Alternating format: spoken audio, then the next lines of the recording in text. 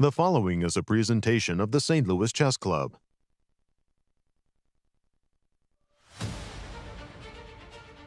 The Game of Kings returns in all its glory at the Superbet Chess Classic Romania in Bucharest. Local wildcard Bogdan-Daniel Deac surprised his opponent with a welcome gift, blundering his advantage and allowing Wesley to calmly slide into the co-lead. Reigning tour champ Alireza Firouzja rebounded nicely from a disappointing showing in Poland, defeating his compatriot to start tied at the top of the standings. The first classical event is underway and tour players are dialed in. Day 2 of thrilling chess. Coming up next.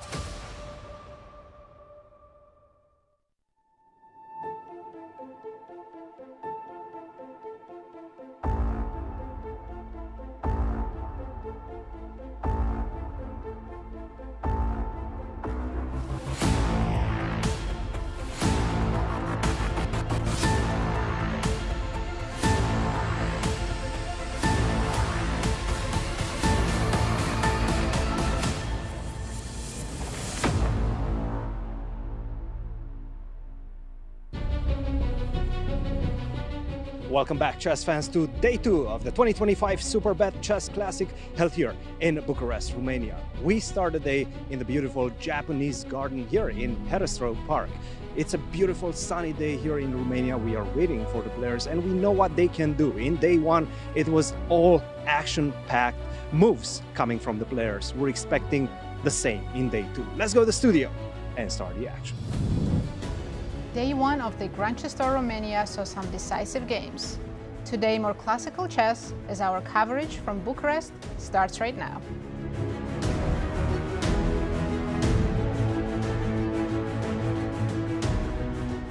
Hello and welcome everyone. I'm your host, International Master Nazi Paikidze, and I'm here with my brilliant co-hosts, Grandmasters Yasser Seirawan and Peter Svidler. Hello. Brilliant. Hello.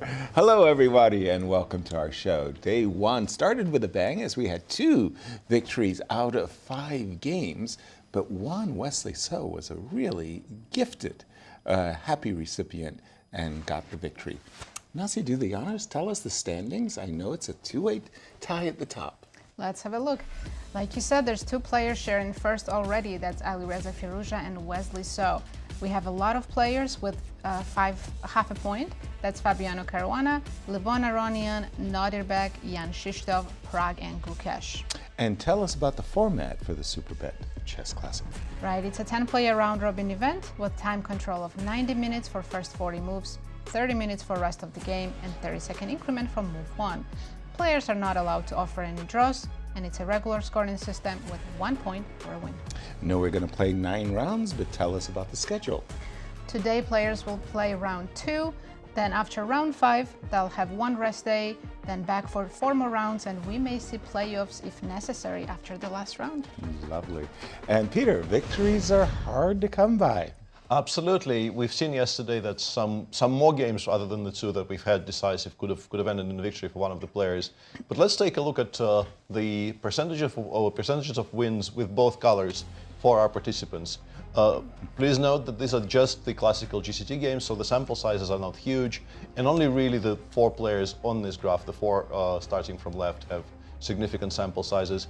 You see the winning percentage with white touching 25% in some spots, and some players not winning any games at all with one of the colors. With black in particular, you see 3 players on this graph and also 1 player on the previous graph with 0% win with black. And our wildcard, the Romanian Bogdan-Daniel, not winning a single game with white, but winning a game with the black pieces. Not unexpected that white is doing better in the Grand Chess Tour. White is generally doing better when strong players play each other. But we thought this would be an interesting graphic to introduce to our viewers. And on that note, we're passing it over to our Bucharest studio with Grandmasters Anastasiya Karlovich and Cristian Chirila.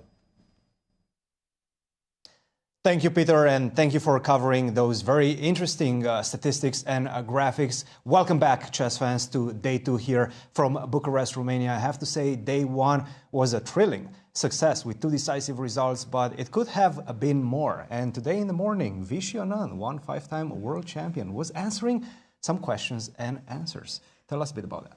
Yes, I managed to visit this session, and as you said, Vachier-Lagrave participated in this one, as well as Executive Director of Grand Chess Tour, Michael Khodorkovsky. Michael was talking, of course, about the Grand Chess Tour, the Kasparov Chess Foundation, while Vachier had to answer so many questions from chess fans, from like, what is your favorite opening, till like, have you ever played against Magnus Carlsen, which was like a little bit of a surprise question. But you know, Cristian, it's such a great time to be a chess fan these days in Romania. You have, you know, Vachier, whom you can ask questions just like that. Yes, you can just come here and keep talking with the world champion, which, I mean, it's just a dream for many of us. And, you know, I was surprised when Vachier was hesitating for a long time to answer the question, who is the greatest chess player of the history? But then finally he came with Gary, Magnus and Bobby. Of course, he was very modest because probably he could also name himself, right? He could definitely make a claim at those rankings as well. Five-time world champion Vachier-Lagrave, and in fact, he will be in the studio here with us later today, so that's going to be a lot of fun. But we do have some intriguing games today, and I want to look at this game between Fabiano Caruana and Praggnanandhaa, because as you just pointed out, Peter, Fabiano is the winningest player with the white pieces. Today he has the white pieces, so definitely an opportunity to strike against Praggnanandhaa. Praggnanandhaa at the Grand Chess Tour has never won a game with the black pieces. Nevertheless, in their last classical encounter, just a few months ago at Tata Steel, with the black pieces, Praggnanandhaa defeated Fabiano Caruana and ended any sort of chance for Fabi to try to claim the victory in that tournament. That was just an incredible victory with the black pieces, gave the youngster a lot of confidence, and Fabiano today definitely will be looking for revenge. A lot of exciting games coming up shortly from Bucharest. Back to you for the moment in St. Louis. Thank you, Cristian. And Anastasiya, Prague went on to tie with Gukesh in the Tata Steel, and they played a tiebreaker, which Prague won. Do the honors, tell our viewers about the pairings coming up for this round two. Let's have a look. As Cristian mentioned, Fabiano Caruana is playing Praggnanandhaa, Nodirbek is playing Gukesh, Bogdan against Levon, MVL playing one of the tournament leaders, Wesley, and Jan-Krzysztof against the other tournament co-leader, Alireza Firouzja. As we know, it was a fearsome fight in round one. What are they fighting for? All the players fighting for a lot of money and Grand Chess Tour points. Total prize fund for this event is $350,000. First place gets $100,000, second place $65,000. Just wonderful prizes for everybody. Finish in the top four of the tour, and you get to go to the playoffs as we go now to the tournament hall there in Bucharest. Oh, I see so many fans. Yes, yes. Alireza, they're taking a seat up against Duda. He won a nice game. So. Yeah, he did. I saw some little fans there with chessboards asking for signatures from the players. Yeah. It's very nice that they get a chance to do that. Truly. Yeah, Alireza started with a beautiful win yesterday. And he said in the interview he's very motivated to win this event. Yes. Yes, he did. I noticed, Peter, that Prague is the unlucky one. He starts with two blacks. Yes. Yeah, he starts with two blacks against two very strong players. He played Gukesh yesterday and Fabi today. But if you do get through that reasonably unscathed, you have a much nicer go of it in the second half.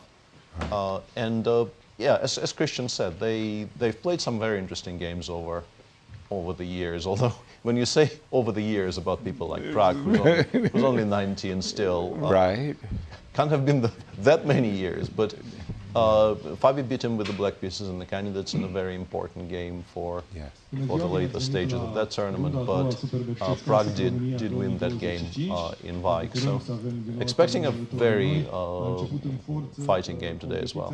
Exactly. We're going to have three people making the first moves as the organizers are just making their introductions for round two. O primă mutare festivă. So we have some special guests today for the festive opening moves. First of all, he defended the goal post of Romania at the World Cups, and now he's coming here to defend our most important chess player in Romania. Bogdan Stelea va face prima mutare festivă la masa lui Bogdan Deac. A apărat poarta României la campionate mondiale, la campionate europene și acum este alături de noi la turneul de șah pentru a ne ajuta să facem He looks o fit, mutare strong, festivă. doesn't he? A very modest move, though. A goal, woo, E3. You can see a good defender. Absolutely, yeah. Not hitting the box unnecessarily. Generației de aur a fotbalului românesc, alături de șahiștii de la Grand Chess Tour. Pentru a doua mutare festivă, un alt sportiv de cea mai înaltă calitate și umană și profesională, Cătălin Moroșanu, un luptător din toate punctele de vedere.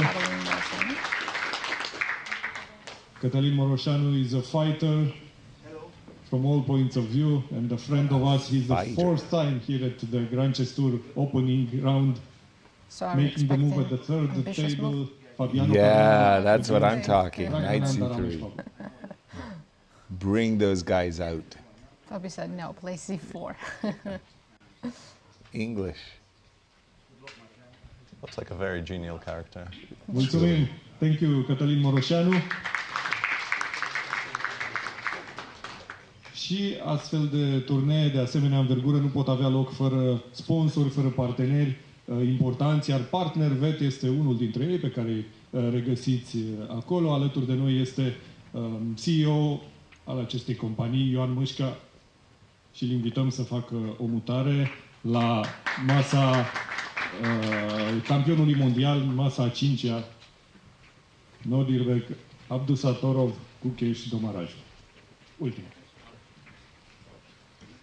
He's making a move The for CEO of Nodirbek. PartnerVet, one of the partners of this great competition, who couldn't take place without important sponsors and partners. So, Classical player. thank you everybody. Yes. Mulțumim tuturor pentru sprijinul și pentru prezența aici și A very clear suntem split, convinși că actually. va urma o A rundă. goalkeeper playing a very cagey, everybody. careful And now move. I give the The microphone kickboxer to trying to play knight c3, and the CEO making a CEO move. Right. Planting your flag firmly in the center of the board. D2, D4, I like that. Yeah. Now, as the CEO and founder of Tech Forward Solutions, one of the companies that is helping support the tournament, thank you for your support. O să-mi permit să spun câteva reguli pe care trebuie să le respectați cu mare strictețe la spectacolul care Could you translate for us, Yasser? You want me to put it from English to Romanian? Yes, please. See Wesley, so after a surprising win, but he seemed very happy with his nice tactic in the end. Yes. The time attack. Time attack. Time yes. attack. Phrase he coined. To describe the fact that Daniel Deac likes to get into time trouble, and under the pressure of the time, blundered. And broke through. Să asistăm în liniște la spectacol. Autografele vor fi date pe There are măsură players ce who played at the jucătorii Grand termină Hotel partida. Bucharest. Deci odată ce termină partida și părăsesc sala de joc, After some acolo of the puteți announcements, să le we'll solicitați see the autograf. players shake hands and start the games. Which game are we starting with? For me, MVL Wesley So. I like to start with the leaders, and I'm going to go from that game to the game between Duda and NBL Alireza coming back from a tough loss yesterday. And here we go. Now, these two are real gladiators. I mean, they have been playing from the very start of the Grand Chess Tour. We're celebrating our 10th anniversary of the Grand Chess Tour this year. I believe Wesley has been a tour participant in all the editions. I'm not 100% certain that is true about MVL, but he's certainly for the majority of them. E4, E5, Knight of 3. Wesley has the Berlin in his repertoire for quite a number of years. And instead of Bishop C4... We see Bishop B5. That's a little bit exciting. Exactly. Will And Peter, MVL is one of the few grandmasters these days who's willingly going into the Berlin ending properly. And Wesley is extremely likely to go knight f6 and to try to play the Berlin, because he occasionally does other things in the Spanish, but his normal fare would be knight f6 and ask the question. No, big surprise. This is a very, very welcome development to my eyes.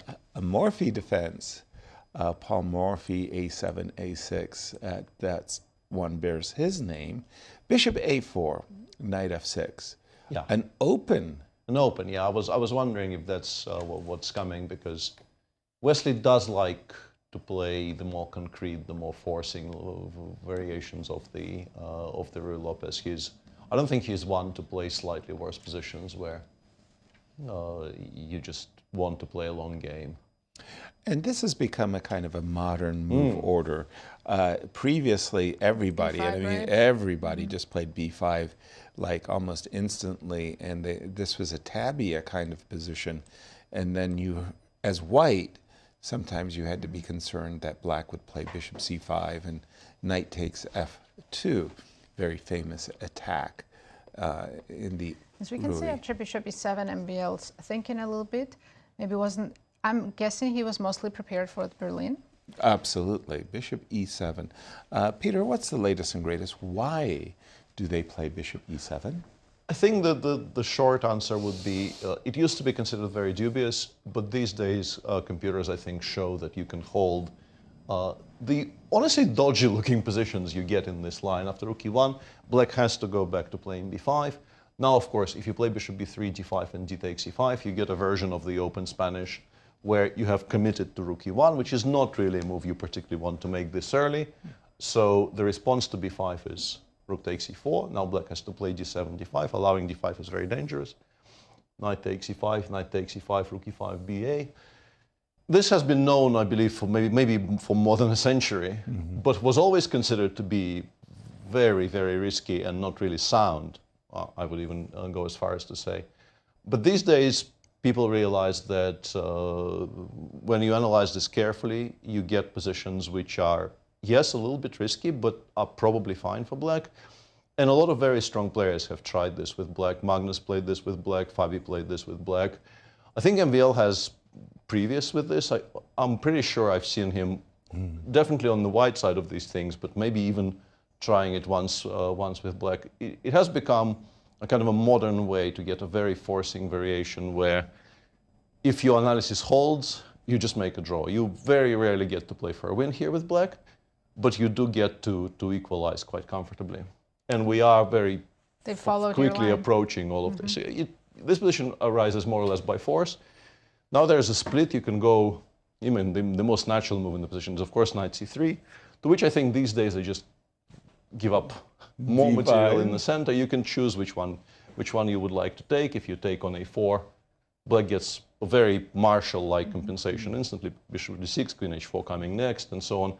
And if you take on d5, your rook on d5 is somewhat misplaced, and you have to solve the problem of where to put it, whereas black still has two very strong bishops. Queen h4 counterplay is available. Bishop b7 gets you the so-called Horowitz bishops, which are aimed at the white king. Or alternatively, you can play a move like queen e2, trying to keep the black king in the center. These days, I think the most popular reply is bishop e6 and replying to f4. Both g6 and I believe even king f8 are supposedly playable. And I think we had the line with king f8. We had Levon Aronian playing it with black against, I want to say, Jan-Krzysztof Duda in Warsaw. You remember that game, king f8? I think they went into this line, black played queen f6. Yes. And eventually after bishop e3 I think bishop e3, and you get these types of structures where white clearly has perfect compensation for the exchange, but it is an exchange. Right. So occasionally black even gets to play for a win here if white is not very precise. I don't know if this is what we're going to get, but this is a topical line. People, I think, maybe 10 years ago, people would be relatively unaware of it, but these days it's very much part of the curriculum for players wanting to play the Spanish. And queen e2 on the board, Yeah, queen e2. As Expecting you said. bishop e6. I think f6 is also a move you can make. But these days, I see bishop e6 more and more. Well, again, the battleground. No, f6, Ooh. f6 today, yeah. In these openings, I mean, it just goes to show how much preparation is necessary to play at the top. You have to know a wide variety of openings and defenses. Again, from the opening, we thought Wesley was going to go into his Berlin. Yeah. No, and they're in a completely different territory. Although I must say it could be a Berlin ending, 2 bishops versus... Yeah, what I wanted to say is, I mean, optically, they couldn't be further apart, Berlin and this. The queens are still on, Right. It looks very sharp, there's a lot of very sharp tactical lines. But sort of spiritually, they're not that different, because what Black is trying to do here is sort of equalize by force. And these days, the way they play Berlin used to be a maneuvering game, but these days with the main lines of the Berlin endgame, I think Black is aiming for move-by-move equality. Right. And this is very much the topic here. White will play rook e3, there's no other move. And here you have to play c5, as far as I know. I actually had occasion to look at this a little bit. So I, surprisingly for even myself, I know a little bit about this position. Having played f6 and allowed rook e3, like if you play slowly now, this will be bad.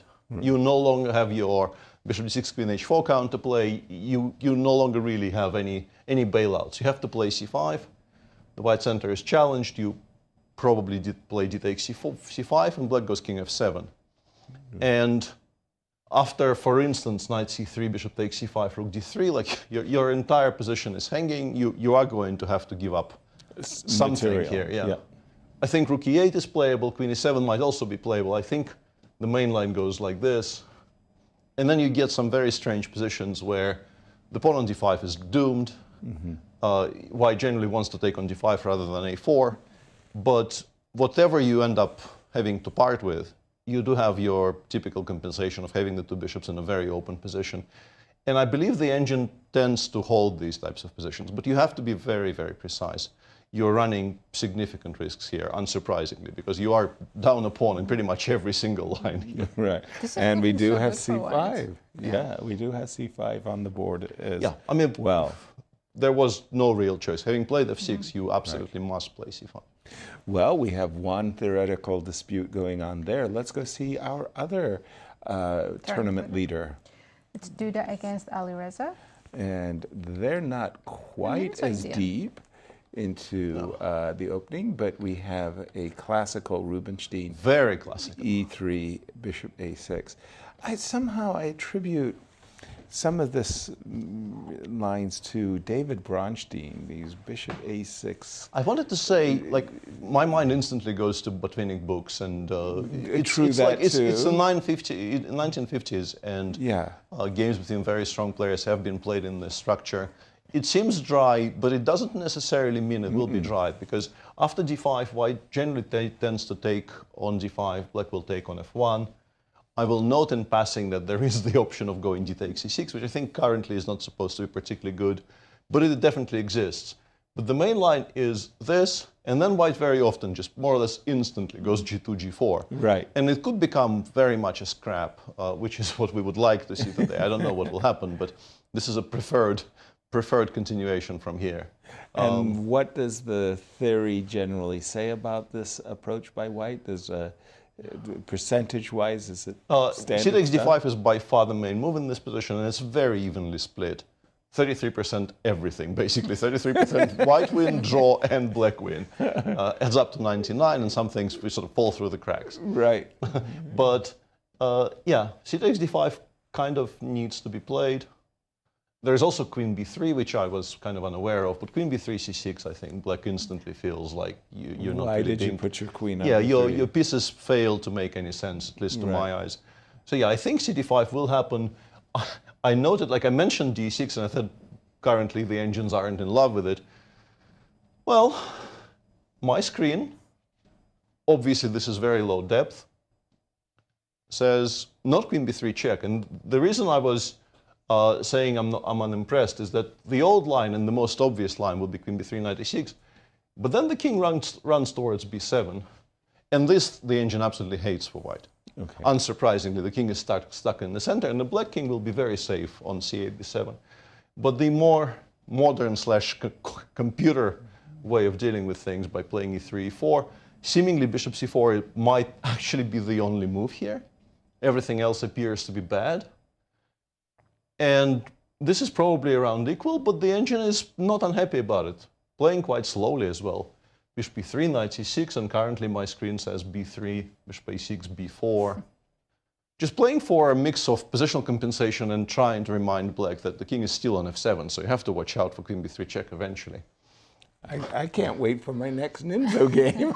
Yeah. I'm suddenly liking this for white. I am becoming more and more excited about this, to be honest, because, you know, Jan-Krzysztof Duda is definitely somebody who might be going for this. I think it's very much in his wheelhouse to go for these types of I think if this was positional piece rapid, sacrifice. he would definitely go for it. In classical, it's more of a risk, but I did like it. Stefano? And black has no choice whatsoever. c5, you absolutely must take on f1, because obviously bishop takes e6 and queen a4 check will win a piece if you recapture on d5. After d takes e6, it has to go all the way back to a6, because if you play bishop c4 here, this position is just straight up bad, because white already has 3 pawns for the piece, and attack continues. So the whole thing is just forced up to here. And you're saying bishop c4 is the best move? Depth 19. We are very much conditioned not to trust anything that says depth 19 on it, but massive gulf between bishop c4 and any other move here, because e4, e5 is just a very, very strong threat. Brilliant. Thank you, Peter. Let's toss it to Bucharest. Just a couple of highlights and a few stories developing here from on-site in Bucharest, Romania. Well, Fabiano is out of prep at move 3, and this is something that you don't say very often, especially when he surprises first. And I'm sure c4 came as a surprise for Pragg because, you know, Fabi usually starts either with e4, maybe some d4s. We don't see him very often opening up with 1c4. But right now, as soon as move 3, after bishop to c5, I'm sure Fabiano was expecting perhaps bishop to e7. That's the move that we've seen from Deac yesterday against Wesley. And we've seen him equalize with that move as well. Bishop to c5 is the second most played move. But right now, it's quite surprising that Fabiano is thinking for so long, already a 12-minute thing.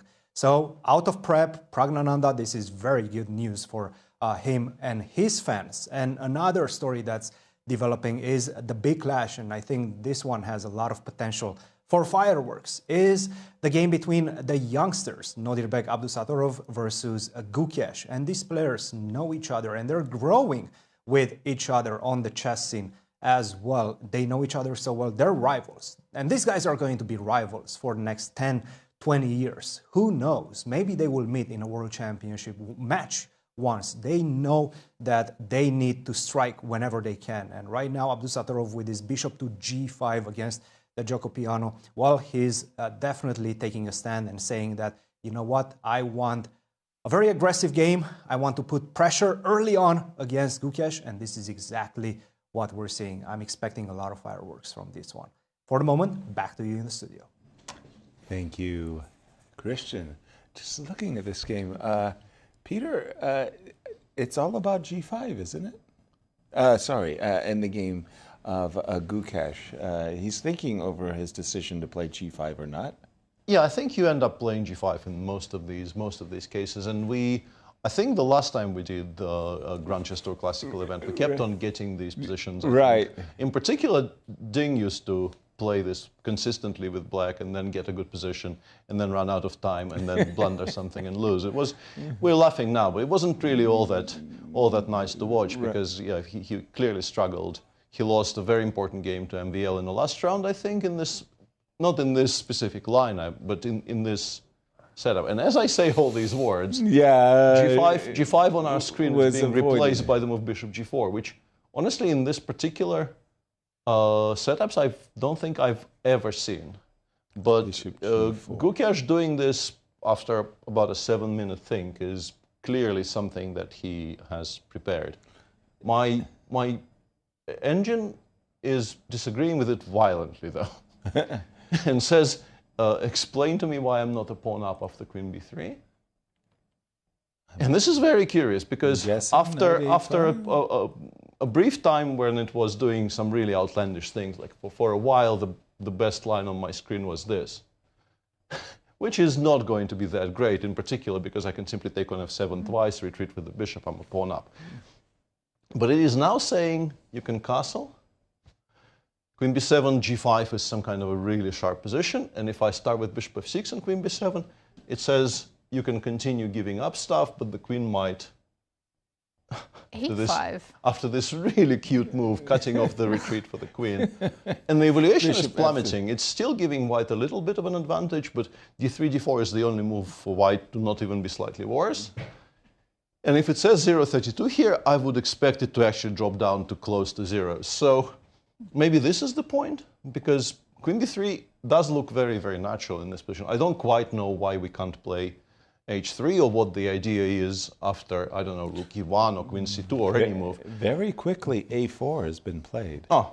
Very quickly. So not a surprise to Nodirbek at all, which further reinforces the idea that this is something that the engine suggests, which looks strange at first, but the deeper you go, the further you investigate, the healthier it becomes for black. So for Nodirbek to reply to it immediately, it has to be some kind of, not theory exactly, let's check. Yeah. 0 games here, and 1 game with bishop g4. Bishop g4. a4 already is a completely new move.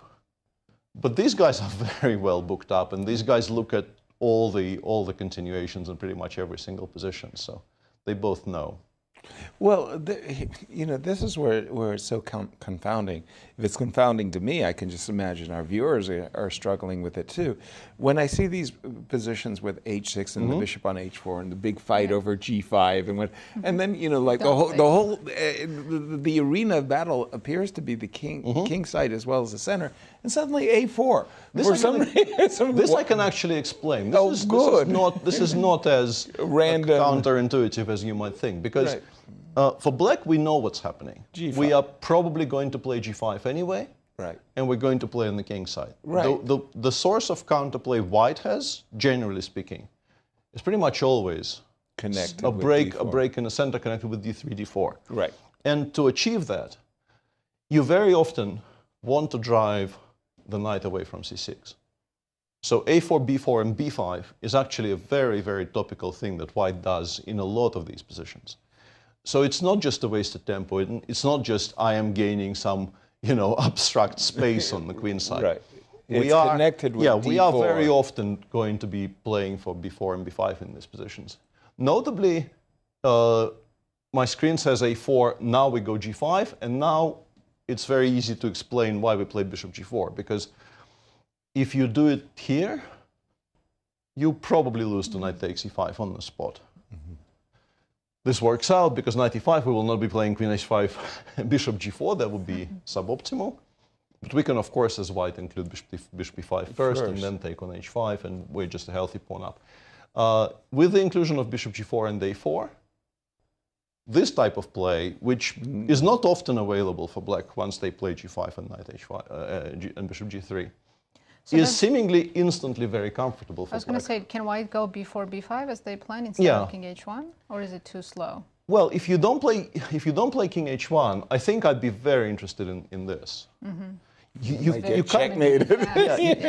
I think you need to be able to recapture with the f pawn, which is why king h1 is included. But now we go queen f6. You play, let's say, b4. I dodge it. I want to swing it over to g6. Maybe this one. Now we are not really taking on f4, we're taking on g3, we're putting the knight on f4 and asking you, do you want to take yourself, improving my counterplay on the king side, or do you want to tolerate it forever? Honestly, this reminds me why in my youth nobody really was doing this with white. Every time I get specifically like these types of setups, it looks to me like black is instantly maybe slightly better. It's a very awkward challenge. Specifically here, even the engine sort of agrees, to be honest. That black is enjoying. Yeah, black is very healthy and maybe even pushing for more than just equality. But I think one notable thing about this generation, and this is kids today. The kids today speech is coming, and it's going to be a complimentary one, which is the break with tradition. I'm not going to be complaining about the kids today. I'm going to be complimenting them. I think this generation of players, both Nodirbek and Gukesh and Prag and Keimer and this group of people, they are very much departing from this school of thought which says you must play sort of correctly for advantage with white and correctly for equality with black. I think they very much are in the mold of, I want a sharp position, I don't really care much how it's evaluated. I am not very interested in making forced draws. Let's just play this game that we love and see who plays it better. Mm-hmm. And in that respect, this is just going to be a very interesting fight, very complex position, very difficult to play for both sides, I suppose. But yeah, I think black is just completely fine. I like the G5, knight H5. It just looks nice for black. Right. If we don't look at the engine, even though engine even says tiny bit that black is maybe a little bit better. Right. You have more space. You're attacking the king. What is really black's problem? Yeah, I don't know. I don't get it either. Again, we are looking, as is Gukesh, by the way, who's taking his time. We're looking at G5, breaking the pin. Mm-hmm. Very natural move. Bishop to G3. Knight to H5, threatening not only to capture the bishop, but also preparing to occupy the great outpost. We understand from Peter why we have to play the move King H1 in order to recapture on G3 with a pawn. And to do that, we have to get out of the bishop. Then we see the move Queen F6. And we're thinking to ourselves, well, black is the one who is developing all of his pieces. And then the University of Southern California football plan of student body right. You put everything towards the king's side, and you say, I'm going to overwhelm you with a preponderance of people. And you put your knight on G6 and the knight on F4, as Peter was saying. And then H5, H4. Eventually H5, H4 comes back on the agenda for sure. And from white's point of view, why did I sign up for this? Somebody tell me. But on the other hand, Nodirbek has hour 32. He has clearly analyzed this before, so we'll see what he knows. Two great rivals, or budding rivals. How do they match up? Let's have a look. Wow, they've played 12 classical games. Wow. 10 draws and 1 win for each. Very evenly matched. And who's the world champion between these two? Amazing, amazing. That is a a dozen games, 1-1, 10 draws. That is my analysis board. Let me just refresh the end. Gukesh did not play G5. He went Queen D7. Yeah, that is the... Queen D7. Okay, what is that? That is the... you trailed off. We lost you there at the end. The other suggestion I saw mentioned on my screen, saying that I'm just going to unpin the knight on F6. I don't need to go for anything. To necessarily weaken my king side with G5. I wonder if G5 is still coming later, if white ignores it. Bishop takes F6 doesn't appear to be all that great, because after G takes F6, there is no real way for white to grip, to establish a grip on the white squares. If you play H3, you're probably self-mating here. This is not great. And then black, after G takes F, if you can't get your knight to H4, black will play Rook G8, F6, F5. It's just not particularly attractive. And we're keeping our options open here. I don't think we're trying to castle queenside, honestly, into B4, B5, which will come very quickly. I don't think that's part of the plan. But for now, I think what this does is that it keeps black's powder dry, and you can still play G5 later. You can go knight E7, knight G6 without G5. I think might be one way to go from here. Interesting new concept. I have to say I have not seen this before at all, and appears to be very fresh and very challenging too. I mean. Basically, black is saying, to white. I don't believe your bishop takes f6 is going to damage my structure. And if you're not threatening to play bishop takes f6, you just said it. I mean, I'm breaking the pin, and I don't see the problems here. The bishop could be offsides. Yes. Offsides. And the fact that white doesn't have h3 in a lot of lines because of bishop h3. Might be very useful, yeah. Yeah, it's very useful. Is this, I don't want to say common because I think we're already in new territory. Is this a novelty, Peter? We are back into somewhat known territory because the position after a4, I had 0 games. Right. We are one move further, and I have 1 game on my screen, which means that they arrived here via a slightly different move order. I guess maybe h6, bishop h4 wasn't included. In that game, white played b2, b4, which seems logical. We'll see what Nodirbek comes with. And while we wait, a tale of two cities, there's a very similar structure being played on 2 boards today, but in a very, very different fashion. So I wanted to show you some other positions. Comparison. Yeah, so there is this game between Bogdan Deac and Levon Aronian, which was also a Nimzo, but not the knight g2 Nimzo, the very, very classical Nimzo, to which Levon, of course, c7, c5 is by far the most popular move in this position, but you can, if you want, play b6, bishop a6 here as well, and then there were a number of exchanges. Black retreated with the bishop back to home base, queen a4, queen c8, and now the queens are likely to come off as well. White gets a bit of pull because there is a bit of a backward pawn on c7. The knight on a6 is somewhat misplaced. I guess you take. You can play bishop d6, you can play knight e4, and then bishop d6, because you do want to protect c7 so that you can perhaps get this knight to slightly better squares.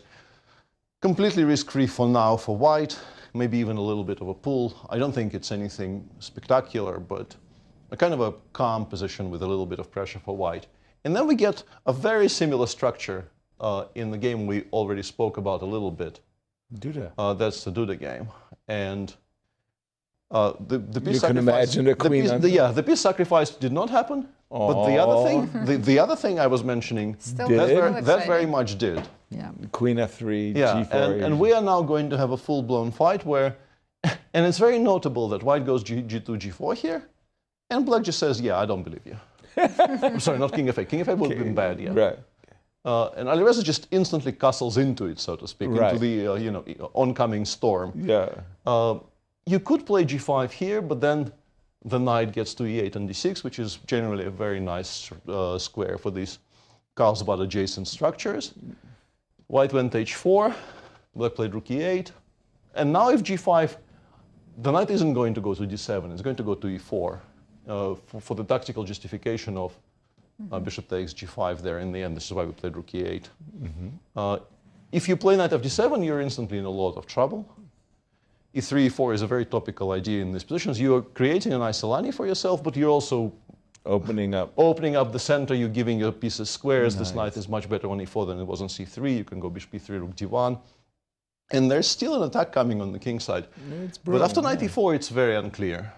White can take, play, let's say, queen g4. If black does nothing at all and gives you time to play h5 and g6, you are probably going to get mated. But black has the immediate break with c6, c5. Black has some ways to challenge the attacking pieces on the king side. This is going to be a fun game to watch. And thank you, Peter. And how do these two match up? Wow, Alireza is a favorite. 3 draws, 4 wins for Alireza, and only 1 win for Duda. And I want to say that's 5 decisive games out of 8. Which for players which for 227-50 players is a lot of decisive games. They're swinging for the fences when they cross swords. I noticed, by the way, in the game of Gukesh, b2, b4 was White's idea, was White's follow-up. Queen d7 didn't necessarily plan for a long castle. Yeah, but b2, b4 definitely says you're not castling long. Would you go knight e7 right away? Yeah, that's what I'm thinking.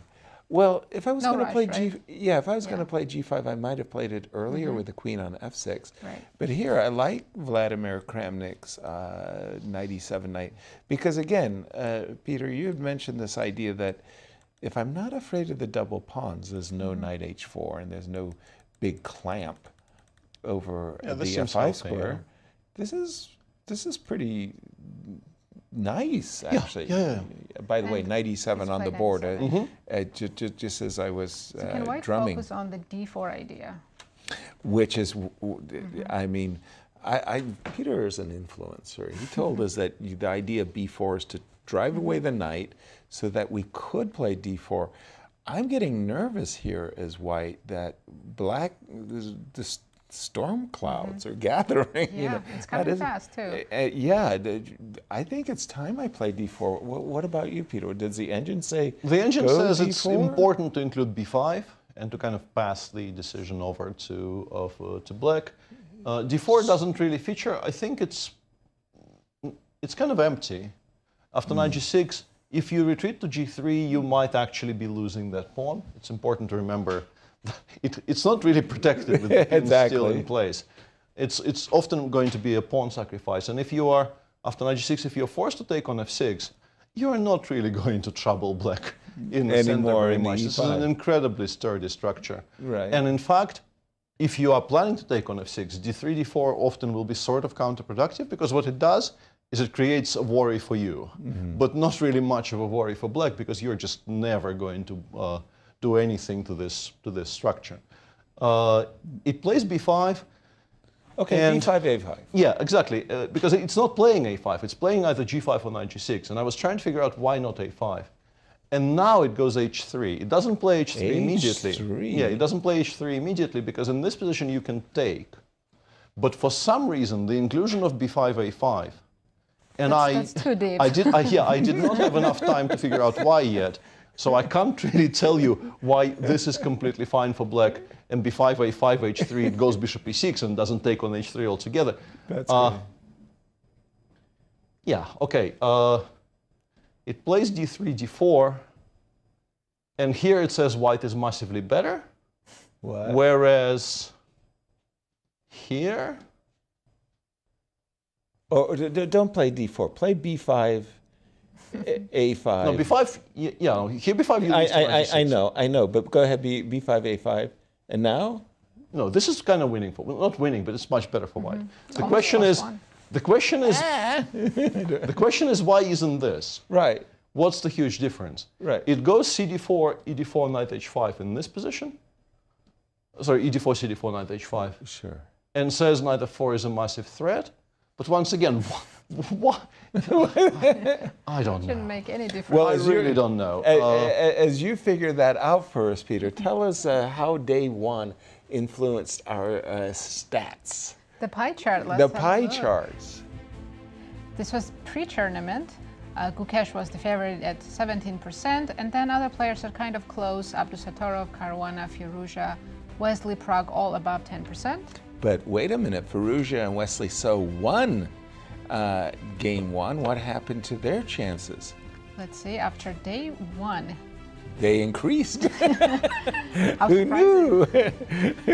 Firouzja and Wesley now over 22%. Gukesh still remains at 14%. Abdusattorov 9%. Yeah, it looks like pretty much everybody still has a good chance. For some reason, pie chart. Oh, I know the reason. Doesn't like MBL because he lost yesterday. Exactly. Wow. Okay, Firouzja 22%, Wesley So 22%. Kind of agree with that because we've seen how difficult it is to make victories, and Wesley is a good front runner. Knight e7, Peter. We didn't give you a chance to really figure that one out for us, but the move knight e7, to my way of thinking, is super challenging for White. I mean, because Black is just going knight g6, and that move h2, h3, that was a, yeah, you left us at a cliffhanger. Okay. The way to approach this, and the problem is, I'm going to be doing it live without any conclusions, so you will watch me kind of stumble around here with no real understanding as of yet.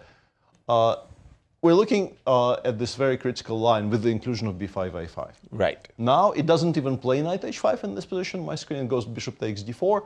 But then your attack fizzles, and you can sort of understand why it dislikes this for black, because there is going to be, in some position like this, I will eventually play knight h2. I'm just a piece up. It is for 3 pawns, but it shouldn't really be enough. It's not lost for black, but you prefer white pretty much every single time. Right. The question is why it agrees with knight h5 there and not here. Here it goes knight f3, e5. Good luck finding this in a live game. So h4 is hanging. h4 is hanging, but f7 is hanging. So if you take on h4, we go bishop takes f7. I think this actually might be it. King f8, queen h5, bishop h5, d takes e5, it goes rook a c1. And I'm guessing it's hugely important that we don't have knight c6 in these types of positions. It's not knight d5, of course, yeah. Thanks to the pawn being on b5. I have a feeling this line might actually be the explanation. Because if we go back to here... Do you agree with that, Nazi? Yeah. It would be obvious to every grandmaster. Every grandmaster. Any good grandmaster should be working this out instantly. Yeah, if you play knight e5 here, in the same line, king f8 is not great, but here you can play king d8. Defending c7. Once again, I don't know why you can't play king d8 there, but I think we're coming sort of inching towards some understanding of what the difference is. We get some endgames where access to the c6 square for the e7 knight, because the bishop on f7 restricts the other squares quite well.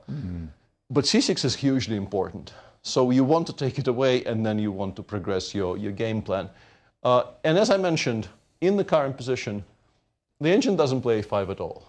It gives you a choice between g5 and knight g6. If you play knight g6, now white will, having said a, white will go after the a6 pawn. Bishop takes f2 is not a move you should be making here. The choice is between rook g8, perhaps knight f4 straight away.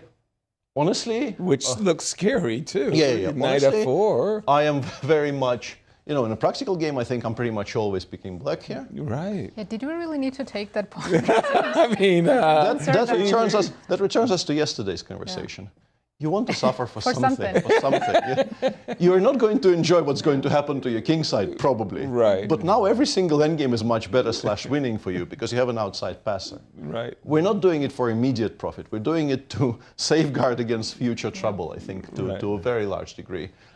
Yeah, it's a mess. Let's say we go rook g8 here. Wow. The king will go to f8 and will be completely safe on f8 for the rest of the game. It's a huge mess. And the evaluation seems to be dropping. It began by saying white is maybe a touch better. Now it says black is a touch better. So our intuition, at least, is being. So this is knight g6, and there is also g5, bishop g3. You can even throw in a b5, and now b5, b6 is a bit of a threat because you never want to recapture with the pawn, which is why the engine just castles and says I will play knight g6 next move with a very kind of a typical sharp position you get in these types of lines. This is a lot more similar to, let's say, those Ding games that he played last year. Exactly. Because for a while now we've been discussing some kind of Martian landscapes, which were very unfamiliar to all of us, I suspect. But this is much closer to your normal fare in these lines. Wow.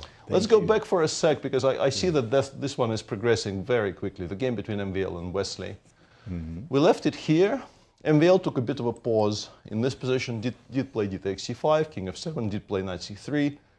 Bishop takes e5, did play rook d3, and here instead of rook e8, black played queen e7. As I mentioned, this is the second possibility. If you play queen h5 check, black goes b6, bishop e6, and I think it's very tempting to ask why isn't this completely lost for black? You're a pawn down, and your king is on f7. And your queenside structure isn't exactly beautiful but either. It's very tactical. If I get to play queen f3 and then, let's say, bishop e3, I think black kind of resigns. But there's queen e1. Yeah, we still have some back rank issues, which means that you cannot place a queen on a square where it's not getting traded. So in the end, you either have to accept a queen trade, which obviously instantly improves black's position immeasurably, because then you have your normal compensation of two bishops in an endgame, or you have to make some awkward moves like it goes queen e4, queen c4, king g7, but now you have to drop the rook back. And threats continue. Rook h8 or rook a d8, and f2 is vulnerable. You can feel c2 is now hanging. You can start seeing the outlines of good compensation. MVL played bishop e3 instead, And once again, you have to get the queens off. Your position is going to be lost if the queens stay on. So Wesley instantly goes d5, d4, bishop d4. Oops, not this. Queen e2, knight e2, rook e8. Still seemingly a healthy pawn up. Let's say you go knight c3. But black often does this. And then you probably take it off the board because it might become dangerous if it leaves. And then you play bishop f5. You're currently 2 down. Right. But one of the two is on a3. And the other one is on c2. And the other one is very vulnerable. Right. And they will, like, the machine saying 0-23 here is basically a draw. Right. This is not the kind of a 0-23 you ever win against good defense. So Wow. it's fizzling out into a very drawish endgame. And again, how do these two match I up? imagine they've played a lot of games. I think so too. 24 draws. Look at that. 6 wins for MVL and only 2 wins for Wesley. Congratulations to MVL. Seriously, he may have, I am not joking, one of the best scores against Wesley. So of any of the top players, Wesley is just so difficult to beat. The He's 24 very solid. draws Yes. speaks for itself there. Oh my goodness. And, Yeah, I think usually his approach to tournaments is he plays very solid, makes a lot of draws, and if he gets a chance in one game, he'll press and convert that game. Yesterday he got a gift, and I mean, finishing in plus score in such events is always a big achievement. So. Absolutely, absolutely. And again, But I was going to say he's not a big risk taker, but actually in the interview yesterday he said you got to take some risks. well, he felt that his opponent, Daniel Deac, getting into time trouble so often kind of encouraged him to take some risk. Fabi, we were told that Fabi got surprised on move 3 by Cristian. Knight d5, bishop e7 was Daniel's choice in yesterday's game. Bishop c5, also very standard. e2, e3. This looks very typical. I mean, if you're going to put your bishop on c5, I want to make a tempo against the bishop. Very logical. Knight f6, knight e2. Yeah, I'm not in love with what Fabi is doing. I think after bishop c5, by far the most topical line is knight of 3, c6, knight c3, and black has a choice of, well, not really. Black generally plays d6, and white has a choice of either this structure, or sometimes they go e3. Yeah. They play e3. Let's say queen e7, d4, bishop b4, or occasionally the bishop tries to retreat to a7. I think, honestly, I have a feeling Fabi played this himself with black. I vaguely remember him playing some positions like this. So he's not entirely unfamiliar with it, but I don't particularly like his treatment of it today. He went d3, knight e2. What it does is it completely, like, the game is now on their own. Both of them are going to be playing it from scratch, more or less. But I think it's an incredibly comfortable position to play from scratch for black. Fabi has spent more than half an hour already. Yeah, you just want to play knight d7, you want to play f7, f5, put the knight on f6. White is probably going to castle kingside, you would assume. And then the king on g1 does present, like, I probably want to secure this bishop. It's an important bishop. I would like to have the a7 square for it so that it doesn't get caught by knight a4. I'm guessing white still plays d4? Yeah, I guess, but it's not the prettiest pawn. Yeah. By the way, you may regret the fact that the knight on f3 is missing. Queen h4 could pay you a visit. f5, knight f6, queen h4. Yeah. It's not going to be horrible for white. Obviously, the engine says it's around equal, but it's difficult to completely, get your game off the rails by move 10 with white. But absolutely no reason for black to be unhappy about any of this, I would say. Yeah. To achieve this in the opening against Fabi is a success. Huge success. By the way, usually whenever I have my pawn on d5 like this, I have it with my bishop fianchettoed. So and very good that you say that, actually. Let me interrupt you to praise your understanding. Knight c3 is a novelty. Every single game in that position that was played prior to this game today continued g3 here. Exactly. g3, bishop to g2. And then d4, knight takes d4, to be honest. Exactly. to not double up the pawns. Yeah. That would have been my approach. It does appear to be very logical, so I'm curious as to why Fabi did not do that. And again, we have the current position with the move d7, d6. It looks very easy. simple moves. A6. I think some of these players have been playing so much freestyle that they're okay with these ugly positions in the beginning. Oh, they got used to it. Absolutely. I feel like we're missing a game. Which game have we missed? No, we checked all of them, but let's go back to maybe Duda against Alireza. And again, Alireza tied for first. Yeah. When we left the game, we had seen the position after G4, H4, Rook E8. Those of you who are joining us late are probably wondering to themselves, why isn't he playing G5? Driving the knight to a terrible square D7 so that we can play E3, E4 and have a free attack. Peter pointed out, we're not going backwards. We're going forwards. Knight E4, knight takes E4.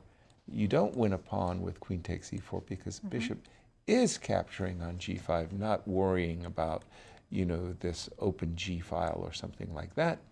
But instead of queen takes E4, white could play queen G4 and continue with H5. Yes, next. And at first blush, between C5, queen D7. Yeah. At first blush, you're thinking, okay, I've got this kingside attack brewing, but as Peter pointed out earlier, first of all, I can tickle with the move queen D7, but I can also remind you that maybe your king isn't that ideal. I'll play the move C5, trying to open up the D file. I do appreciate the fact that you've got it protected. And I feel like white king can hide on G2, so let's take on C5. Okay, bishop takes, I'm assuming. And go H5. Okay, where are you going over there? Yeah, I'm laughing. I don't know. But I do want to play, your knight's coming to E5. I'll attempt to. If I could also include B4, bishop B2 real quick. Okay, I'll give you some successes. Okay. I'll give you. Would you like to play? Is your queen gonna come to D2? Yeah. I'm very much team Nazi on this. Team Nazi? Okay. Yeah. I'll have to wear my colors with pride. Queen D2. Gift. Bishop F6. Let's go. Oh, might not work at all though. I'm unconvinced. There's bishop H6 in the end. Too pretty. There's a what in the end? What did GF, I think you can take, play king H8 and then bishop H6. I see no mate, to be honest. Although I have knight G6. Wait a minute. I'm afraid of knight G6. Yeah, F takes, H takes. Is this as... You don't have queen D7, that's good. Yeah. I think I just got mated. Yeah, this might be good, yeah. Okay. I think I'm trying to help you out with your bishop F6. Yeah. Okay, knight E5? Knight E5 I wanted to take maybe... Yeah, I would like to include rook D1, but here it allows rook takes G5, so I go G6 first. Yes, G6 first. I'd be very worried with black in a position like this. Because of the king on F1 is quite safe. Yeah. And the king on G8, I think less so. So just a second, hold on. Okay, I've got to figure out where are my pieces supposed to go. Well, you could have easily not let me do all this. I know. I could have gone knight E5 with the tempo earlier. It's strange. I'm not able to use the C file in time, and there is this rook D1 tempo. Yeah, the queen seems to be alone against my king. You can't bring other pieces fast enough. Yeah, into the. Okay, I stand corrected. That looks pretty darn good. Again, Alireza has been taking some time. Tell me. It's actually Duda who's thinking. So. Pardon me. It's Duda on the white side. Apologies. Yes. He's taken maybe playing very 20 minutes. Yeah, and he is considering the move G5, knight E4. Besides the move G5, can white prep? But what can we do that's useful? I mean, we can always put the king on G2, but it might actually be in the way in some lines. I'm not even sure it's helpful. To put the king on G2. Like you'd almost prefer to play rook G1, right? Like if I'm going to waste a tempo or... And I don't know if I want bishop D2, because bishop might go to B2 like we saw in some lines, so... Right. It's hard to make it's a strange one. It feels like you have such a wide choice, but apart from the very concrete move G5, everything else feels like it's either optional or could be counterproductive. Okay, let's do it. Let's find out where we're going. B4. I'm kind of intimating I'm interested in I think undermining Black D5. wants to play bishop d6 anyway, so I will play it here quite happily. Bishop to d6. Well, b5 you take on f4. Yeah, I think I actually just want to get rid of that knight on f4 in most positions anyway. True that. That takes so much of a sting out of any attack. It does. It doesn't feel right. It feels artificial what I just tried We with do b4. have He a has G5. played, yeah, he has played g5. He has played g5, and we will see this knight e4 jump into the center. Pretty sure we will see it instantly, yeah. Sorry, and you said Duda was taking a lot of time. Yes, Duda has 1 hour, so he spent half an hour. They did blitz out the opening, so all this time has been spent on just last couple of moves. Right. Knight And e4. yeah, Alireza's only spent like 7 minutes, and I think he was just walking around. Yeah. Knight takes e4, very quickly played. D takes e4. So And the after player... queen g4, we're also thinking queen d7 can be very good for black. Right. Yeah, I was going to ask, and then we started having so much fun looking at these mating attacks. Mating I was going to attacks. say, yes, sir, who do you like in these endgame structures? Assuming it's an endgame, white could maybe not trade, but playing queen g2 or queen g3 is kind of miserable, allowing queen f5 is miserable. You know, I'm kind of favorably disposed to black, because if I can, for example, if I get the ending where I can go c5 and bring my knight to c5, that pawn on e4 does protect some pretty good outposts. I mean, d3 and f3 plant a knight there, I feel really good, as well as b3. From white's perspective, you want to leverage g5 somehow. So you need to put, as you wanted, Nazi, your bishop on the long diagonal, put your pawn on g6, checkmate me on h8, you know. Yeah, and an additional thing I wanted to mention, it also happened in the line we were analyzing earlier, but we were trying to give mate, so it was less relevant. Yeah. If some kind of, let me actually put this on the board, since we can do it this way. So the light piece trade here I want with white very badly is this guy for this guy. Oh, that would be great. Yeah. Because then the pawn on e4 is actually very vulnerable. It's very difficult to support it with f5 with the pawn already on g5. Right. So some plan of like rook g1, rook g4, and then maybe knight e2, knight c3, and just round it up and take it, frankly. I don't know how I'm organizing it. Like maybe I'm doing this, and then I'm trying to take on d4 with the bishop, and I will be snapping that knight on c5 if it appears there. Right. And my screen seems to think this is quite unpleasant for black. Okay. I'm assuming c5 is just not needed. You can start with bishop d6 first, for instance. It's a lot more flexible. Yeah, maybe we're threatening to take on f4. I'm sure you are. If you go knight e2, maybe we play f6 or f5 or something and fortify ourselves in the center. It's a very sharp endgame, and honestly, I kind of struggle to get a grip on it. It's not a usual structure. Also, for black, I think you would prefer to play b6, b7. Right. You're not going to be allowed to, but you would prefer to put it back. It's Maybe I prefer to play g5, g3. Yeah, for white, play a French. Less of that. I think Right. we're kind of okay with denying f6 square for the moment. for black. Yeah, queen g4 played, and now I think a very clearly defined choice. c5 leads to much sharper positions.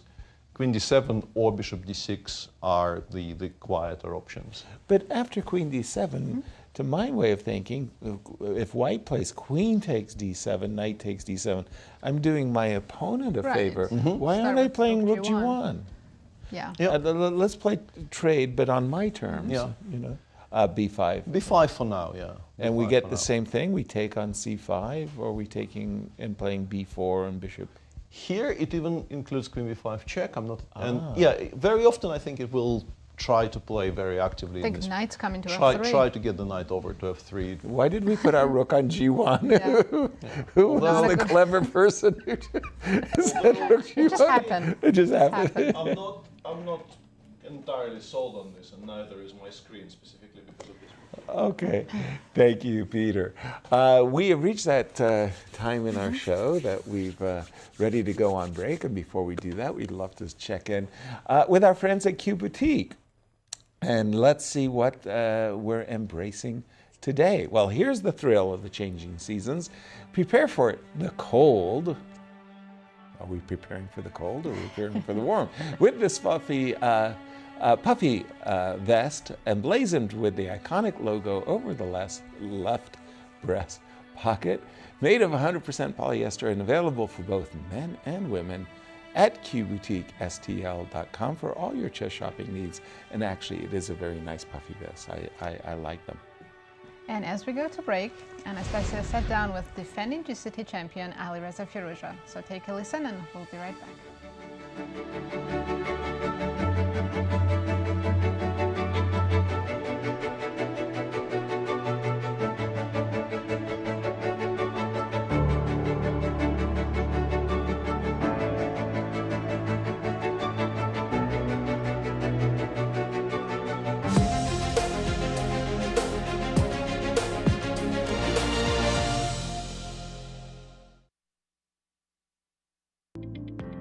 Alireza, welcome back to Bucharest, welcome back to Grand Chess Tour. You played here before in Bucharest, definitely. And which memories do you have from the previous events? Yeah, I think the best result I had here was last year. If I would have won the last game, I would have been first solo, but I made the rod in the winning position against Prague, and then we had to play these long tie breaks with Fabiano, and eventually Fabiano won. So it's one of the top memories I have from here. But it's still not. It was not a bad tournament. Sharing first. Yeah, exactly. And do you have also some special memories of the chessboard from Bucharest? Do you have some places you like to visit once again? Yeah, I really like the old town. It's my favorite place to walk around, and it's always very busy, so I really love this. Now it's your second event in the Grand Chess Tour. Let's speak a little bit about Warsaw, your performance there. How can you assess your participation in the first leg? Yeah, I mean, Warsaw was terrible Blitz event for me. I played decent in Rapid, but in Blitz I just couldn't get what I wanted, and I was a bit on, you can say, maybe tilt after some losses. So it was a very strange event because I never play like so bad in Blitz, but it happens sometimes when you have to move forward. How did you manage to recover? You had a few days before Warsaw and Bucharest. What did you do during these days? Did you come back immediately to preparation, or you decided just to rest and forget about chess for some time? I think I decided to focus a bit more on chess, and I really want to play my best here. Yes, and like, what are your goals? Which goals did you put ahead before the start of this event? Like, you said a lot about mindset, and yeah. What did you do to have the right one? My goal is to win here, of course, but in general, I think to play good chess, to show that I'm still playing one of the best chess in the world. So that's my goal. And what challenges do you feel the top chess players face during these days? I think the World Championship cycle is a bit maybe not so perfectly made, because it's only one chance for candidates and every 2 years. So that's, I think, the maybe for me at least, it's something that is very tough to make, because it's every 2 years and you have to be, but you have to try, and it's how it is. Do you feel that also switching from online events to live events from different time controls can also affect, let's say, the performance? Or it's easy for you? No, for me it's same. I said it many times online, and it's chessboard and everything stays. Speaking about also the Grand Chess Tour in general, you've played already 3 times, I think, as a full tour player. Who you would say was the most difficult opponent for you all these years? In Grand Chess Tour is Fabiano, for sure. Every year it's me and him trying to get first. So when I get first, he gets second, and he's the one that's trying to catch me. Yeah, so what are you going to do about it this year, this season? Yeah, he's a person that never loses motivation, and it's very inspiring actually. So I expect to again be able to compete, and we'll see. And off the chessboard, is it something what you do that chess fans can be really surprised about you? I don't know, maybe I like to watch a lot of snookers. Maybe that's surprising. And does it somehow help you to with your chess? Let's say, you get snooker is very. You have to, players, they calculate a lot where the ball has to land, and it's very interesting game. World Championship ended yesterday. So this is what you were doing also between the events. If you had to team up with any of the players from Grand Chess Tour for the backhouse match, who would you pick and why? I think Levon is one of the best, so I will pick him because he's one of the best from. Yes, for sure. Thank you so much, and all the best of luck for you in the tournament. Thank you.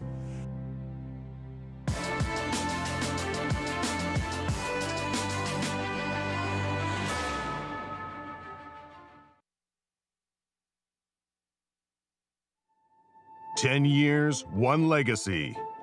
The Grand Chess Tour marks a decade of mastery where only the strongest chess minds carve their names into history. Each piece has its role, like soldiers in a grand army, with commanders to lead them into the tour's 10th year and a prize fund of $1.6 million. The Grand Chess Tour starts in Warsaw with the Superbet Rapid and Blitz Poland, immediately followed by the Superbet Chess Classic Romania in Bucharest. Then off to Zagreb for the Super United Rapid and Blitz Croatia, followed by back-to-back events in St. Louis, Missouri with the St. Louis Rapid and Blitz and the Sinkfield Cup. And the culmination of the grand finale in the city of Sao Paulo, Brazil, will determine the 2025 Grand Chess Tour champion. Fight with every ounce of strength for victory. This isn't just a moment. This is history.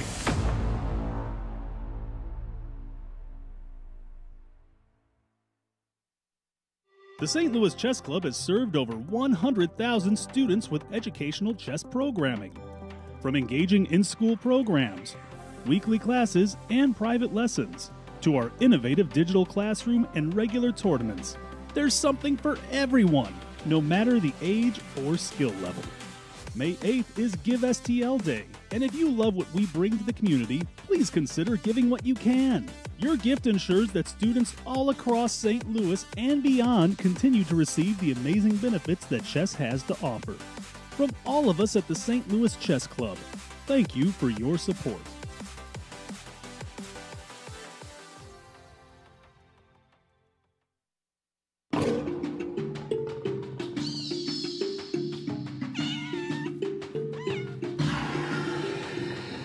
We just had our grand opening of Paws and Pawns Exploring Animal Chess Sets.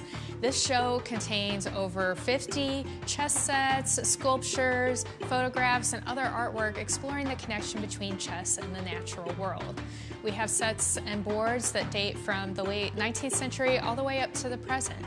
You get to see a little bit of how artists have reinterpreted familiar chess pieces using the imagery of the animal world. The World Chess Hall of Fame's collection has over 800 chess sets, and as we were going through this collection, I noticed so many different ways that people integrated animals into these artistic chess sets. And it just seemed a natural fit to make a whole show of it. We reached out to some really wonderful lenders, including from Chess Collectors International and some great artists. And we even reached out to local artist Justin King to create a giant T-Rex especially for this exhibit. At the opening, people really enjoyed seeing their favorite animal in the show, whether it was something in the Cats vs. Dogs chess set section or the set that we have from the local artist Sophie Bender. And that is a woodburn chess set that has different animals engraved on each square. We also have really wonderful, elaborate chess sets from the artist Laura Sturtz. One has kind of creepy crawly creatures, chess bugs. And then we have another one that looks at the beauty of sea life, and so there are manatees, walruses, and other things.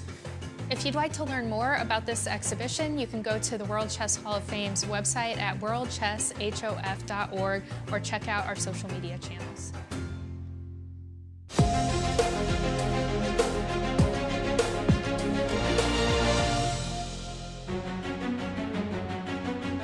Welcome back, everyone. We're in the middle of round 2. Let's take a look at our current standings. No results thus far, right? No, players are still all playing. So we have 2 players yesterday who won their games. That's Alireza, Firouzja, and Wesley. So then we had a lot of draws, as you can see, 6 players. Right. Yes, so we'll see if these 2 can maintain the lead. Tell us about the pairings for today's round 2. Fabiano is playing Praggnanandhaa, Nodirbek playing the world champion Gukesh, Bogdan against Levon, MVL playing Wesley, and Jan-Krzysztof against Alireza. One of our tournament co-leaders, Wesley So, has played so fast, he actually has more time on his clock right now in this moment than he did at the start of the game. He's playing against MVL. They're in an endgame. Yeah, they're in an endgame. By far. I mean, is this all in the file, Peter? Absolutely, and looks like this is the first real decision he has. This is move 29. I wanted to say 30, but no, it's move 29. He is, prior to white playing f3, he was above 136. He is now finally spent a minute and a half thinking about chess moves. This is how well prepared these guys are. It's not really a shock. We were talking about this precise position on break, and you were saying, Peter, to me that as a junior player, you would feel yourself to be so much better as white. You've got a healthy extra outside pass pawn. Why aren't I winning? How does the engines evaluate that? It's one of those 0-20s, which these days you kind of assume you have to misplay quite badly with black to lose, because there's going to be quite a lot of counterplay on the king side. You can play h5, h4 here. You generally, of course, welcome some trades on the king side, and if trades are not forthcoming, you can continue pushing. So that the way white can try winning this is pretty much always connected with the idea of getting the king over to the queen side, because without that you're not really pushing your pawn forward. You can go knight d5, g5, knight c3, but if you play knight c3, this knight immediately gets hit by the rook. You're not retreating along the a file and allowing a4, a5. You're playing rook c4 here. If you play rook c1, I can put the bishop on d7 and once again establish the pressure, and then we continue kind of advancing on the king side. It's still not immediately obvious that you can never do anything here. I think you feel like some modicum of optimism with white. Right. You are, after all, a pawn up. You can unpin yourself. Black is obviously not taking on c1. That would be a risky choice. Right. It goes back to a4. You can now switch to this setup with the rook not behind, but slightly more active on the third. But you're still not really making any progress. Like, what do you do? How do you break this? White king goes all the way to the queen side. Yeah, let's imagine the king on b2, but then your king side will come under pressure. Eventually, maybe the rook swings over, or I find a good moment to play g5, g4. And if you play h3, the pawn on g2 will, like, if black gets to it, you might actually start having losing chances here with white, which is not what you want. I guess the reason Wesley is thinking is you choose this, or you can also just pause for now. The engine says you can make a waiting move like rook a5, because a4 obviously immediately loses that pawn. Yeah, feels like it's a healthy extra pawn, but pieces are so active, the block on a4 is so stable that, as I said, these days, I think general understanding is you have to actually misplay this badly for black to even run the risk of losing. And I like the idea of putting the pawns on f6 and g5 and then h4. He started with g5, yeah. And we're going to throw over to Bucharest, where Cristian is with a very special guest. Thank you, Yasser. Yes, indeed, I am with a very special guest, a friend of the Grand Chess Tour, the 5-time world champion, Vichy. Welcome back to Bucharest. You've been here quite a few times. Have you played in Bucharest? Remind me again. I played the 2019 Rapid Blitz. Yes. So that's one. Always a pleasure to see you as a player, but also, of course, as an ambassador here in Bucharest. Tell us a bit about your role here. Today, for instance, we had a Q&A session with some kids, some youngsters. I did not expect that level of question. I mean, they were very, very real insider questions, so that was fun to do. Otherwise, yes, I just take part in various events, try and promote what's going on here, and enjoy a bit of being spectating. Absolutely, and you also have a lot of your mentees here as well. Prague is playing, Gukesh is playing. They haven't played a lot of classical chess this year. Now, I think this is the second one after Tata Steel. I'm sure they played some league games perhaps as well, but not a lot of classical chess. How do you see the return of classical chess with the Grand Chess Tour? If you think of these old classical chess traditions we have, I think it's Tata Steel, Grand Chess Tour, and the official cycle. And so it's nice. And I was very happy that we started off with a bang yesterday. 2 decisive results, very pretty. Obviously, Alireza played a very good game. And Wesley showed that you have to be alert till the end. And on top of that, Gukesh and Pragg was a very interesting game. Suddenly it exploded out there, and it was good to see. You were mentioning off camera that you in fact spotted the winning move, queen to e7. Well, it's the only move I saw. So I saw queen e7. I didn't particularly evaluate it. I thought it must be huge. I mean, it's just so difficult to move. I didn't quite get the evaluation. But then a bit later I came back, and I saw that there's a rook on e4, and I thought, oh my God, how come I didn't even consider that? That's embarrassing. Then I felt much better when I realized that queen e7 was much better than bishop h7, rook e4, so my intuition. I have to say the temptation to take the queen in that position is pretty strong. Let's take a look at today's games. We do have some big clashes. Nodirbek versus Gukesh. These 2 players, if I'm not mistaken, are also teammates on the Superbet team. And you've played on that team as well at the Club Cup. Yes. Well, it's the last 2 years we were really hoping to go for gold, but we managed to fall back a bit in both years. So that's an account pending. Maybe they will fix that this year, both of them. They might also be teammates in Düsseldorf, in the Bundesliga, so that's another one. That's another one. But how is this one looking? Obviously, 2 players that will compete against each other at the highest level for a very long time. Yes. So Nodirbek was offering a full theoretical battle. If I'm guessing, if we go back a bit in the moves, here you can play g5, queen e7, and knight d7, or knight h7, h5. That line is analyzed exhaustively. But I noticed that Gukesh does this couple of unorthodox setups like this, and then rotates the knight to g6. I think he's done something similar in the past. This. Yeah. Doesn't seem we excuse me for will that. be able to fix it for the moment. Okay, I'll bring the board. Okay. So we have now, but it's an equally impressive setup. I mean, the other one goes very, very deep, very sharp. In fact, I got to play it this year. But it looks great for black to me. I mean, the knight has already come to g6. I would guess that if you play h3, I can just take it. Bishop takes h3. We'd have to step back a here, move. h3. I can just play bishop h3, gh3, queen h3, because the attack is so strong over here. Yes. So that's why he's just gone d4. And now I imagine either knight h5 or e8 all look pretty good. Maybe we can, in fact, take a look at the players right now while we fix these technical issues that we have with the board and see how. Oh, there we go.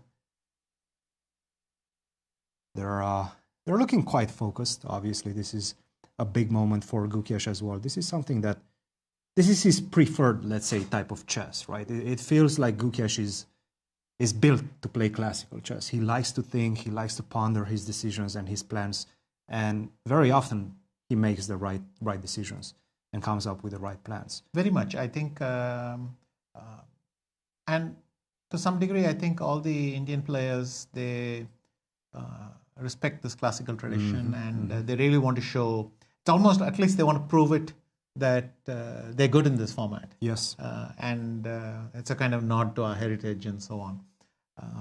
And that's good to see. But most of the youngsters actually are quite enthusiastic about classical chess. I remember a lot of them play these competitions, and now with the cycle, they play that with great enthusiasm. So, I mean, if we have every day like yesterday, we're in good shape. But it's great that the Grand Chess Tour has two classical events that people can look forward to. How would you recommend a player nowadays of their caliber to train? What should they focus on? Sure, classical is one of them, but you have the rapid and blitz. You now have the Fischer random, freestyle, however you want to call it, as well, which is becoming quite a big tour. What do you recommend them to focus on? I would guess, my approach would be to simplify my calendar a little bit. If you play all of them, then I think you don't get a minute to yourself. Mm-hmm. So I would skip one or two events here or there and just experience everything else. Mm-hmm. Certainly, you should maintain your rapid and blitz skills because, first of all, that's important nowadays. Yep. But second, you need them for tiebreak and I think so. Even in classical tournaments, you need to be a good rapid and blitz player because it'll count at the end. That's a very good point. And if the other formats you enjoy it, there's no reason why you shouldn't do it. The question is how to split up your time. Mm-hmm. That's why I say it's important to give up one or two events somewhere and give yourself a month or two off because you can easily get sucked into playing a lot. Yeah. And then you don't have a minute to yourself to think about anything. So, and when you have only 1 week, let's say, in between events, and you have to change formats, then you have to readjust to, more of a deep think if it's classical, more of an instinctive think if it's rapid and blitz, right? So there's always that transition period, I guess. Yes, but it's also a state of mind. Playing rapid and blitz, it's a slightly different state of mind. First of all, you're playing multiple games a day. And maybe the second point is you need to be able to play more openings just on the fly. And so that is the trick in the middle. For classical, you need to get quite deep into what you're going to do, even though it's only one game a day. Mm-hmm. So it's, I think rest is important between events, but also thinking about what kind of situations you're going to face and letting yourself sort of sink into it. Before we move on to another game, let's take a look at some of your accomplishments as well that our staff has prepared. 5-time world champion, 2-time world rapid chess champion as well, and a 2-time chess World Cup champion. Are you missing being over the board once again? A little bit, but I'm quite happy with where I am these days. And look, I think it's the best of both worlds. I get to come to all the chess tournaments and not have to think about what I'm going to play all the time.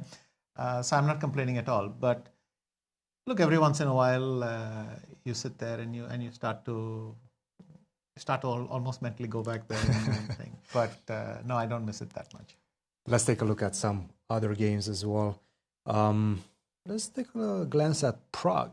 Pragg surprised Fabi with his bishop to c5. At this point, Fabiano already spent something along the lines of 15 minutes on his next few moves. A bit surprising? I would remind you that you're not familiar with my games. I'm not. Maybe. Maybe. Well, I remember playing bishop c5 myself, and then b4, bishop d4 was one of the things. I think I played that with Levon once. And bishop c5 is known. Also a5, a3, and then go back to e7. You're putting me on the spot on this one. Yes. Yeah. Well, I made a living from this 6 or 7 years back. It was my main defense to the English. I would just go bishop b4, bishop c5, bishop e7, whatever. And bishop e7 is, I believe, what Deac played yesterday against Wesley. So a bit surprising that he stopped and thought for so long at this juncture. Yes, but I guess details are important because you need to play very accurately to get a small edge. Yeah. And perhaps bishop c5 wasn't uppermost in Fabi's mind, and he just decided to settle down and think. This is one of the key things about classical chess. On the fourth move, you can spend 5 or 10 minutes, go through all the details in your head. And sometimes you need that much time. You need to play through a couple of variations, find that little detail. If you haven't checked this bishop c5 in the last week, it might not be on top of your mind. Exactly. But you settle in and you remember those details and you do this. I mean, this is the charm of classical chess. And I think watching as a spectator, part of the joy is accompanying them. You sit down yourself and you think, Bishop c5, what did I play all those years back? What were the problems I faced and details? You need to refresh your mind because nowadays we are drowning in so much information that there's a traffic jam in your head. Absolutely. So what can you tell us about this line with e3? Castle, knight c3. Now they're speeding through the moves a little bit. a6, a3. Tuck the bishop on a7, b4. Yes. Clearly, I would like to play f5. Though I would like to play f5 even more if white had committed d3, because then I have the soft point on e3. I can play f4 and try to soften it. So something like but this. F5 This and would be ideal, more or less. Yes. And but f5 is natural because I can play knight f6, queen e8, g6 maybe, or I can even do the rook lift first. I can play rook f6, h6, something like that. Some random moves, yes. Or I could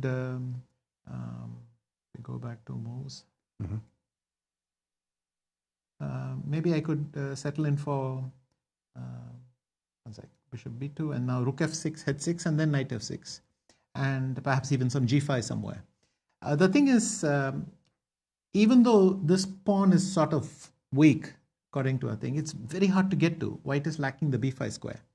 This bishop is not going to. This bishop is not on this diagonal, h2 to b8, so it's not going to affect that. And it's very hard to see how thing. In fact, for me, with the pawn on e3 defended by d2, f4 is an important resource.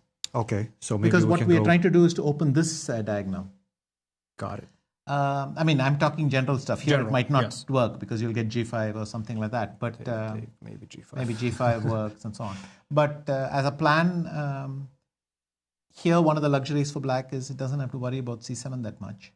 And even it's almost like a King's Indian. Once I play knight f6, even if white manages to attack c7, I can just play rook f7 and stop it. And then follow up with g5 and things like that. Yes. So the rook is defending pawn on c7 and it's threatening to go to g7. So you have options there.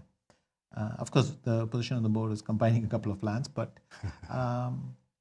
this is one thing probably I've given away by now that I slightly like black's position. You like black's position, yes. I seem to have more plans for black on than a7. for white. Yeah. No, it definitely seems to be one of Prague's favorite as well. But think about it. If the bishop was on e7, it's not out of the game. But what is it doing there on e7 also? Now I'm on almost a7, it's thing, but later on it could wake up and participate in the game. Black doesn't. This bishop is sort of. I don't know what what it's doing, but I'm happy it's there kind of category right now. Did you have something to do with this? I have played a couple of games with the bishop on a7. I think in one or two games I was very happy with this square and I like the position. So. Yes. But here I think black has more space now. That bishop isn't blocking everything on e7. So when I try to bring my pieces out, rook to g6 or h6 followed by another piece out. White is missing that knight on f3. So that's a big factor for me. No, this is definitely also a clash, somewhat of generations. Of course, Fabi has been a contender for many years. Prague is certainly becoming one right now. So should be an interesting battle. And another one I wanted to ask you. Yeah. You mentioned Alireza played a very good game yesterday. Let's see what he's doing today. Queen to g4, I think, was the last move for Duda, and we have this position. Duda is taking a very aggressive stance. I mean, Yasser is one generation above me, but he will know what I'm talking about. I mean, this plan with g4, g5, h4 is such a Nimzo plan here. Yes. I'm thinking of a Botvinnik game, I think, where the knight doesn't come to e4, it goes to d7, and then you go e4, d takes, knight takes e4 and h5, and Botvinnik, if I'm remembering correctly, I think. Help me, Yas. But maybe Yas can do his research. So this is slightly different, but white has got this very interesting wedge, h4, g5. It's not so much that white is going to use those pawns to blast through. It's that those pawns deprive black of key squares like f6. for the knight and for the bishop and things like that. So white's plan may simply be rotate the bishop to c3 and maybe knight h5 or after a lot of preparation I can play g6, but I like white here as well. Though black has one plan, which is he can try to play bishop d6 and swap on f4. I would avoid this with my life. I would play knight h5 or something, because I think here taking and then settling on that light square, oh, this is very nice for black. Yeah. I like this for black. So I think white should try to find a way to keep that knight if this happens. Either knight h5 or knight e2.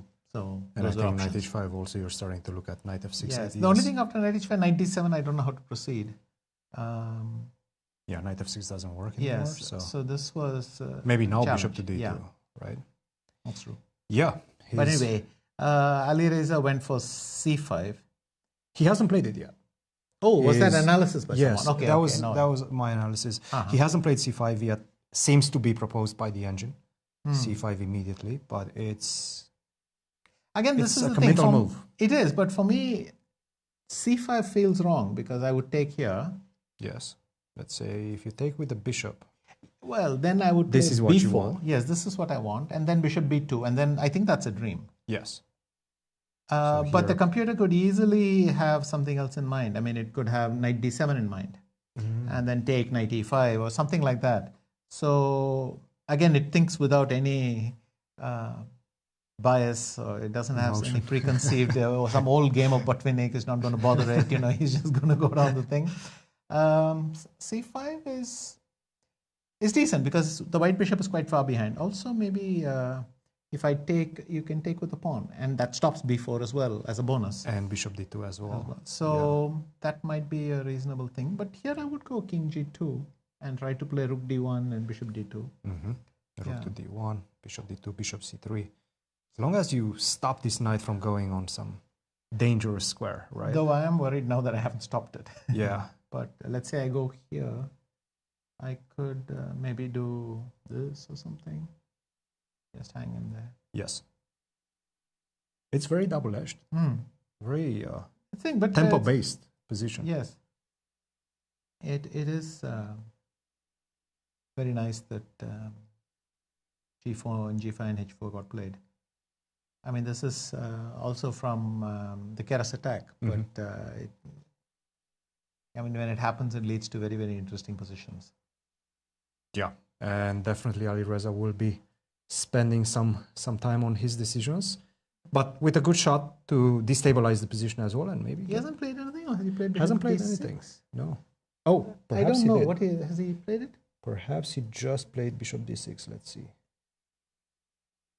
I still don't have it on my board, but I do see something. Well, on for me, the it other looks board. that there's something on a dark square there. And I do think that the live is the saying camera. that the bishop is on d6. However, if I avoid the exchange by coming back to e2, I'm beginning to appreciate why the computer wanted to play c5.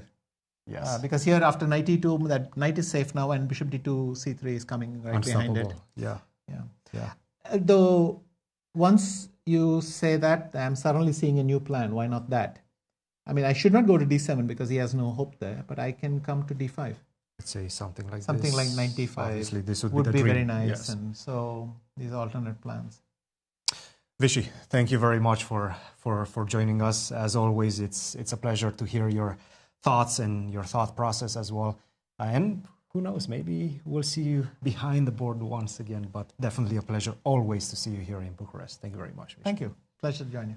Guys, back to you. Thank you indeed for visiting, Vichy. Do not be a stranger. Let's jump into the game. In particular, you want to vent, I do, Peter. Fabi versus Pragg. I do want to vent a little bit about, and I want to say, all three of us here in the studio enjoyed this, not only because it was a break, but also because listening to Vichy talk about chess is one of the best things in the world for me. I've been around him for long enough to sort of, you feel like you got used to it, but no, it's still such a joy to watch him go through positions and explain things, bit by bit.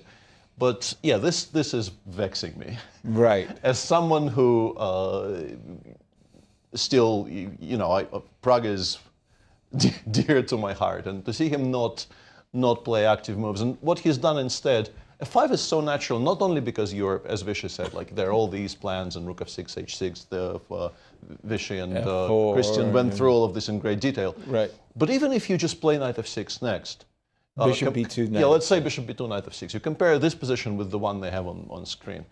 In this position, you're basically restricting yourself. The only source of active play you have is c7, c6. And this is what he played. This is consistent. Like, he clearly settled on this as a plan.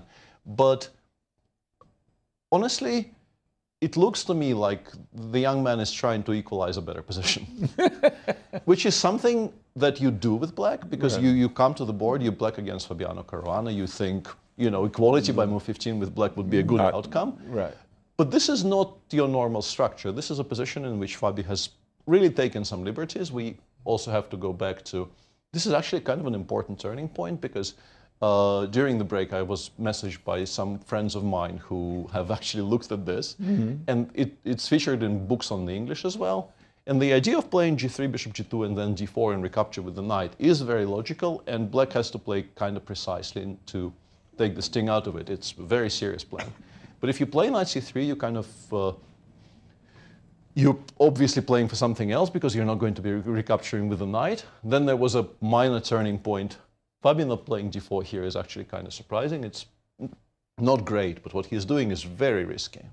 Because now that black has gotten time to play a6, bishop a7, you can no longer really play d4 at all. You will just lose this pawn to queen h4. You don't have any way to defend it, really.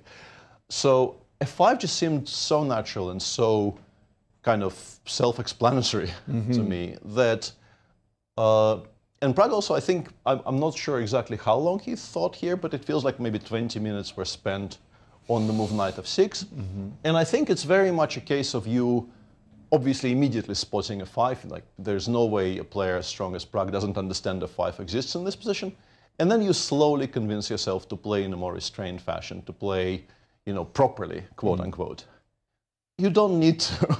You don't need to. You should just like listen to your hand, so to speak. Like, it's so natural. It should feel good to just make this move and go from there. I think Nazi was suggesting that maybe white should play f4 to stop black from... That is very much the computer suggestion. But then we go here, and for instance, you can go knight e5, and you want to... It actually goes g5 and f4 in some positions. And if white needs to go for a position like this, you have this break again, because as we mentioned, d4 is going to be very weak if you take queen f6, bishop b3, kind of loses to rook e8. Looking very good for... And, okay, you could argue like there's some calculation involved, but even if, I think even by feel, this does not look like something that needs to worry you. No. And, I mean, f4 is not a difficult theme to find. At all. No. So, yeah, it really feels like Pragg is, like he feels that he needs to play solidly at the expense of sometimes making what I'm sure he understands are very critical moves. And ambitious. And the position we have on the board right now, they've gotten here. He played knight f6. He played c6 next move. He probably equalizes long term. You can play for the c6, c5 break. In some positions, you can play a6, a5, continue getting pawns off the board on the queen side. It's not horrible, but you definitely prefer white here because this is a bit soft. Right.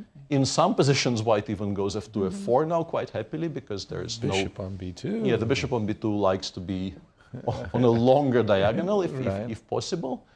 Even, let's say, after rook e8, it very much wants to play f4 here. So white's strange development is kind of justified now. Yeah, it's paying off, Now that the pawn on d5 is gone, and now you're quite happy that you have a knight on c3, and you can play both on the queen side. Some plans of like rook c1, knight a4 are not ridiculous at all, but f2, f4 is a very topical idea here. And yeah, it feels like it's only move 12, but black already missed a very important chance to change the direction of the game. And yeah, I don't know why Pragg did that, really. One rant down, another one to go. We should go to Duda's game against Alireza because I just spotted a little question mark next to Duda's move. Okay, just a second. Where are we? Anand was analyzing, and I liked what he said. Once you pull up the board, it's Duda on the bottom. On the bottom. All the Right. there. Yeah, I can't. Okay. Yeah, we saw the move Bishop D6, and Vichy was explaining knight E2. Maybe we should preserve this knight. Bishop D2, question mark? Or? Bishop D2 got the question mark, yes. And Vichy was saying, Vichy, again, very, very successful career. He was one of the few players, top grandmasters, that was very happy to trade off his bishops for knights. He liked the knights, and this is a prime example of good knight versus not so good bishop. I'm surprised that Duda willingly accepted this, Peter. And this is a kind of a nice little symmetry going on here, because earlier we were talking about the fact that for white, the exchange you want is this guy for this guy. Right. And the same applies for black. You very much would like to get rid of this bishop more because of how good the knight on f4 is. And yeah, I thought knight e2 would come more or less automatically. I really did not like the idea of allowing this trade. And now, queen d5 has already been played by Alireza. There was definitely a consideration to be made for starting with knight a6, trying to actually get the knight over to d5, and maybe the queen is okay on d7. And, you know, it feels like maybe white has some kind of an attack on the king side, but not really. Once the rook lands on e6, I will just be snacking on that pawn on g6 if it appears there. And if you play h6, I will very happily play g6, because once the knight lands on d5, and it will, I am never getting mated on the dark squares in this game. In fact, like if we continue for 3 moves just to illustrate, I don't know, something like this, I will open the f5 for myself. I might as well do it immediately. It's not the strongest move in the position, but I will be the one attacking on the king side here, not white. Right. So yeah, it's a bit of a surprising choice here by Jan-Krzysztof, and especially Alireza took a while there choosing between, in this position, I mean, choosing between c5, bishop d6, and queen d7, we assume. Right. That also gave Jan-Krzysztof time to sort of consider what's going on. And the fact that he played bishop d2 kind of quickly. It's shocking. Maybe 3 moves, or 3 minutes or something that were spent on this move. Changing the complexion of the position a great deal. He is in danger now.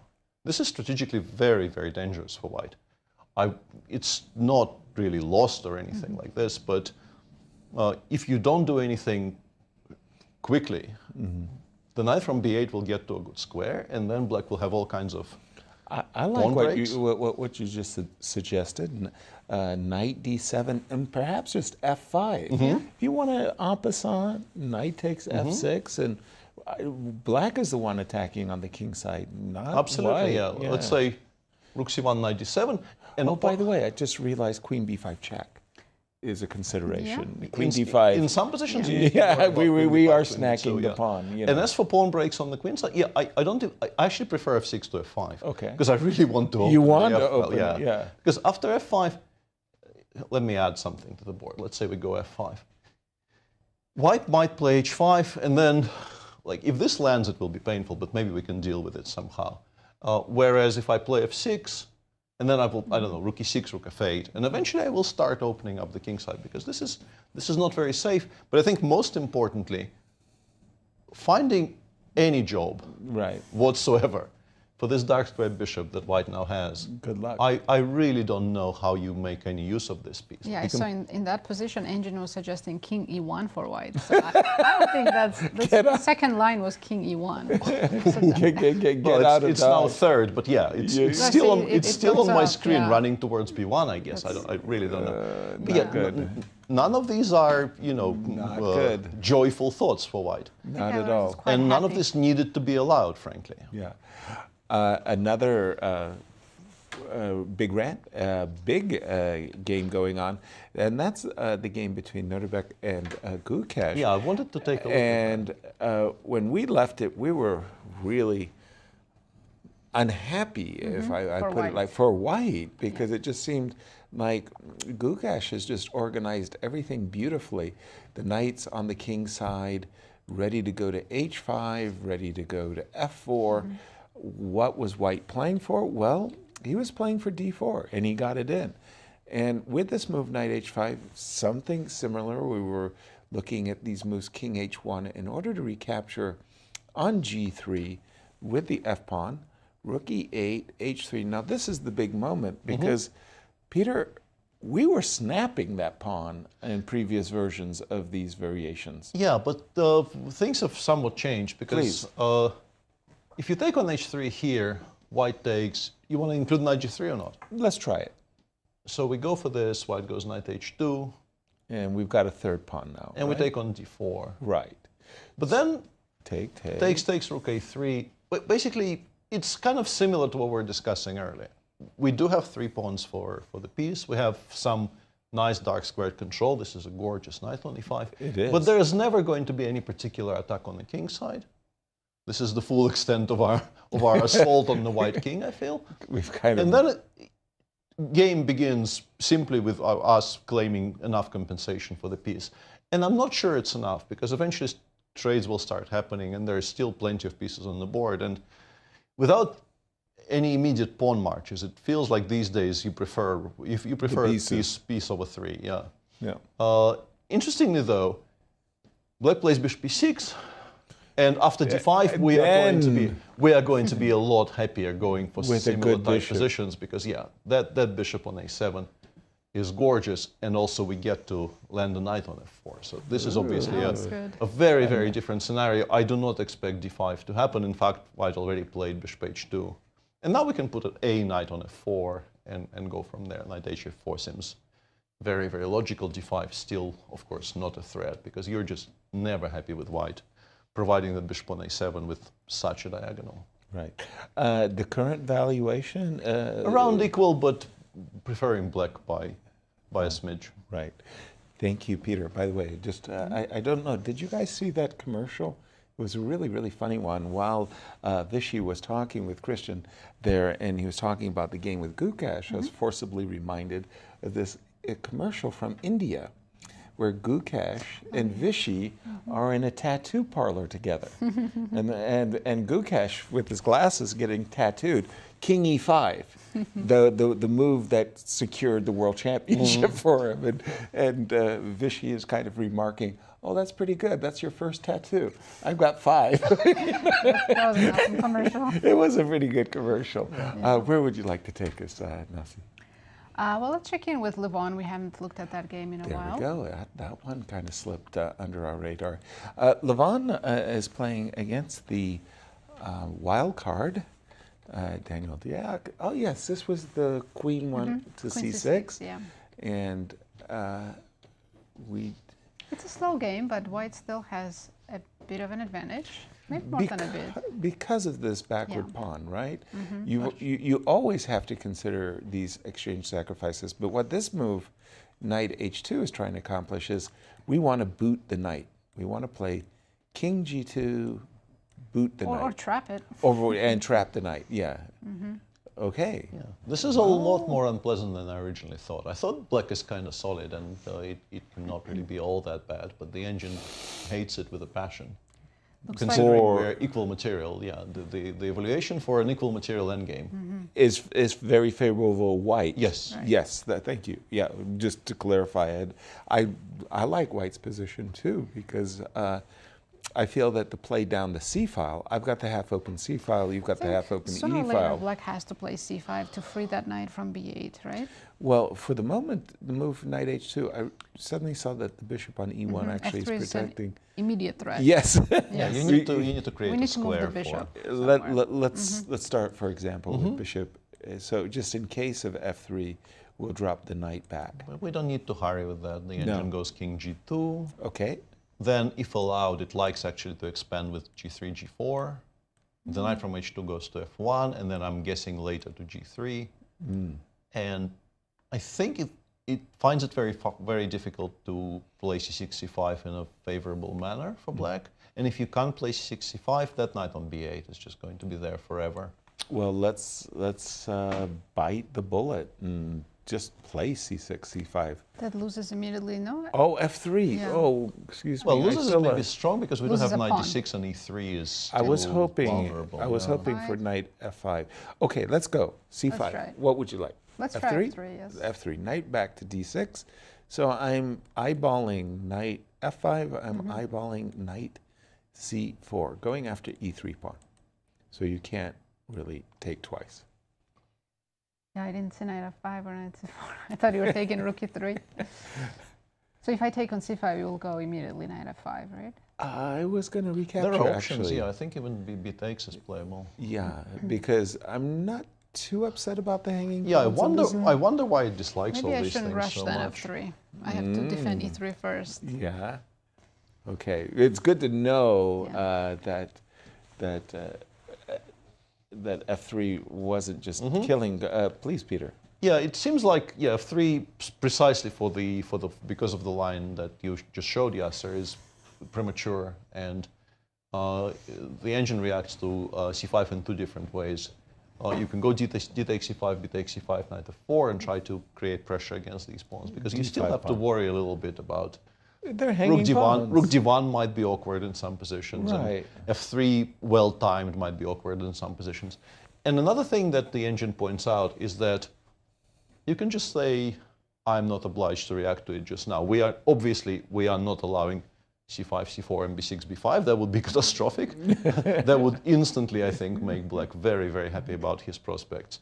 But you can stop it on c5 and continue with our kind of slow plans of knight f1, g4, f3. Perhaps we want to secure the pawn on e3 first, and then eventually we will still boot out the knight from e4. And of course, cd4, knight takes d4 is not going to be very attractive. No. Because, yeah, that guy is still on b8, and we have full control over the open file. But we were thinking with the move c5 to release the knight on b8. Yeah, you can try knight c6, but eventually f3 will become a threat. The thing is, this is a very, very nice bishop on e1, because knight b4 is never going to be any good. Right. And because the pawn is on b6 and not b7, we were never really threatening c takes d4. We would like to play c takes d4, but it's just not realistically possible to organize. And white has a lot of improving moves. My next move is probably knight f1, then my next move is f3. Whereas for black, you're still kind of stuck. Looks like you've achieved something, but in fact, maybe you created a bigger problem for yourself long term. Bishop f8, by the way, on the board by Levon. Unsurprising, yeah. Unsurprising. At the moment, it's not like I'm a big fan of the pawn on f6. King g2, let's say c5, let's say b3, and so this pawn on f6, somehow, that's not really that great. If I put my pawn on f5 so that anytime...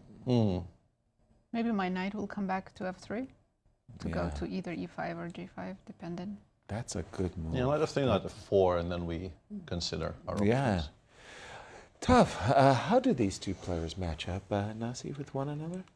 Let's see. They have only played 4 classical games, 3 draws, and 1 win for Levon. So, I don't know. Deac might even the score, right? Right. He's looking to even the score there as the Romanian wild card looks to improve his winning percentage with the white pieces. He's just he's missing. He's missing and honestly, a win. After yesterday, if he wins today, that will improve. Be remarkable. What a his comeback! Fortunes, greatly, and also, I think recovering from what happened yesterday would be a challenge for most people. Absolutely. And so far, he's doing really well. He's playing a very controlled game, playing good moves, and I think it's enjoyable after a loss like yesterday to have a position where you generally are kind of risk-free. Yeah.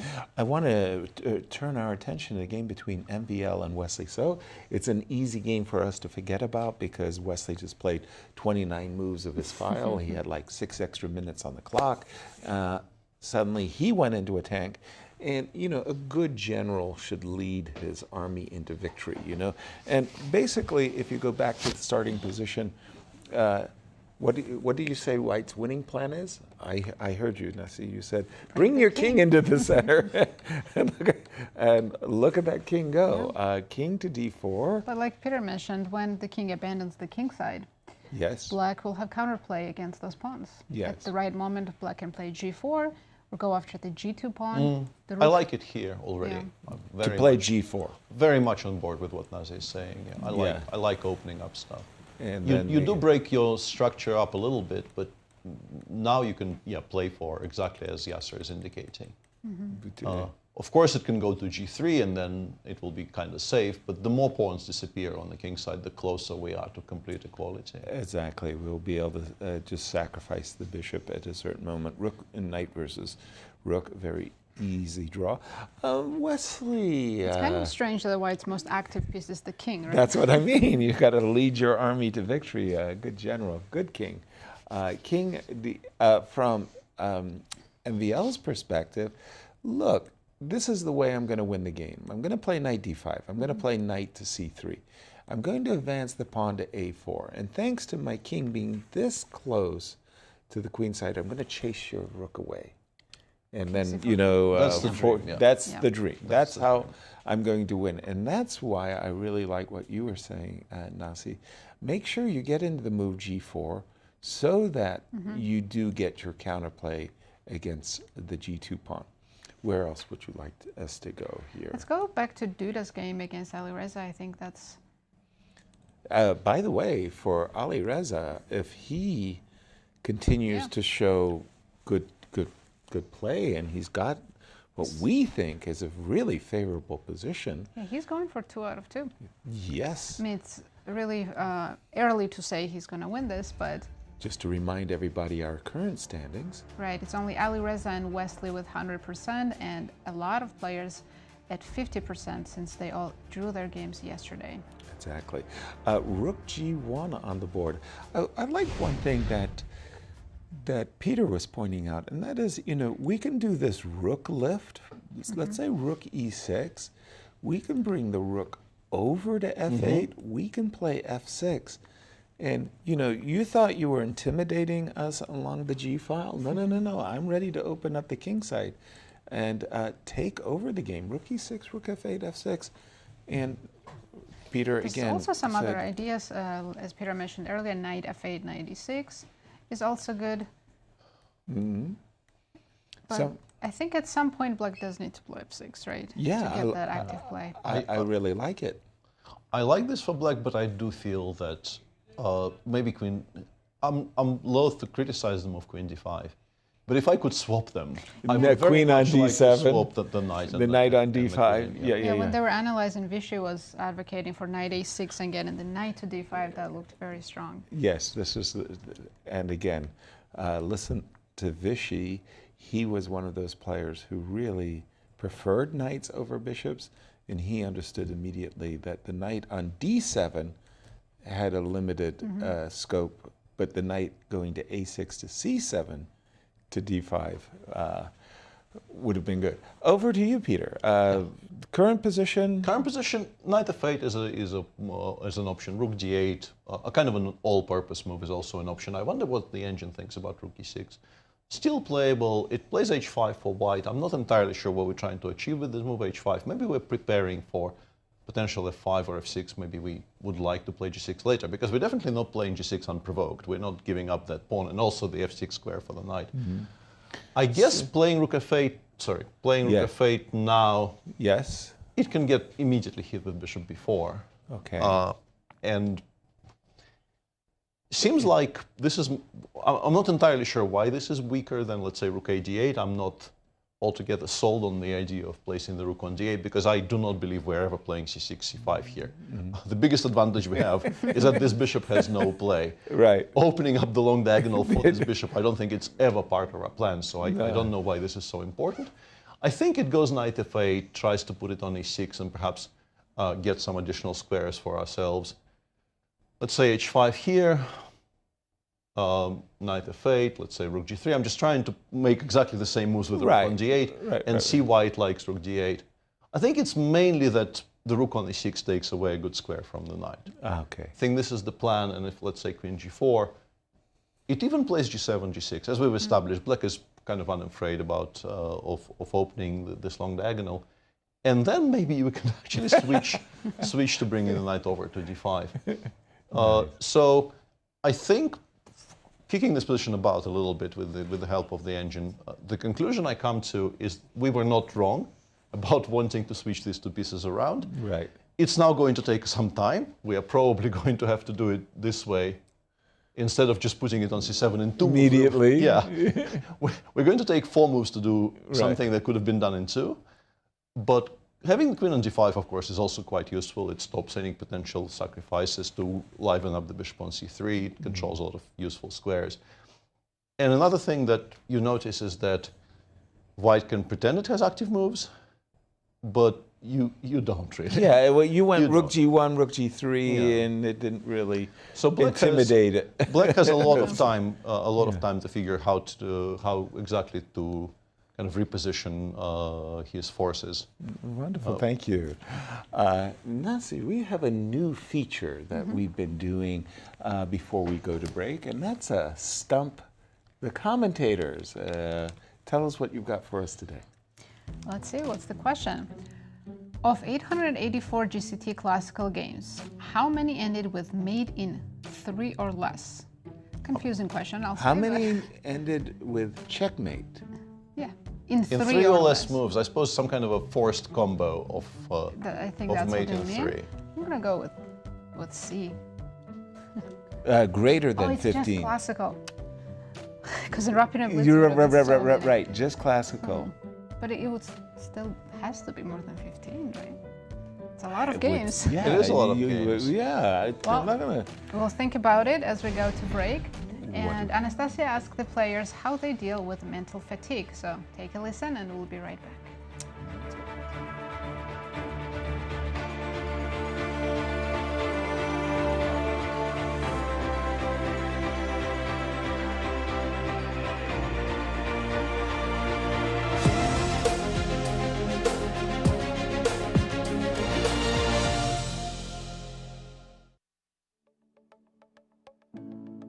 How do you manage the mental fatigue which comes from competing in such a prestigious but still tiring Grand Chess Tour?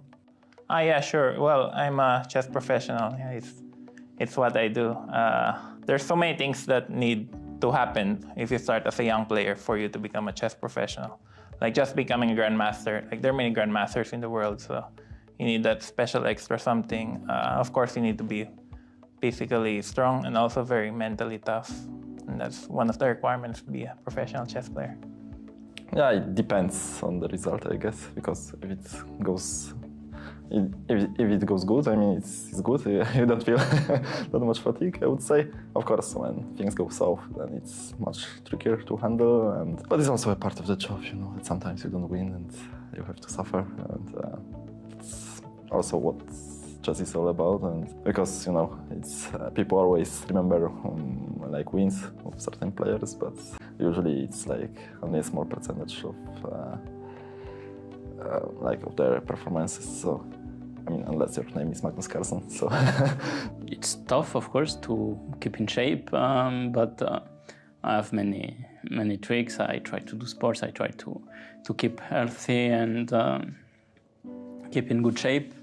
And you know, hopefully that's enough. I also focus on finding ways to get back in shape after every game and be ready whenever I need to be. Yeah, for sure, it's not easy, but you know, to have a fixed routine that you can follow every day, so that you can focus fully on the game, is something that helps me. And yeah, sleeping well, eating well, all these contribute. Yeah, it's mostly before the tournament. You have to make preparation physically and mentally. So you have to be mostly mentally ready. Chess is a mental game, so it should be. You have to be up for the challenge. It's always been a problem. I think at some point people just are low on fuel, and the mistakes start to happen. I think this kind of happened to me in Warsaw. Some people manage it better, and it's just something to work on. I mean, if you cannot win such event a long season, if you're not totally fit mentally and physically. Okay, in general, I try to recover fast and continue to fight. This is something that I struggle with, but I'm much more experienced to handle it. And yeah, I think we'll see. This year I also have like a bunch of tournaments lined up. We'll see how it goes. It's always tough, and it especially gets even tougher towards the end of the tournament. Pressure builds up, and you kind of don't have to crack under the pressure. And yeah, it's very tough. But I think if you can, do things correctly, combine, resting and preparing, and also, having a good time, you can manage throughout the tournament, I think. And yeah, last year I didn't came with my coach. This year I did differently, so I expect my result to improve, and I hope that I'll have a good time. Yeah, it can be a bit tiring, especially classical chess these days. It's very preparation intensive, and it tends to be a bit more tiring, I think, than in the past, perhaps. The rapid and blitz events are a bit more of a relaxation, so that's nice. But in general, the chess calendar is so crazy these days that, yeah, it does feel like sometimes you have to take some rest, or if you're playing every single event, you can easily get very tired.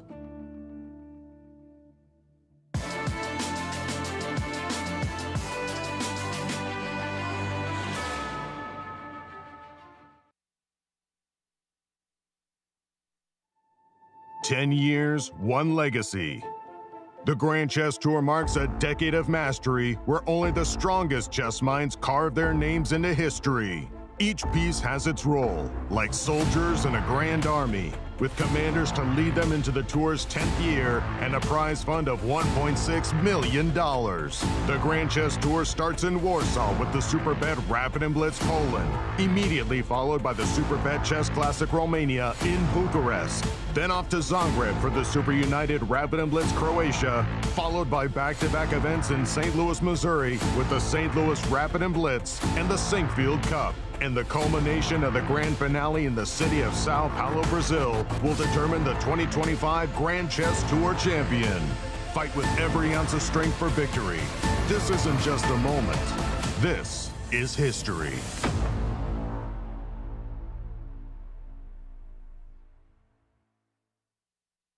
The St. Louis Chess Club has served over 100,000 students with educational chess programming. From engaging in-school programs, weekly classes, and private lessons, to our innovative digital classroom and regular tournaments, there's something for everyone, no matter the age or skill level. May 8th is Give STL Day, and if you love what we bring to the community, please consider giving what you can. Your gift ensures that students all across St. Louis and beyond continue to receive the amazing benefits that chess has to offer. From all of us at the St. Louis Chess Club, thank you for your support.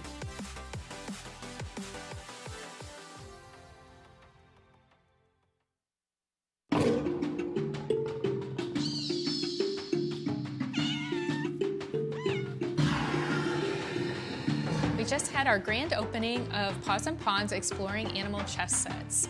This show contains over 50 chess sets, sculptures, photographs, and other artwork exploring the connection between chess and the natural world. We have sets and boards that date from the late 19th century all the way up to the present. You get to see a little bit of how artists have reinterpreted familiar chess pieces using the imagery of the animal world. The World Chess Hall of Fame's collection has over 800 chess sets, and as we were going through this collection, I noticed so many different ways that people integrated animals into these artistic chess sets. And it just seemed a natural fit to make a whole show of it. We reached out to some really wonderful lenders, including from Chess Collectors International and some great artists. And we even reached out to local artist Justin King to create a giant T-Rex especially for this exhibit. At the opening, people really enjoyed seeing their favorite animal in the show, whether it was something in the Cats vs. Dogs chess set section or the set that we have from the local artist Sophie Bender. And that is a woodburn chess set that has different animals engraved on each square. We also have really wonderful, elaborate chess sets from the artist Laura Sturtz. One has kind of creepy, crawly creatures, chess bugs. And then we have another one that looks at the beauty of sea life, and so there are manatees, walruses, and other things. If you'd like to learn more about this exhibition, you can go to the World Chess Hall of Fame's website at worldchesshof.org or check out our social media channels. Ladies, are you looking for something fun to do? Do you want to make new friends and broaden your horizons? Ladies' Night is the premier all-female chess event in St. Louis. Every Wednesday night, you can meet and play with new people while learning one of the world's most popular games from a certified woman grandmaster. Plus, St. Louis Chess Club members can attend for free. Whatever your age or skill level, you're welcome at Ladies' Night. If you love playing chess and want to put your skills to the test, the St. Louis Chess Club welcomes you to our monthly open tournaments. This is your chance to compete in a 5-round Swiss system tournament with 2 sections, Open, which is FIDE rated, and Under 1800. Feel the thrill of competition as you contend for a share of $4,200 in prizes every month. To learn more and to register, please visit stlouischessclub.org.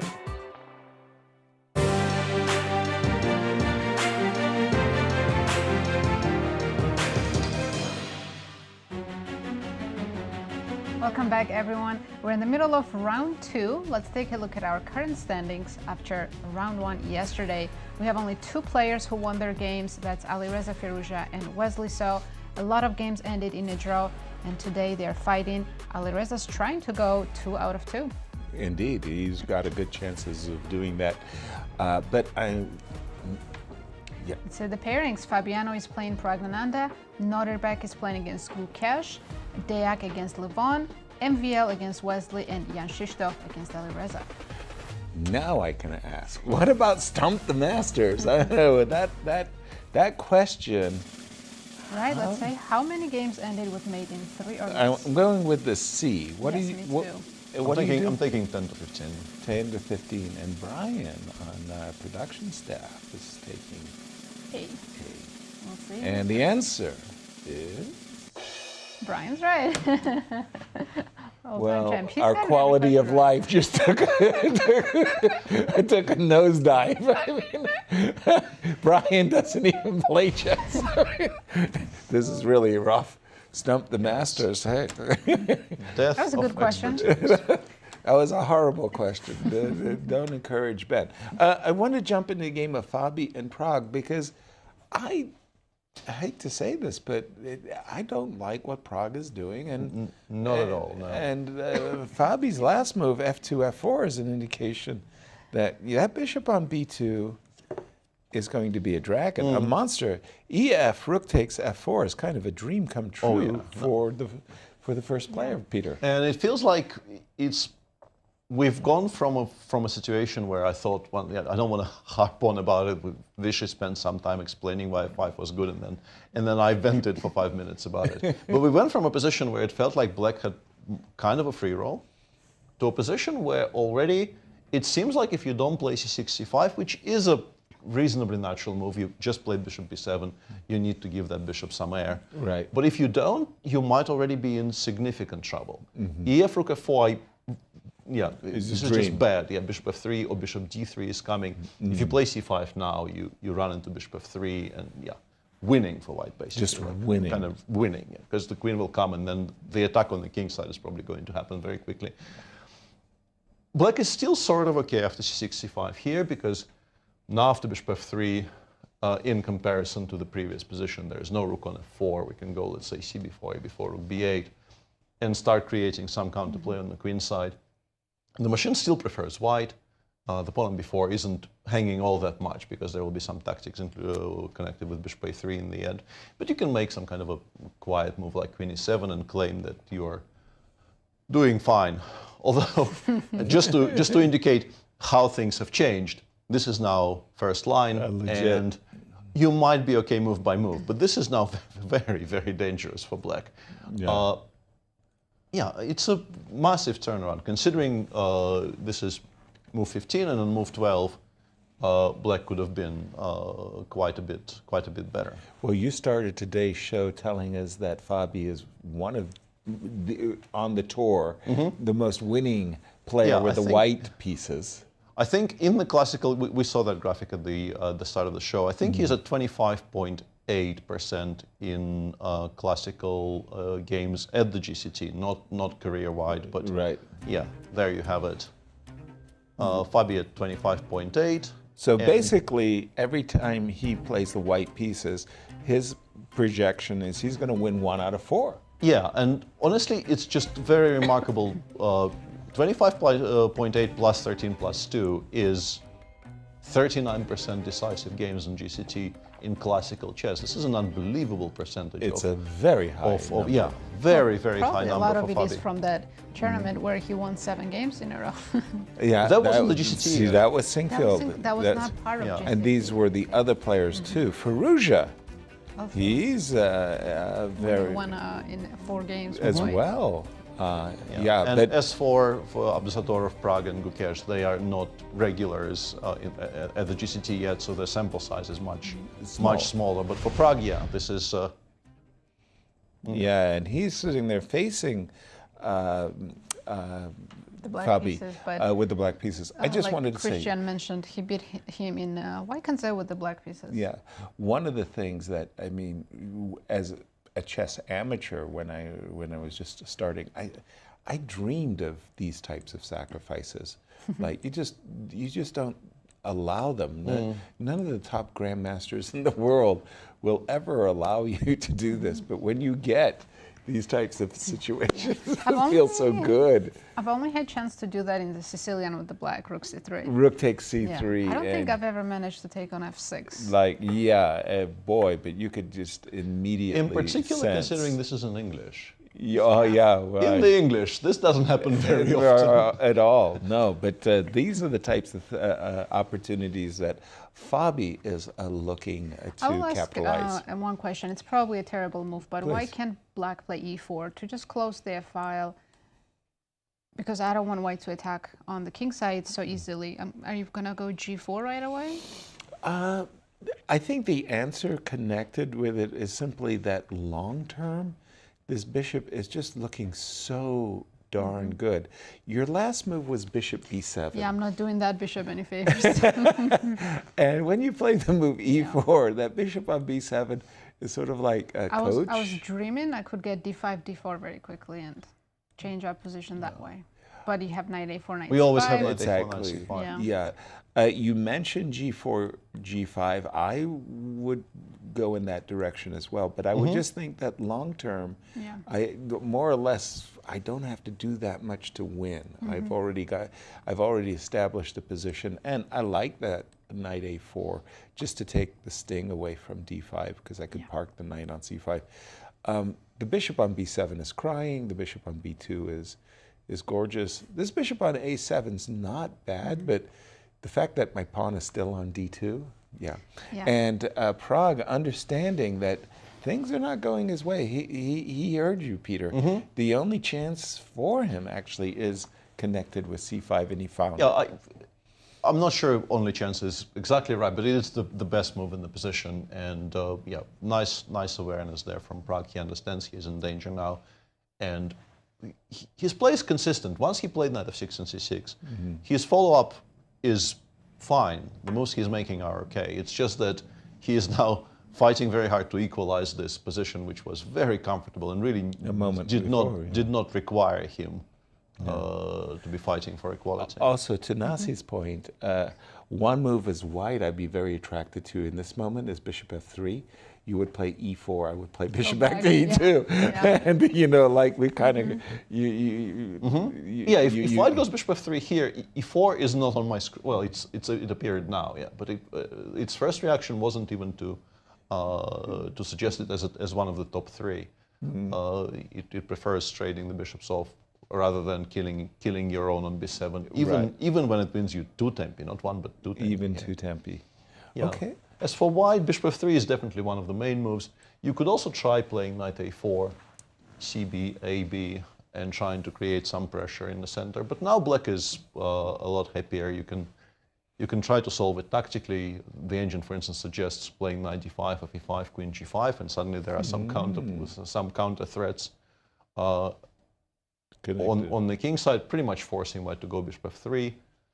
And now rook a d8. I don't know how easy it is to do this in a practical game, though, because if this goes badly for black, if, let's say, white manages to go e takes d6 and plant the knight on c5, and there is no tactic that refutes it, you're busted. Right. You're more or less busted. Currently, though, e d6, rook takes d6, it renews the threat of knight takes e3, and black is completely fine. So it obviously, if the engine suggests it, it kind of works out move by move. But I think knight d5 is maybe not the first thing that occurs to you. What white is trying to do is, of course, go fe5, d5, knight c5. So if you play something naive like queen e7, maybe you do end up being slightly worse here. Sorry, Peter, I'm a pawn grubber in the current position. I take on c5. You take with the bishop, I presume? Yes. Knight a4? I think it goes back. Yeah. I see what you mean. I'm crying. Regrettably, there is queen d5, queen takes e5, and then I guess rook a d8, and rook takes d2 is, as well as bishop takes e3, as well as bishop b8 in some positions, I guess might be quite awkward. You do have rook e1, so you don't lose any material straight away. Don't like white's position here. Yeah. All our pieces. But yeah, you've misplaced a lot of things. I want a pawn. No, it's not horrible at all. You can stabilize by playing something like d4, queen f3.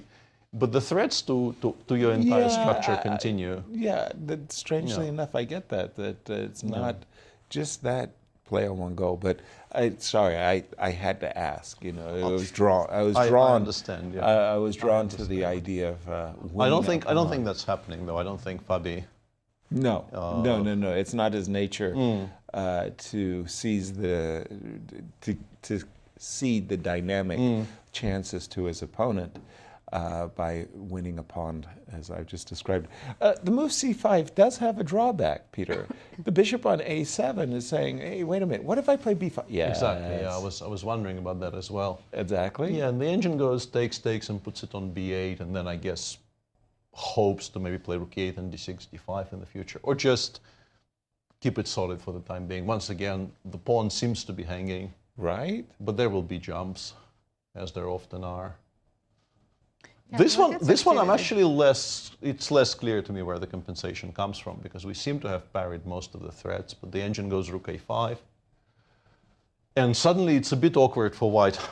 This actually, I feel like, if not for rook a5 or something equally forcing, we could be in a lot of trouble. Chase the bishop but backwards. rook a5, if you play knight c3, you allow black to play e5, e4, which wasn't great before, but now with the bishop on b8 actually is quite good. Followed the bishop on b8 didn't have a life a moment ago. Followed by queen h4. Yeah. And if queen e2, our pieces with white are so overloaded, you can actually show some tactical awareness here. Oh, there's e4 at the end. Yeah, and if you take with the rook, you get hit by 5e4, and this is hanging, this is hanging. Yeah. Nice. b5, though, it's very logical precisely for the reason that you pointed out, because you're chasing the pieces back a little bit. Black has revived the bishop on b7, sort of slightly at the cost of closing down the other one, and you would prefer to keep it closed. So I think Fabi is very seriously considering b5 here. I don't know what he settles on, though. Thank you, Peter. Where would you like to take us, Nazi? Let's check Duda Alireza. I think Alireza followed all our ideas and played f5 now. He did go for Peter was saying, I really, really want to force matters. I want to play f6 and not f5 in order to open up the king side. f5. The rook came back, and so how does black open things up now? Let's say white has a fortress. Good question. I'm back with this idea that the knight on d7 needs a life. You want it on d5, right? Yeah. Yeah. If it lands on d5 here, we just... But that was what I wanted to ask you. I think you snapped an answer back at me. How do I get the knight to threaten to jump to d5? A moment ago, Peter was also saying put the knight on e6. You can put it on e6, and then f4 is also interesting for black. Right. That can happen, so knight f8. So rook f8, rook, yeah, rook f8, rook f7, knight. I mean, I'm taking all of these turns, these moves, to re-maneuver, but White's not threatening to play f3. No, they're White's not. not threatening to play b4 or a4. Well, So they're not threatening, but White will probably try b4 to create some counterplay. exactly. To open some files on the queen side. Kind of hard to see any active plans for White. g6 could be met by h6, and conversely, h6 can be met by g6. Then when you play b4, you're also leaving the bishop on c3 hanging. You have to watch out for some queen c4, queen b3s. Exactly, b4 invites, this kind of thing. So, again, Alireza looking good, but just how to improve the position. The knight coming to e6, the knight coming to d5. Peter, how would you, what would draw your fancy I here? think our improvements pretty much always start with getting the knight to f8 and going from there. So rook f8, I think rook f7, really taunting White with, would you like to play g6? I am not sure we need to do that. Okay. I'm not a particular believer in g6 being good, but why give the option of playing it with tempo? Okay. So you go rook f8, you go knight f8. I noticed while watching my screen that the engine suggests going rook c1 and b4 very quickly. It doesn't really try to, instead of king h2. It's confusing to me because it goes rook c1, knight f8, b4. Wow. I am very confused as to why a5, a4 is not a good reply to it. Maybe b5 works somehow, but I don't see how. b5 and bishop b4? It goes a b4, which is not a move I would make unless it wins material. Like I don't like giving this bishop any squares. Exactly. I like this move very, very much as well. So just let me try and investigate this a little bit. Should we try b5 for White? Boy.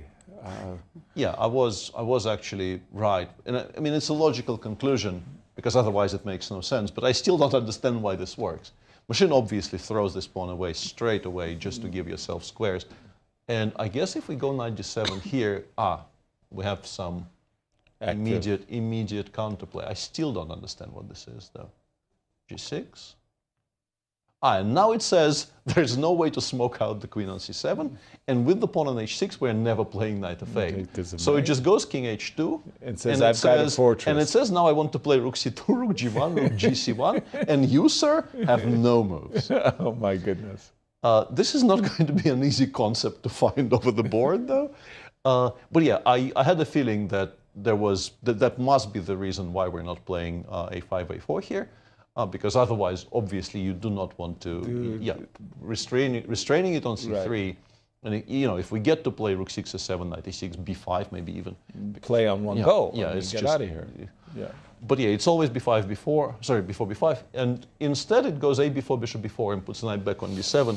And no, actually, maybe even the immediate c6, c5. Surprisingly, c5, d takes c5, and rook c6. Using the fact that the rook on c1 is hanging, and now we are very much threatening to come in with knight e6. And this is a problem for White. This is a serious attack. This is a problem for White. Yeah. And it really isn't trying to pass. It says if you try passing like this, and it starts with rook e7, oops, sorry. It starts with rook e7, but I don't think there's much difference. I think we can start with knight f8 as well. It feels like White's position is hanging by a thread, but Engine keeps defending it. Right. Yeah. But okay, from the current position, if you don't mind, Alireza, and he played the move I just was thinking. Instead of rook f8 to e8, you're terrifying me with this queen c7 business. Why don't I just... I need to get rid of the... Very logical, yeah. Yeah, let me cover the c7 square so that when I do get knight f8, knight e6, there's no queen c7. And I loved your idea that you were just about to show us with c5, then the rook would be nicely played. Very successful, Alireza. Tell us about our Grand Chess Tour defending champion. Yeah, he's won it already 2 times, and he's only 21 years young. That's crazy. Unbelievable. I know. He's world rank #9, and yes, he's 2-time Grand Chess Tour winner. Peter, have you ever played against Alireza yourself? Yeah, I played some Rapid and Blitz games against him in the World Rapid and Blitz Championships. I think... How did it feel to play? The first time I encountered Alireza, he was very, very young. I think it was in the St. Petersburg World Championship in 2018. Okay. And so that's already 7 years ago. He was 14 years old. I think I beat him in the Rapid and lost to him in the Blitz. And he used to, in those years, he was very much a clock banger. And it was, you had this feeling that you're playing against a kid still. Right. He was still kind of excitable and bubbly and maybe slightly more bubbly than you would like in your advanced middle age. But already very, very good, of course. And I think next year he beat me in both formats, and it's difficult. That was fast. Yeah, it's difficult to play these guys in shorter time controls. I don't think I have a single classical game against him to my memory. I've played him in ping pong. Well, I know he's got a great wingspan. I mean, I think you were watching. I was. I mean, he seemed like he was getting all the balls. He was getting them back. But. Okay, good. Peter, you had the world champion.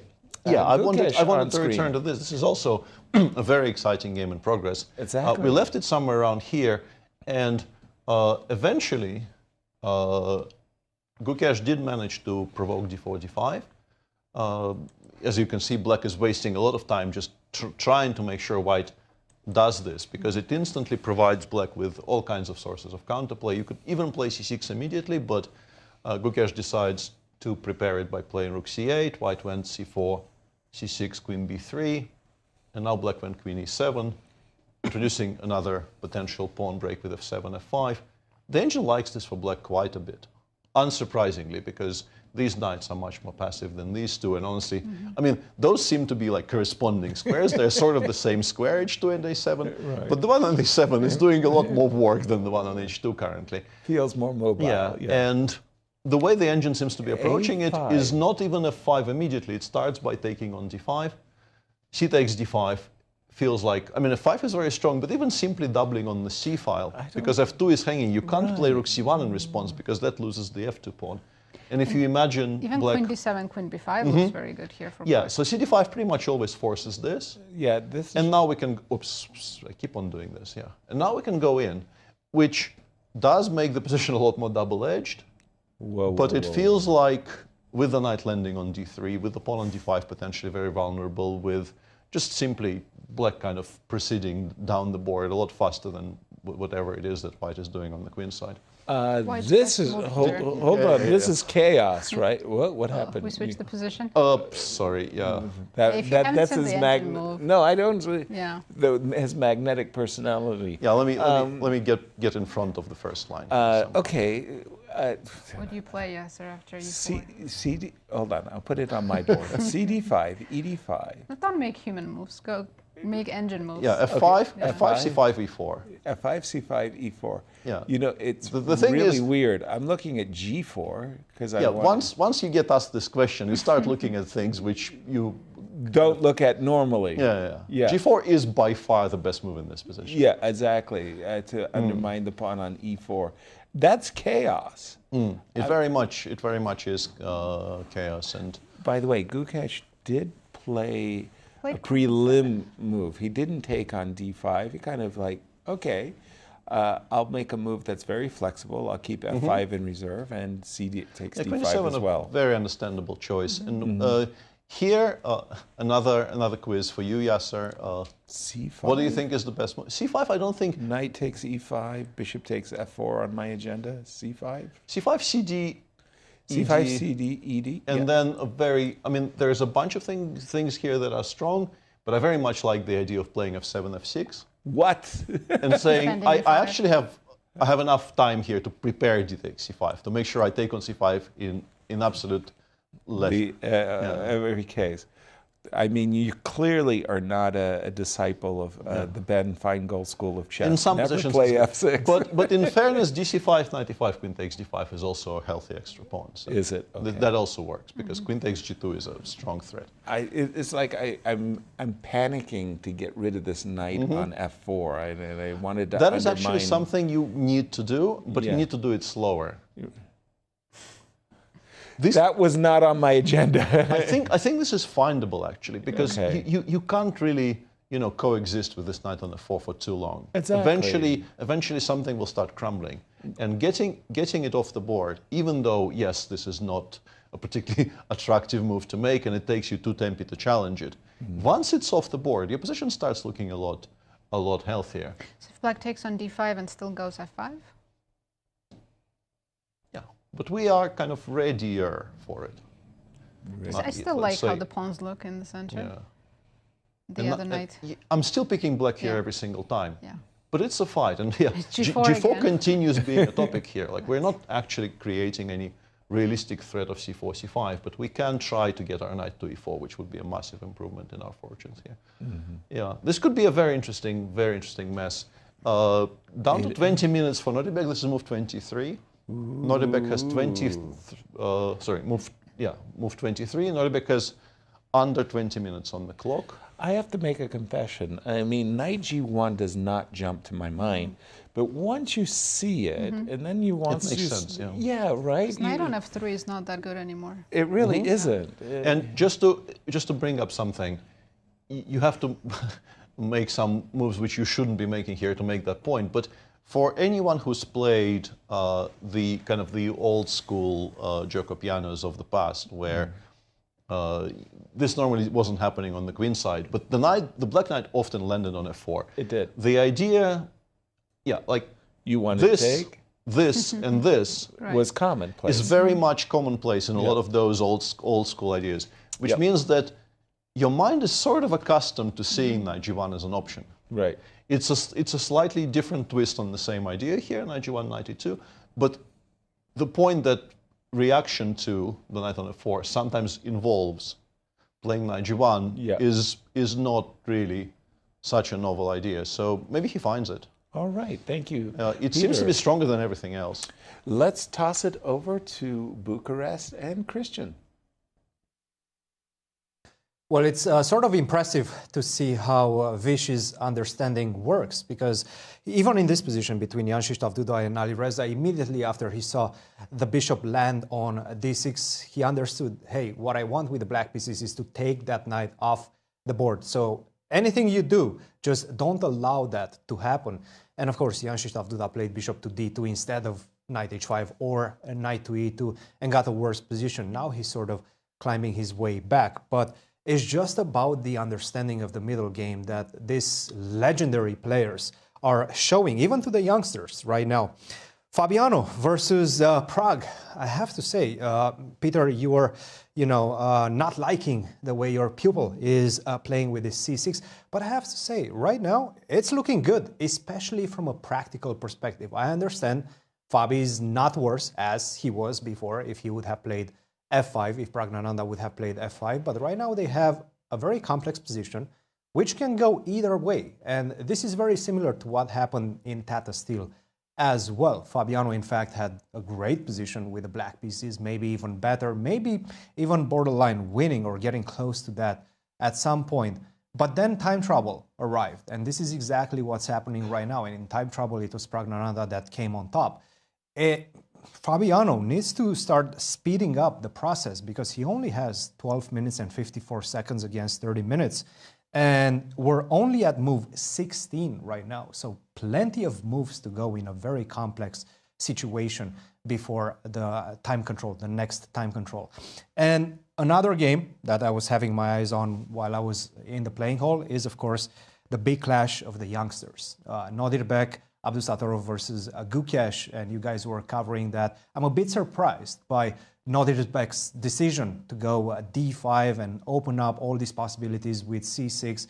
It does seem like Gukesh is understanding and handling the position much better than his opponent right now. And with the clock ticking down, 18 minutes for Nodirbek, 32 minutes for Gukesh, It seems like Gukesh is taking the bull by its horns in this one, and he wants to show his stuff against one of his top contenders. Definitely a very exciting second day panning out to be here in Bucharest, Romania. Back to you in the studio, guys. Thank you, Cristian. And much to our delight in studio here in St. Louis, Nodirbek discovered the crucial move, knight f3 to g1. And kudos, that's a difficult move, but it makes so much sense. Yeah, and that was he did spend significant time, but that was very important.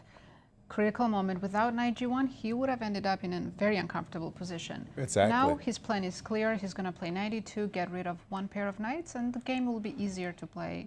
Exactly. And also it kind of takes the sting out of f5. Of course, I understand the queen on b3 is lurking and there's potential for double attacks, discovered checks, I mean to say. The knight on f3, once I get in f5, and we can imagine a rook on f5, there's always knight g2, knight h3. You're out of the way, you get to play knight e2, you get to trade, as you said, knights off. And maybe one of the worst things that could befall black is we imagine a pair of knights traded. You play f5, I take, and I put my knight on the powerful e4 square. And then whites with the knight. And then I've got the d6 pawn. We have developments in many places. Let's go. Yeah. Peter. First of all, not the position that prompted the woe, but also here. This is Deac versus Aronian. We left it here with the threat of f3. After bishop f8, they repeated a couple of times, and then he played king g2, black went knight d6. Important point here, the engine says playing bishop b4 with the intention of eventually trading it for something was, engine quite liked the idea of getting rid of that bishop.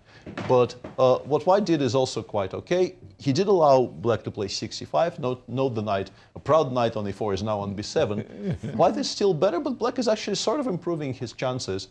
But after rook d1, Levon played what I would suspect is like one of the three most natural moves in the position. You probably want to develop this knight somewhere. So all three appear to be playable. Knight a6 probably the least desirable. Likely. Yeah. Knight c6 allows white to play b4. Maybe you don't like those outcomes. So knight d7, very, very natural, is borderline losing. Wow. For a very specific reasons, only because of this. What you've done is you've placed so many pieces on the d file that you would like to react to b4 with c4 normally. Of course. But now after knight b2, the only way not to lose your central pawn is knight b6, and it instantly gets hit with a4. And then a5. And very cutely, you actually end up needing to put something on the d file, and you lost your central pawn, and there's really nothing that you can call compensation here. It's kind of bad. Yeah, it looks terrible. And b4 has just been played by Deac. Lev is in trouble. Lev is in significant trouble. That is him on the screen. He looks. His hands are not happy. Head, yeah. Knight b2, I guess, is missable. It's not the most. You start by looking at b4, c4, knight f4. Right. And there, your knight on b6 will be fantastic. Like if we look at this position, I mean, you're still wars. But you've prevented a4 for the time being, and you have... You're holding everything. You're sort of holding things together, but knight b2 is just crushing, followed by a5, a6. It seems like it's just winning material, to be honest, which is very unexpected. But yeah, c4, knight b2 on my screen currently, once again, not very deep.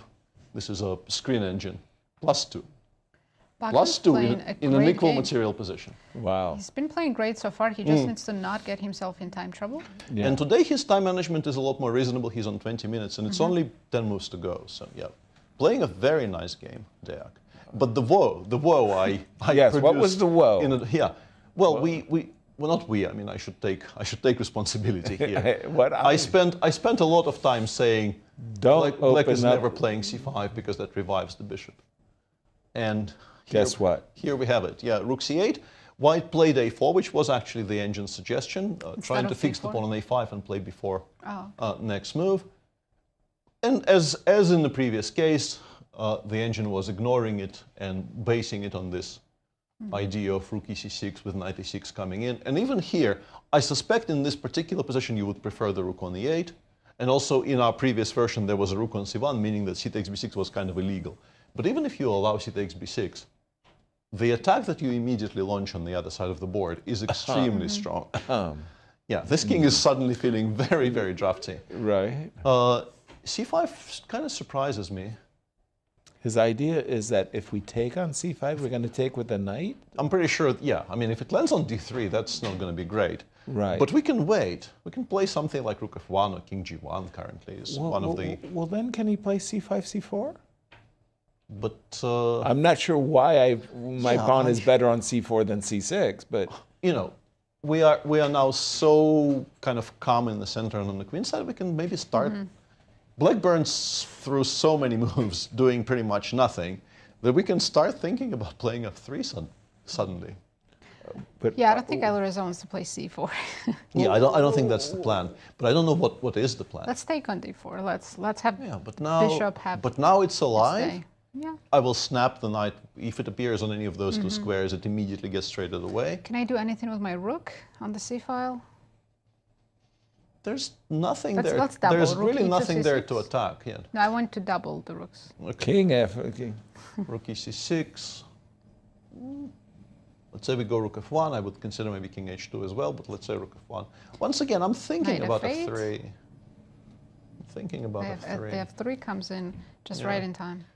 But also there's queen e5 now. This piece now participates in the game, which feels unfair. It shouldn't. Yeah. This game continues to surprise us a little bit. Thank you, Peter. And the times of going Duda on? has 30 minutes, Alireza 30. 15. And again, for those of you joining us late, Alireza, one of our co-leaders coming into the round. Wesley So has been suffering, well, we think, maybe suffering is a strong word. We think he's drawing, but he's a pawn down. A moment ago, Wasn't white king on d4? Right. Where did it go? and the black king was somewhere on F7. f7, and now suddenly the king's positions have changed. Yeah, this is the current position. Yeah, we did leave it with the king on d4. This is, and let's. MBL was worried about the kingside pawns, so he came back. And we've caught up with the players. I'm assuming we just... No progress, really. No. e6 or e7. e6 or e7. I'm not sure which one is yeah, we can throw in rook e1 check, which means that the king will have to go to the d file, but I think it's okay on the d file. Maybe even king g5, I don't know. Although king g5, knight e3, knight g4, it starts getting a little bit... I didn't want to encourage any tickling. No tickling allowed. But okay, still... I am not in love with how Wesley treated this. I feel like an opportunity to do something on the king side could have been and G4. should have been taken seriously earlier. Earlier. Okay, Nazi, where's the action? Everywhere, pretty much. But Fabi, I wanted to say Fabi made this creepy crawly move along the first rank. One of those I really like moves, Queen E1. You kind of look around and you ask your pieces, are you happy? So I see a lot of happiness. The bishop on B2, the rooks are ready to get into the game. The knight's not quite sure whether it should move to A4 because on a good day, maybe I get to control D5. The queen is not happy. Where should the queen go? H4, G3, and I like this move. 2 moves. Queen E1 takes, Queen E7, and Queen E7 wasn't great. Was not great. Queen E7 it's a very natural move. You kind of want to do some gardening. You're improving the position of this piece a little bit, seemingly. But it actually is hanging on E7 after Queen H4. You will have to probably play Rook E8 anyway in order to not have to worry about the Queen on E7 being slightly vulnerable. And more than anything, I think it's a burnt tempo. It might also be even maybe slightly counterproductive. After A4, the engine was going Rook E8. If you play Queen H4, the engine was throwing in the move H6. I was wondering about Knight E4. I thought maybe Rook E8, and now to demonstrate exactly why Queen E7 is bad, we have this, which we don't have in the game. But the engine hates it. The engine says, this endgame is not good at all, because the pawn on a6 is quite vulnerable. We want to play rook a1 next. There's also some pressure in the center. Despite this seemingly being quite a leveled 4-bishop endgame, it really, really dislikes it. But simply playing h7, h6 here instead of knight e4, and then perhaps playing bishop b6, perhaps playing rook b8, it often, this is a very inhuman thing to do, but it often actually returns the bishop via c8. It's on the long diagonal, and it wants it on different squares, which I don't think is particularly easy to realize. Right. The most surprising thing is that they're on move 18, and Fabiano's down to 10 minutes. Whoa. It's because we saw on move 3, he spent about half an hour. Yeah, I see. But it's an enjoyable position for him now. It's not going to be easy to play it in 10 minutes. There's still a lot of things to keep in control. Let's toss it to Bucharest and Cristian. And I tend to agree with you, Peter. Now it's definitely much more enjoyable once he managed to get that queen to h4. It seems like he has the momentum going for him, for Fabiano. Now, another player that I really wanted to see how he's going to react to what happened yesterday is the local favorite, Bogdan-Daniel Deac, who yesterday against Wesley played a tremendous defensive game with the black pieces, neutralized Wesley's advantage in the opening, but then in the last moment made a huge blunder and lost that game. It's very difficult to gather yourself and come back from those type of losses. You're the local favorite. There's a lot of pressure. You play a good game, and then in the last moment, you give it away. But today, against Levon, he has a winning position right now. He's playing a masterful game. Take a look at this. b4, c4, knight to b2, and I have to say, in this endgame, Levon seems to be trying to destabilize the position a bit too much, right? Perhaps he's taking a page from what happened in Wesley versus Bogdan yesterday, but it's not working for the moment. And Bogdan still has 20 minutes on his clock against 25 minutes. And the big question is, how do you defend the pawn on d5 right now? After knight to b2, b4 was very well timed. Perhaps knight to b6. This seems to be the only way that I can see in the position to defend directly that pawn on d5. And after the simple a4, again, I'm threatening to go a5. That is your only defender of the pawn on d5, the knight on b6. So let's say you move the bishop somewhere, bishop to b8. I continue. If you go to d7, then I just simply take on d5. Not only that you're losing the pawn on d5, you're losing the other one as well, the one that's it's connected to the pawn on d5, his friend on c4. So you're going to be 2 pawns down, absolutely no compensation, losing position. So let's say you go knight to c8. I really don't want to see a knight on a8, right? It looks ugly. It is ugly. Knight to c8. But then I can continue. I go a6. You're losing a pawn by force. There is no way to defend that pawn on d5. Knight to d6, the knight doesn't have any other square. And then you take on d5, you're a pawn up. You're probably going to be 2 pawns up. This is play on 1 goal. And Bogdan-Daniel Deac, the local favorite, may be getting a huge victory. If I remember correctly, the stats from the beginning of the show, he's never won with the white pieces a game at the Grand Chess Tour. Right now, it might be his moment to strike. Let's see if he manages to outplay and finish Levon off in this exciting game. Guys, back to you. Thank you, Cristian. I'm mesmerized by the game between Nodirbek and Gukesh, because for me, Gukesh played a move I'm almost, like mentally I've cut it off. White has established a pawn on a5 for a very specific reason. He wants to prevent b5, because you'll always play en passant.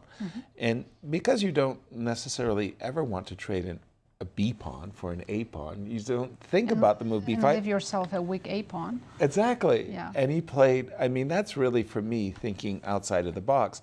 Now, again, it wouldn't have occurred to me, and I would have been trying to play maybe rook c7 or even f7, f6. I don't know. But this was a real surprise for me, Peter. And maybe it's just a prejudice I have for good reasons.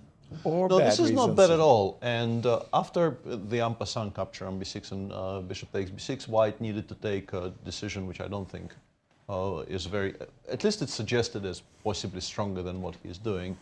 But getting rid of any bishop, even as miserable a bishop on h2 it's protecting the king. Yeah, it's a good guy. This wasn't bad at all. Instead, very understandably, Nodirbek went 92 straight away. This is still almost fine, and the only move the machine says gives black any chance of an advantage is this move c6, c5, which is, I don't think it's easy to assess correctly, because of course white will reply with b5. There's no reason to allow bc5, bishop c5 for that kind of a trade where it gives black a very nice passer. Right. What happened to our good bishop? Yeah, exactly. But simply just stopping here and asking that very question. We have this gorgeous bishop on b6, controlling the entire board. And if we could play c5 and guarantee we can take on b4, yes, very attractive. But because b5 exists, doing this to ourselves is, I don't think it's very human. I would struggle with kind of not stopping here and proceeding anywhere, because, you know, you ask yourself, can I maybe play c4? The answer is no. Right. And then you stop, because like, it's such a gorgeous piece. Why am I doing it to myself? But nothing else really does much. White is now prepared to play perhaps rook a1. Maybe in some positions you even have to worry about c5, d takes c5, and knight c4. Exactly. The line we were looking at earlier with cd5, ed5, and now f5 and d4 is now much, much slower. It's not going to be nearly quick enough to worry white at all. And in fact, after rook a1, the engine starts preferring white quite significantly. Interesting turning point, simply because continuing past c5, b5 is a mark of somebody who is, and I think Gukesh is actually one of the people on the planet who might, because I think what separates him and his generation in general, some people more than others, and him I think actually more than others, is he was very much brought up analyzing with engines, and he really isn't fixated on these, you know, old-timey concepts of like not restricting your pieces. If something is good, it is good. It is good, yeah. Guess what? He just played c5. Yeah. Oh my word, that's remarkable. I mean, but you just said it, Peter. He was trained. Chess, yeah. He's trained differently. I mean, it's very hard for me to play a move like b5, and it's even harder to follow it up with c6, c5. If I had a student who played c5 and just, killed his own bishop, you would probably criticize, and then. Can we have a discussion? Yeah, let's talk about this. Let's stop and talk about this. Yeah. Okay, b5. b5, and you play rook a8 here. And you that are was my absolutely question. not taking on b5. Because rook a8. Any variation where you allow me to play knight c4, I'm sorry, I'm just thinking that's lost, that's strategically lost. So there's no way you can take on b5, so it has to be rook a8. And there you have it, Otherwise you're just not going for this position. And now after rook a8, you want to play rook f b8. The bishop from b6 probably goes to d8 and g5, maybe a5 and b4 in some positions. It's not as dead as we've been trying to sell it. Yeah, actually white bishop is more dead now. Yeah. And now as white, you want to play bishop h2 takes g6, and then that would figure out how to bring this knight to... Or at least bishop h2 e3. Yeah. Which is also not a legal move. Okay. I agree that this knight belongs on a better square. A better square to my eyes would be the e3 square. So I've got to move my rook from f1. I think I've got to pass pawn. Rooks belong behind pass pawns. So can I make all of these Rook b1, moves? black plays bishop a5. And then puts the bishop on b4. Or even takes on d2. Because those positions we do know are very good for black. If we simply talk about structures, if we imagine, let's make a couple of moves here. B8, yep. I take on d2, I take on a6. Yep. And then imagine black playing f7, f5. Those are sometimes, like, these are King's Indian-ish positions, and they also arise quite often from these weird little Ruy Lopez's with knight g7, knight g6. Or Philidors, yeah. And specifically this material balance, this dark square bishop against this knight on g6 is very nice for black. Yeah. Because the pawn on d6 you can pretty much never reach. Right. Whereas the pawn on c4 or the white king side could be quite vulnerable. Yeah. This is enjoyable for black. Clock times, Nasi, between these two? They both have around 17 minutes and still about 12 moves to go until the time control. Yeah. Fantastic. Just amazing understanding here.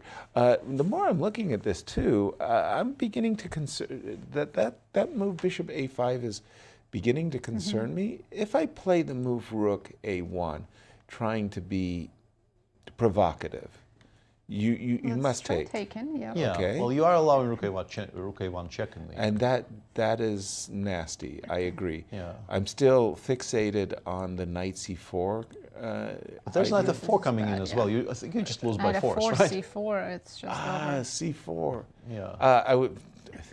Again, I'm dreaming of Knight to C4. By the way, we do have B takes A6 A6 Rook on. A6 on the board. Right. And again, I want to flood the queen side. Right, but now your Gukesh can double on A file, and who's better on the queen side? Knight F3. Okay. Rook A8. I'm assuming this rook, yes. Yeah. Rook. Bishop. Well. Maybe D8 actually, or yeah, I was thinking that. because I want to preserve my D8. my rooks on the open file. You were saying my pawn on I still C4. want to play F5 with black at the right moment. Yeah. Queen B7. I'm assuming. Takes Rook A4 might be awkward, or takes Rook A1, or even maybe in some positions. Somehow I'm not that afraid. I don't like the bishop. Yeah. I don't like the fact I'm playing.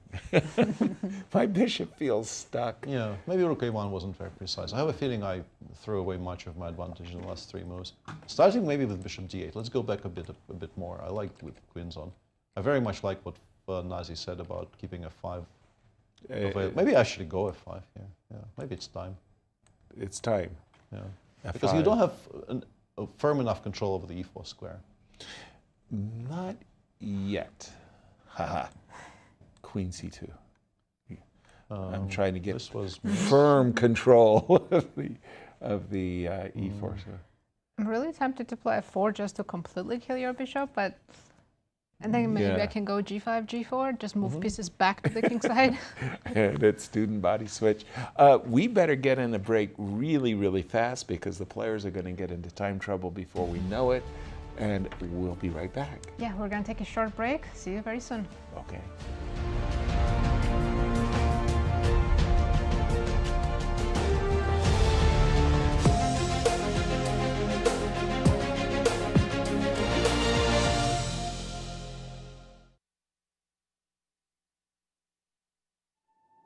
"10 years, one legacy." The Grand Chess Tour marks a decade of mastery where only the strongest chess minds carve their names into history. Each piece has its role, like soldiers in a grand army, with commanders to lead them into the tour's 10th year and a prize fund of $1.6 million. The Grand Chess Tour starts in Warsaw with the Superbet Rapid and Blitz Poland, immediately followed by the Superbet Chess Classic Romania in Bucharest, then off to Zagreb for the Super United Rapid and Blitz Croatia, followed by back-to-back events in St. Louis, Missouri with the St. Louis Rapid and Blitz and the Sinkfield Cup. And the culmination of the grand finale in the city of Sao Paulo, Brazil, will determine the 2025 Grand Chess Tour champion. Fight with every ounce of strength for victory. This isn't just a moment. This is history.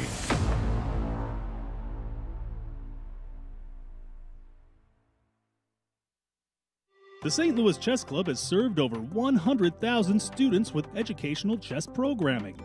From engaging in-school programs, weekly classes, and private lessons, to our innovative digital classroom and regular tournaments, there's something for everyone, no matter the age or skill level.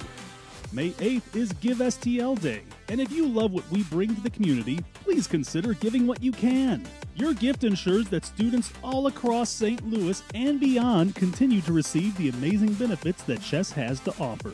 From all of us at the St. Louis Chess Club, thank you for your support.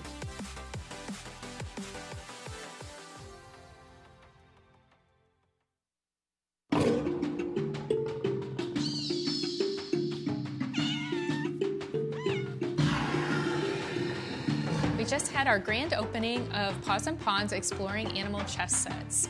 This show contains over 50 chess sets, sculptures, photographs, and other artwork exploring the connection between chess and the natural world.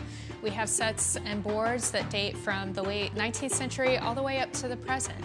You get to see a little bit of how artists have reinterpreted familiar chess pieces using the imagery of the animal world. The World Chess Hall of Fame's collection has over 800 chess sets, and as we were going through this collection, I noticed so many different ways that people integrated animals into these artistic chess sets. And it just seemed a natural fit to make a whole show of it. We reached out to some really wonderful lenders, including from Chess Collectors International and some great artists. And we even reached out to local artist Justin King to create a giant T-Rex especially for this exhibit. At the opening, people really enjoyed seeing their favorite animal in the show, whether it was something in the Cats versus Dogs chess set section or the set that we have from the local artist Sophie Bender. And that is a woodburn chess set that has different animals engraved on each square. We also have really wonderful, elaborate chess sets from the artist Laura Sturtz. One has kind of creepy crawly creatures, chess bugs. And then we have another one that looks at the beauty of sea life, and so there are manatees, walruses, and other things. If you'd like to learn more about this exhibition, you can go to the World Chess Hall of Fame's website at worldchesshof.org or check out our social media channels. Ladies, are you looking for something fun to do? Do you want to make new friends and broaden your horizons? Ladies' Night is the premier all-female chess event in St. Louis. Every Wednesday night, you can meet and play with new people while learning one of the world's most popular games from a certified woman grandmaster. Plus, St. Louis Chess Club members can attend for free. Whatever your age or skill level, you're welcome at Ladies' Night. If you love playing chess and want to put your skills to the test, the St. Louis Chess Club welcomes you to our monthly open tournaments. This is your chance to compete in a 5-round Swiss system tournament with 2 sections, Open, which is FIDE rated, and Under 1800. Feel the thrill of competition as you contend for a share of $4,200 in prizes every month. To learn more and to register, please visit stlouischessclub.org. You know Q Boutique at the World Chess Hall of Fame has the region's best selection of chess sets. But this store is so much more.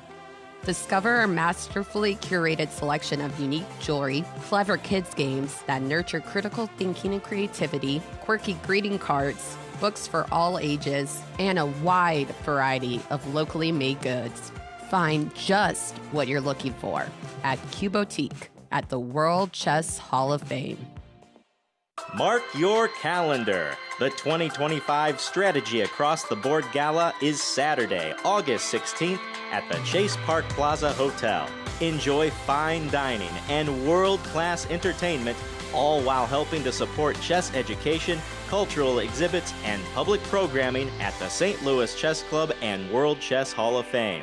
To learn more and to purchase tickets and sponsorships, please visit stlouischessclub.org. I'm Justin King. I'm a sculptor here in St. Louis, and I tend to make a lot of work with recycled materials, and especially cardboard.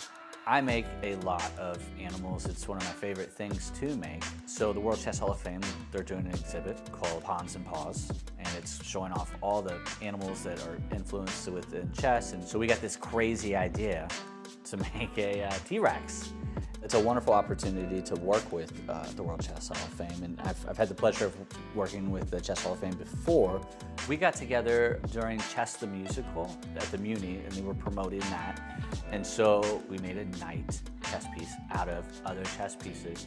And as people stood in line, they were able to sign and draw all over these chess pieces. Then I was able to collect those and reconstruct it. And then when I got the email and phone call to come back and make something, we decided to go big, and we made this big T-Rex, and we're excited to put it where it's going to be and seen by so many people from all over, so I'm super pumped about it. At the World Chess Hall of Fame, we love highlighting the talent of the St. Louis art community. And when I was curating Paws and Pawns, Justin King was a natural fit with his fun and whimsical animal sculptures. We're looking forward to seeing how our visitors react to this oversized T-Rex that'll be popping out of the wall, enlivening the space. It was nice to get back together to create something new, and hopefully this relationship continues into the future. I hope you get a chance to come down to the World Chess Hall of Fame, check out the exhibit, see this monumental T-Rex we've installed, how we've used these materials and tied it all back together into the world of chess. We hope to see you there. 10 years, one legacy. The Grand Chess Tour marks a decade of mastery where only the strongest chess minds carve their names into history. Each piece has its role, like soldiers in a grand army, with commanders to lead them into the tour's 10th year and a prize fund of $1.6 million. The Grand Chess Tour starts in Warsaw with the Superbet Rapid and Blitz Poland, immediately followed by the Superbet Chess Classic Romania in Bucharest, then off to Zagreb for the Super United Rapid and Blitz Croatia, followed by back-to-back events in St. Louis, Missouri with the St. Louis Rapid and Blitz and the Sinkfield Cup. And the culmination of the grand finale in the city of Sao Paulo, Brazil, will determine the 2025 Grand Chess Tour champion. Fight with every ounce of strength for victory. This isn't just a moment. This is history.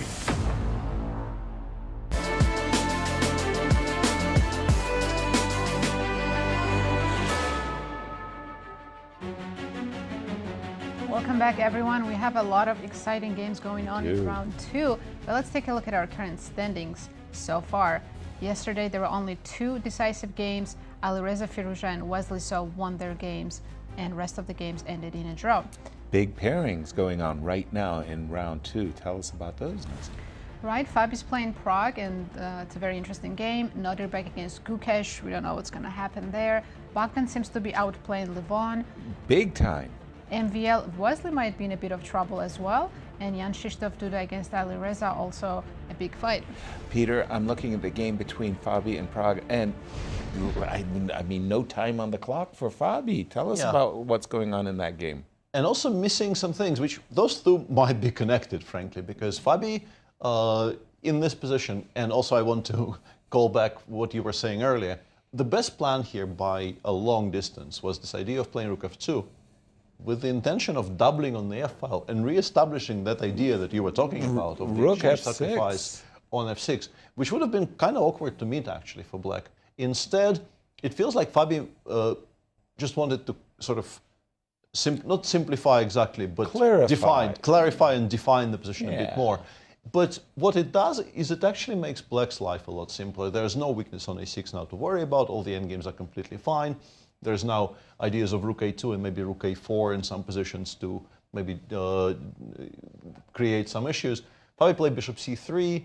It does create the idea of FE5, D5, and Bishop B4 skewering the Queen and the Rook, but obviously Rook E8 is completely healthy. Rook C8 is healthy. You can play Queen E6 if you want. Rook C8 was Prague's choice. I don't love it against somebody on 3 minutes because it allows Fabi a chance to trade more pieces off the board. It's not a bad move. It's just that if you're choosing between Rook E8, let's say, and Rook C8 here, against somebody who is clearly not having the best day, Fabi normally doesn't play this slow, and also I guess you maybe at this point start feeling maybe he's not even making particularly good decisions. You want to preserve as much life in the position as possible, but Rook C8 is fine. It's just that I suspect Fabi will be very glad to be able to get more pieces off and kind of steer the game closer to complete equality. Taking Bishop B4 is fine. Bishop B4 is also fine to begin with. But yeah, a lot of missed chances for both of them. How much time? How many moves is left? I get nervous when I'm below 5 minutes. They still have like 18 moves to go. 18? Fabi down to 2.5 minutes. And apparently I just slandered Fabi horribly because Fabi is not at all interested in getting any pieces off the board. He just played Rook B1? Yeah, and to further discredit us as commentators, the engine says now you can completely ignore the exchange sacrifices. It goes Queen D7, allows FE5, DE5, Rook F6, says this is not particularly good after simply GF, and no attack is forthcoming. Queen takes h6, the best move, but then you can sort of see how with the bishop on e4 controlling all of these squares, we're not really going to be giving very many checkmates on the king side. It's not unplayable though. And I don't think it's very natural to actually allow any of this. I think queen d7 would be a difficult move to make. But there are other choices. You can move the bishop away from b7. Both bishop c6 and bishop d5 are playable. And why isn't bishop e4 playable? Bishop e4, I guess we are also okay, yeah, also fine. You can choose pretty much. I was trying to provoke d3, undermining no, the... d3 is not a move. I was wondering if fe5 followed by some kind of a sacrifice works, but it doesn't. Yeah, rook goes to some square along the b file. But again, we understand that Fabi's in time trouble. How much time does Pragg has have? 11 minutes, which is also not a lot for next 18 moves. For a very complex position. My goodness. The game we haven't looked at in a while, Alireza's game, a lot has changed. Oh, yeah. Okay, when we left it, we saw the move c5. Let's pick up king h3. We're going to pick up our pace. c4, rook f1. We are just not guessing very many things correctly today. Queen c7. Whoa. It looks f4. like should be great after f4, but I see that engine is preferring white.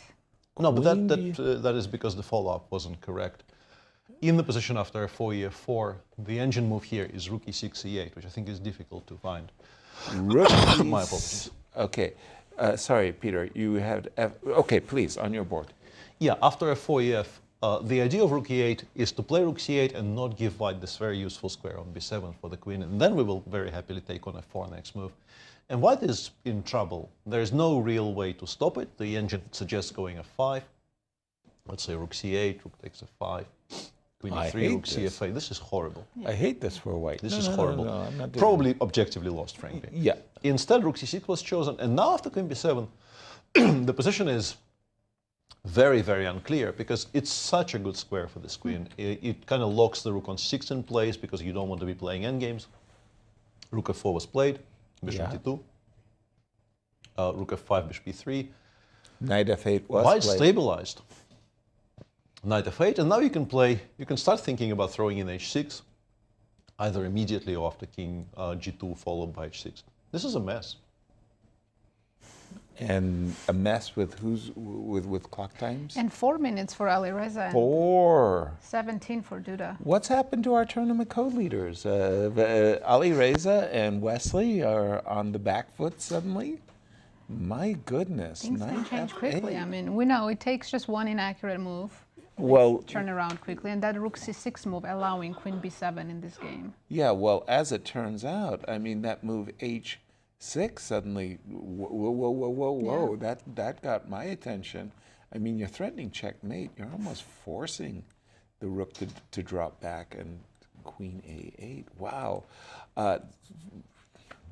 Everywhere things have changed dramatically. With Levon, I think Bogdan played absolutely perfectly, won that pawn.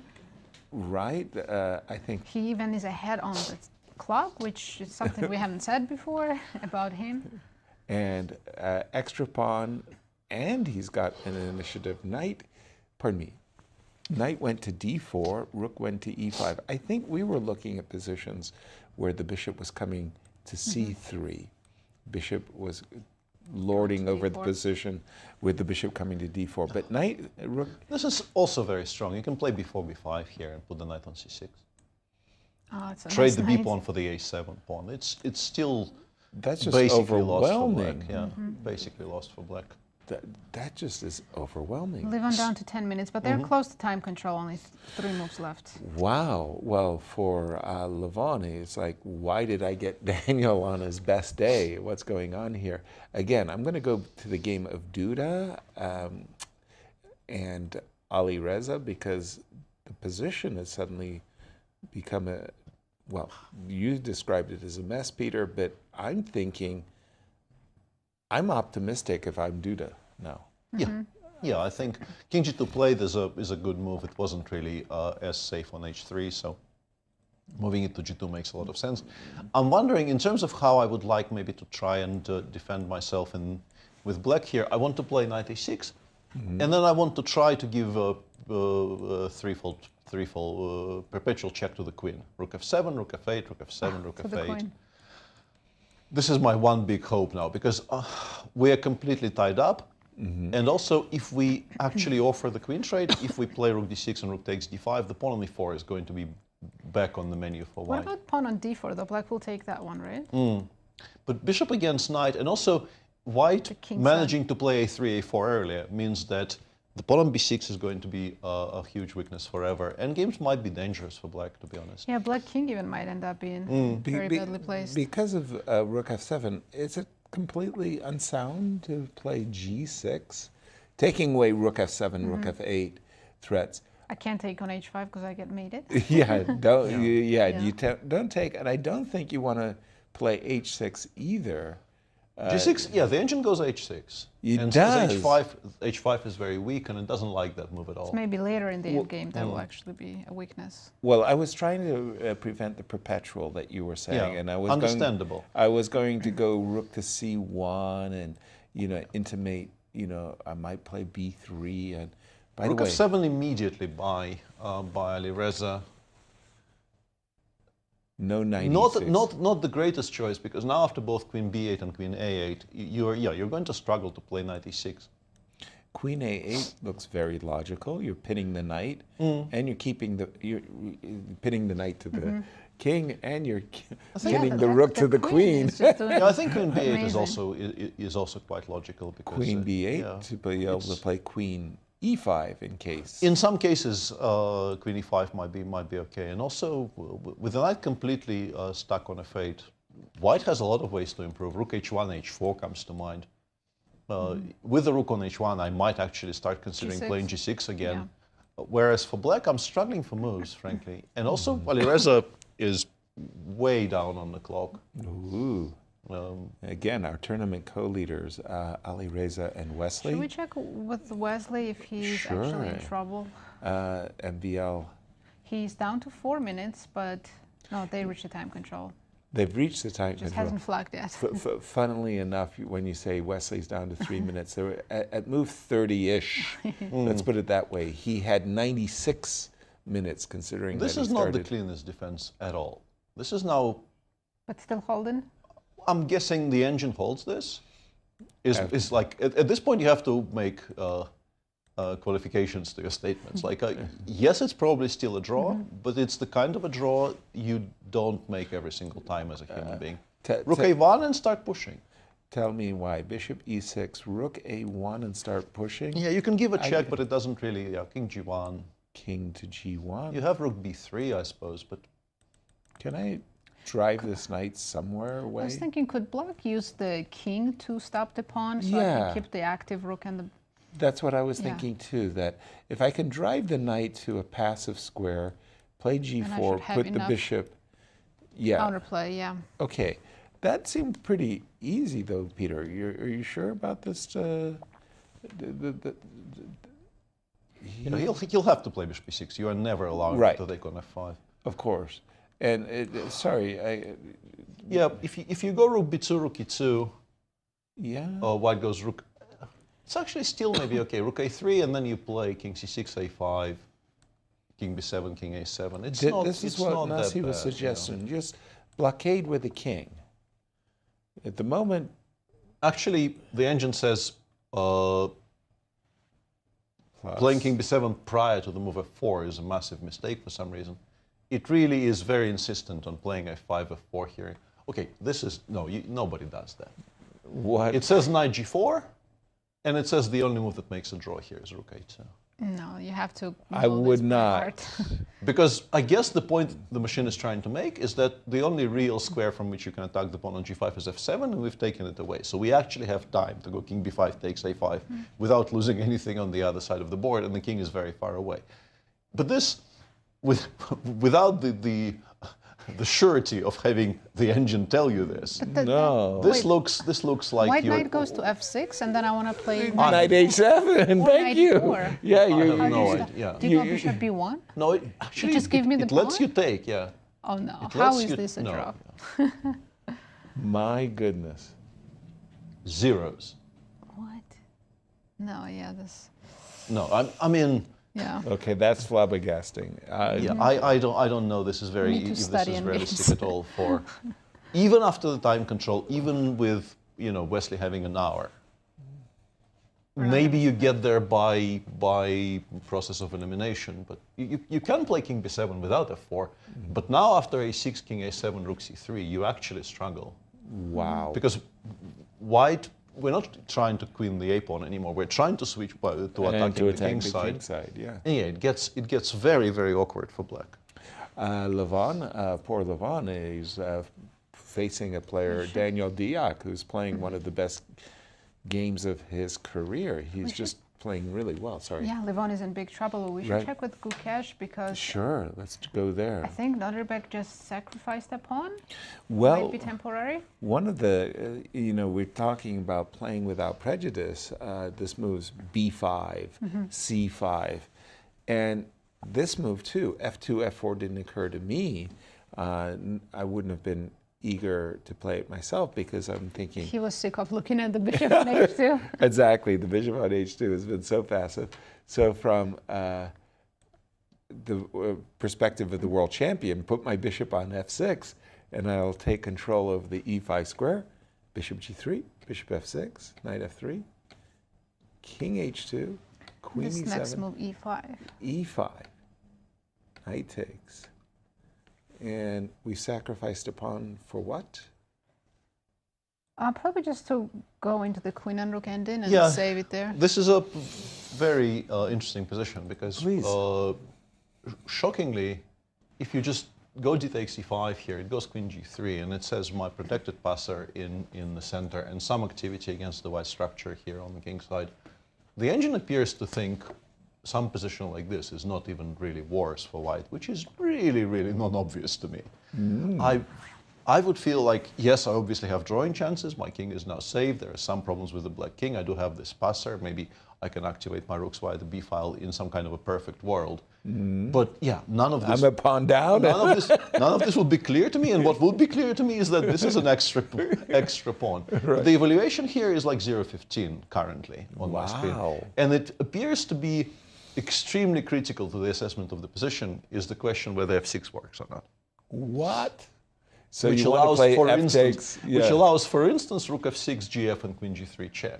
Which you may not want to calculate. Which I think is, honestly, I think this is a draw because if the king goes somewhere, let's say king f7, we have this bishop takes f6, very, very brilliant strike, which is, this is not made, this is, oops, sorry, this is just the perpetual because the queen controls the... Yeah, we should probably watch the time trouble in the Fabi game. Wow. Yeah, this is somehow a draw. Fabi down to... 30 seconds. 30 seconds. With 14 moves to go.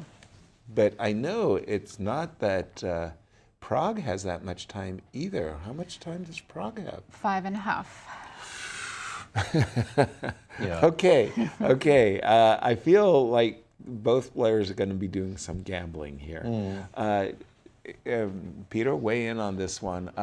Prague is fine. Is he one of those players who keeps their nerves well?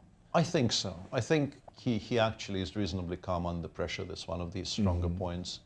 The position has evened itself out quite a bit. White has a reasonably nice bunch of light pieces. This knight on d4 is very beautiful, but the bishop on e5 does a very good job of defending against any potential shenanigans on the king side. You can go knight e4 straight away. You can go rook cb8 because the rook on b7 is a bit annoying. Trading it away makes sense. Right. I like knight d4, just shutting down that bishop on d3. You can take the Knight pawn. e4 makes white's life a lot easier though as well because I will take on e4, I will go knight e2, get the dark square bishops off the board. I thought on knight e2 I had bishop b5, but f7 is hanging. I'm not sure it works. Yeah, that rook on b7 suddenly became very useful, didn't it? Especially when the rook on f1 was opened up to f7. I think rook cb8 is logical. It's not, knight e4 is not a mistake at all, but I would like to begin by getting rid of that active rook on the 7th. You were talking about the active knight on d4, and yet at the same time, that bishop on e5, the bishop on c3 is a little bit passive. Rook cb8, as you suggested, probably we'll see a trade of rooks. I mean, yeah, if you really like the rook on the 7th, you can double and take back, but I don't think rook's doing that great a Rook, job. rook is better on f1, right? Yeah. But I'm thinking a kind of a rearrangement where maybe on a good day I could put my knight on c3. I think queen here I on am d4. playing bishop b5 though. Pardon I me? would like the bishops off here. Bishop b5? Bishop b5. I think I'm playing bishop b5. Bishop yeah. b5. Sorry, I was like, I'm hearing bishop. Okay, bishop b5. And then it should be very, very level, right? A lot of stuff comes off, and the resulting positions should be very balanced.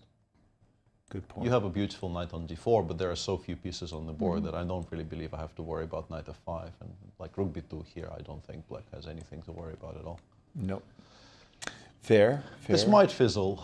Yeah. This might fizzle, and it also might be a position that is simple enough to play that Fabio will not struggle too much playing it on a minute. Fair. 92. Expecting 92, yes. Because if he wants to still play this for a win, if he thinks he has an advantage, then he doesn't want to trade pieces, what would you do? Yeah, h3 just making Luft kind of inviting. Knight e4, okay. Trade and not capturing the pawn and blundering my queen. Yeah. What can I say? It's 4 versus 4. Yeah. It should be fairly level. Again, I'm keeping an eye on the on his time situation. For Fabi. Yeah. He feels very comfortable playing on low time. This is one of the moves that the engine was absolutely suggesting, but it doesn't change the evaluation. You can. My goodness, it's a time attack. You can simplify in any number of ways. You can take on d4 even. Take on d4, take on f5, because there's rook b1 check in the end there if you want to be ambitious with white. Take on d4? Take on f5. This might actually lose, Knight e4. Maybe lose is strong, but Check. rook b1 followed by. Check and knight e4 check, right? Yeah. Yeah. But So you probably have to play rook f1, and if you have to play rook f1, you're not really pressing all that hard. But look at my beautiful diagonal. Yes, but I can take and go queen e6 or queen e4 even. Yeah, you're not winning start. that d5 pawn, so. Okay. Not happy to hear that. Growl. I think we saw rook b6 on the board. B6. Also a solid move, yeah. Nothing wrong with it at all. It's 40 seconds against 4 minutes. Truly, I mean, bishop takes d7. There's just so many good games going on. Peter, keep an eye on the Gukesh game for us. Absolutely, yeah. And has Duda improved his position against Alireza? Because that game too was very exciting. So difficult to decide where to go because everything seems and time trouble everywhere. Yeah, actually, Alireza is also in time trouble right now. Oh my goodness. Yeah, Duda seems to have thrown away a chance, but the way the engine plays this position is very unclear to me. After rook f7, queen b8, the rook came back to f5, and now, for some reason specifically here, h6 seemed to be very strong. In case of g6, white now can play rook g4, and I guess I'm not sure why these things are threats. Like, why is this such a strong improvement over the move rook h1, which seems very logical? I was mentioning the idea of rook h1, h4. But now queen d7, the move that I believe was already played, is very strong with the, this is very cute actually. The queen has very, very few squares. So black is actually threatening yet another perpetual to the queen with rook c8, rook c6. There are no squares to hide at all. And there's no good way to stop it either, because you would need to give it squares along this diagonal, but if you play rook g4, you are inviting all kinds of shenanigans with rook takes f2, and playing rook gh3 just doesn't feel right. Like it doesn't belong there. No. So you might have to allow that repetition with something like h6, which would have been strong if not for the fact that, as I mentioned, it's a rook c8, rook c6 is just an immediate perpetual. Nice. True. So a bit of a chance missed there by Duda. Again, I've just got on my screen the game of Fabi and Pragg, but Pragg didn't have that much time, and he's gone down it, right? Yeah, he's also down to a minute and 40 seconds. What is he suffering over, Peter? Why is he taking I'm not so sure. much time? I think he's just making doubly sure that he's not blundering something along the long diagonal. Queen takes d7 seems very, very safe. I see no reason to to pause over it for as long as he's done. I was about to say maybe he was offered a draw, but that's actually not a thing that can happen. He can't consider. Yeah. Is knight d7 also a good move? Because you can It's use your fine, rook. but why would you? It belongs on e4. Right? Yeah, just to not leave the bishop on e5 unprotected, but... I'm surprised by the whole bishop e2 to d3 to f5 takes d7, because I thought that... No, he has taken with the knight. And he has taken with the knight. Now that is so confounding to me. Still completely fine. Still completely fine. I don't think it changes anything. No, knight Knight e2 is logical, and now it kind of has to go back to f6. Well, has to is strong, but it belongs on f6, as I mentioned. But. So the dream set up for white is something with the knight on c3, the queen on d4, and the rook on f5. Then essentially I'm focused on the d5 pawn. With every piece you have. My king needs If you give white unlimited time, white might become a little bit better. But, right. No. Even there, I feel like black probably survives. How close are they to the time control now, Nazi? They have 9 moves left. That's still a lot of moves, but they do get 30 seconds. And position definitely has simplified less pieces on the board, so... Yeah, and just a small update, the game between MVL and Wesley is proceeding along the lines that we were describing. So Wesley might need to find that really, really strange idea of trading rooks off and giving up parts of your king side. That g5, the base pawn. Yeah. Knight f6. Bogdan is doing great. Winning here. Yeah, 93 in particular is very strong in the current position for those of our viewers who have the games open in a different tab, because we are concentrating for the time being on the Fabi game. Yeah. And Fabi did trade off, I thought, a passive bishop on c3 for what I thought was a pretty well-posted bishop.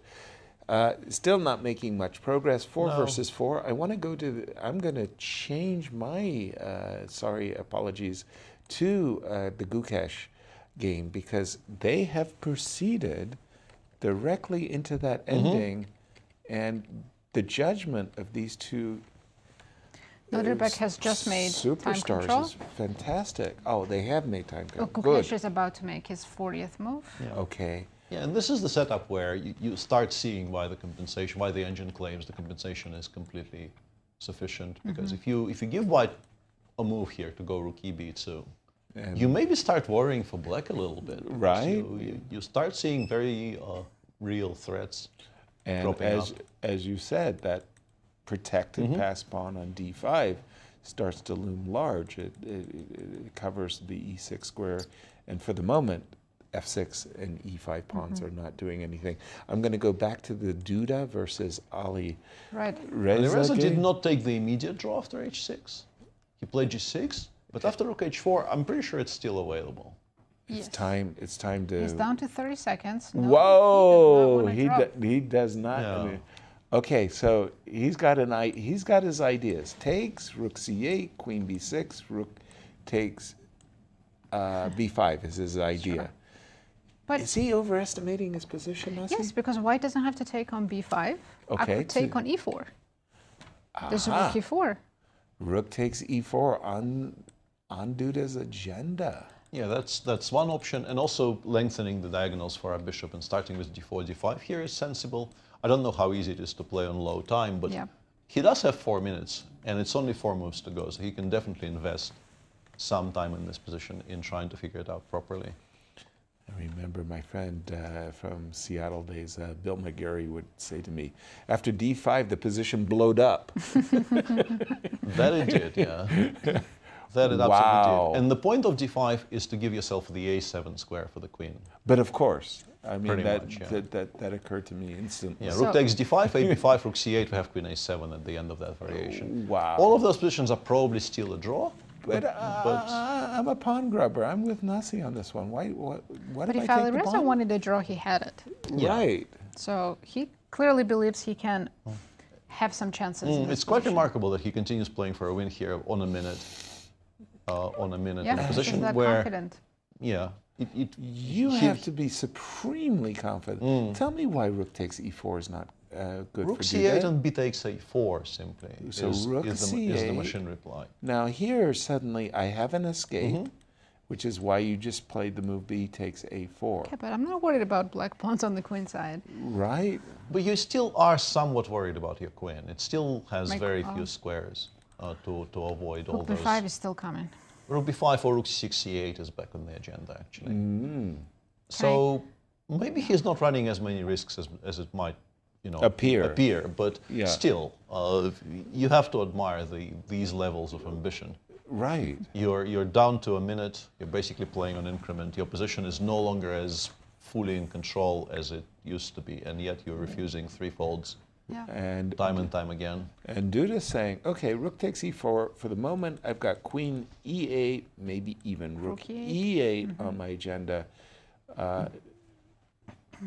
Pay attention, and that's why we're playing rook c8, queen b6, ba, and he's done it. Yeah, rook c8 played, queen b8, queen b6 only square on the board. Not much to think about for Duda. Jan-Krzysztof. Yeah. Yep. In the meantime, Wesley spent precisely 0 seconds on the move f5, f4, as we kind of expected, and is now in trouble. We'll get to that in a moment. Oh, so he didn't sacrifice the pawn? No. Yeah. No. Because he's a human being. Yes, because he's an actual strong chess player who understands chess and not a machine. Right. And let me just refresh my board. We're looking, and look at this again. He's Duda. creating a passer. Wow, b5, b4. Yes, the ambition is incredibly admirable. And now he's a bit worse after rook e5.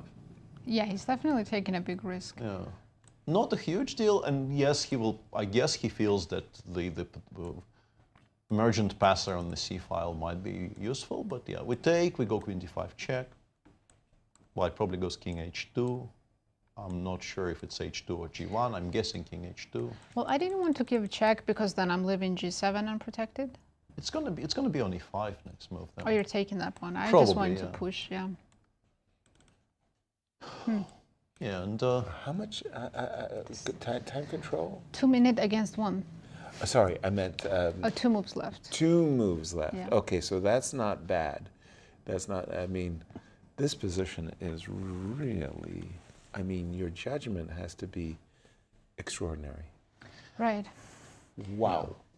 So, rook e5. Peter, rook e5 is the only real way to continue playing for a win, because once again, we have to deal with the threat of the perpetual. Yeah. Like for white, we're running no risks, but if we don't play rook e5, rook 6, rook c8 will be available. I mean... But it seems to me that Ali is the one who's playing for the win as well. Exactly. Yeah, rook e5. Rook e5 on the board. And actually, you were completely right, Nazi. Queen takes e5 is not the greatest idea. It still plays queen d5 check, but it doesn't take on e5 next move. It's kind of weird. Just goes c3? Or? Yeah, it goes c3, yeah. Maybe plants a knight on e6 and says, your pawn up, but your pawns are all dark. Is kind of not participating. Yeah. And g3 needs to be centralized. That there's really isn't there something to be said for this, Peter?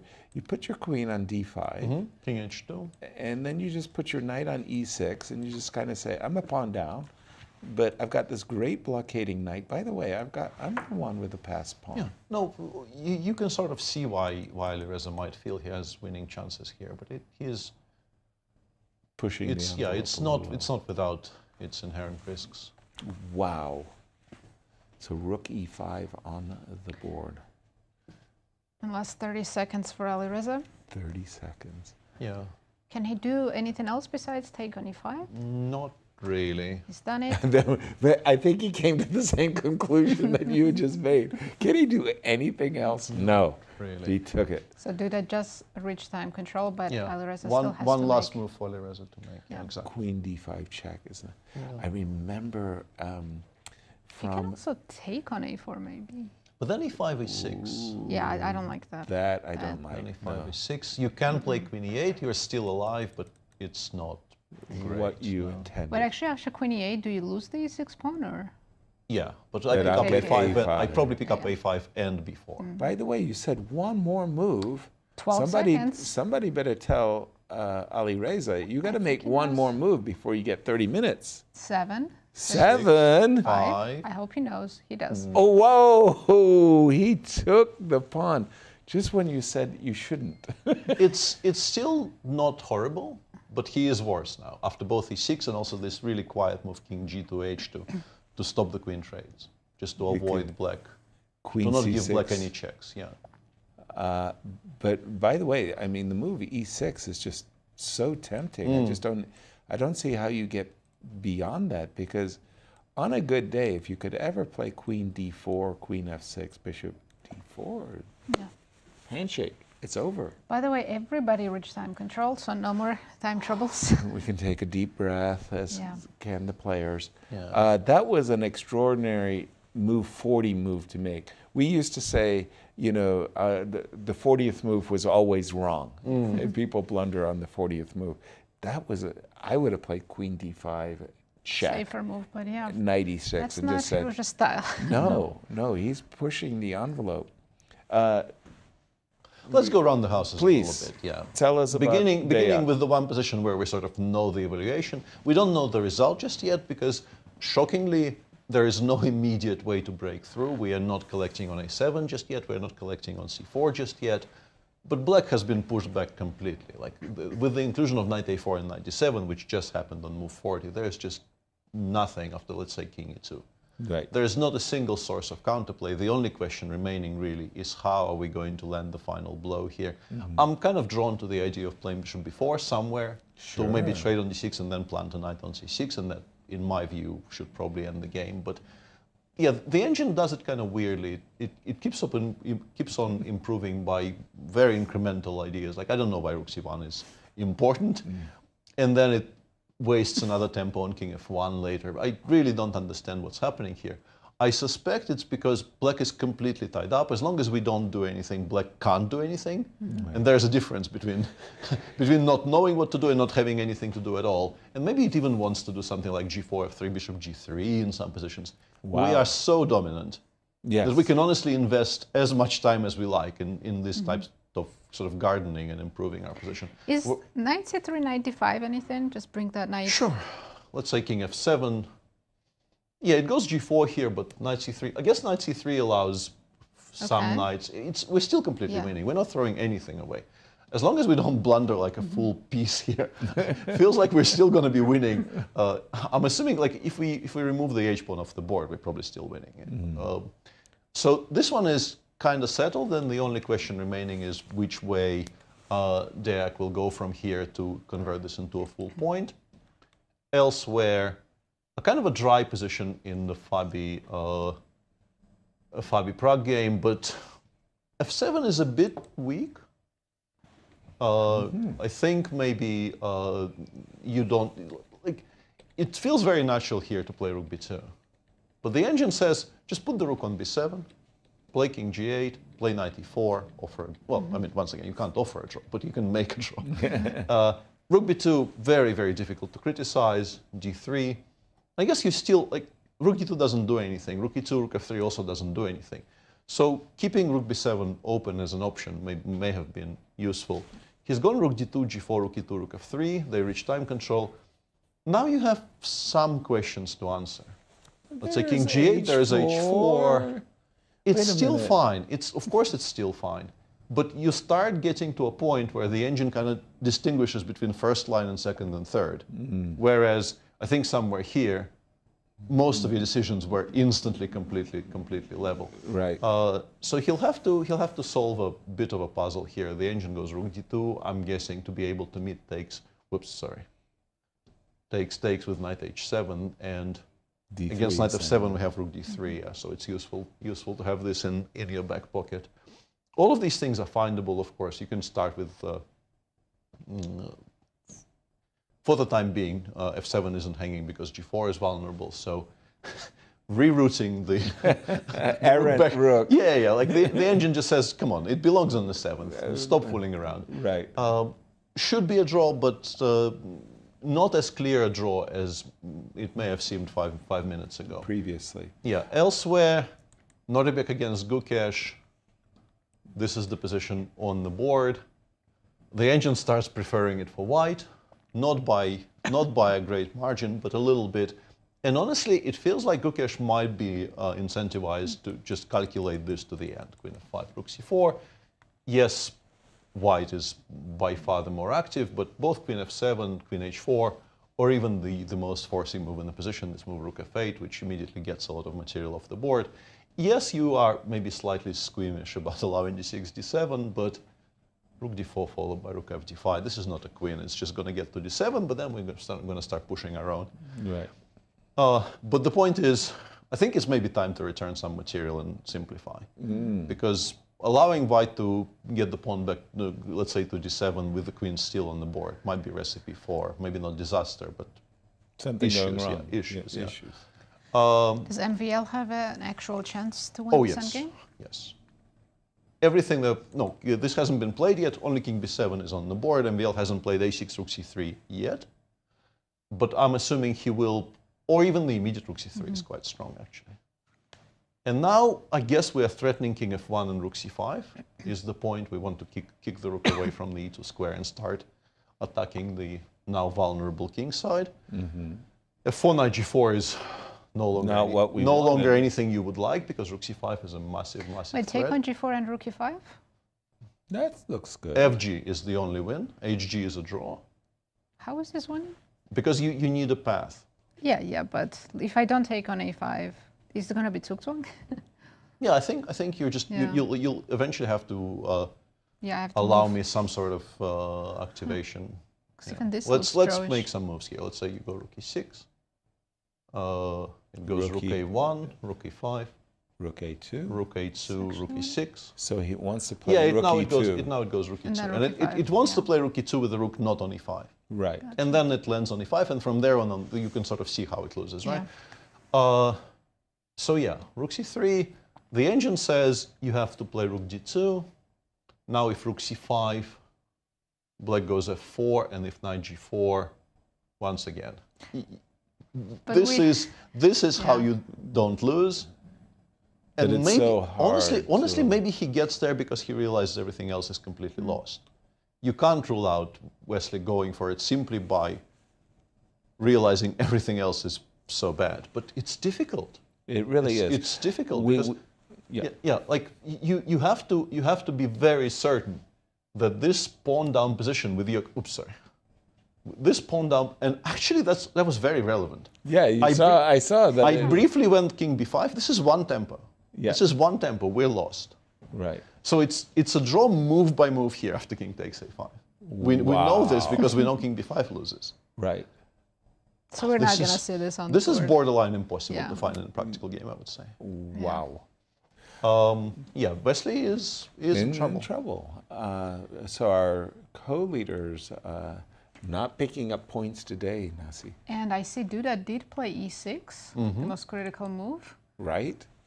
King h2 wasn't bad either, but e6 is strong, yeah. Let's go there. Let's go there. Well, again, if I was in He has to play queen e8, right? Only move.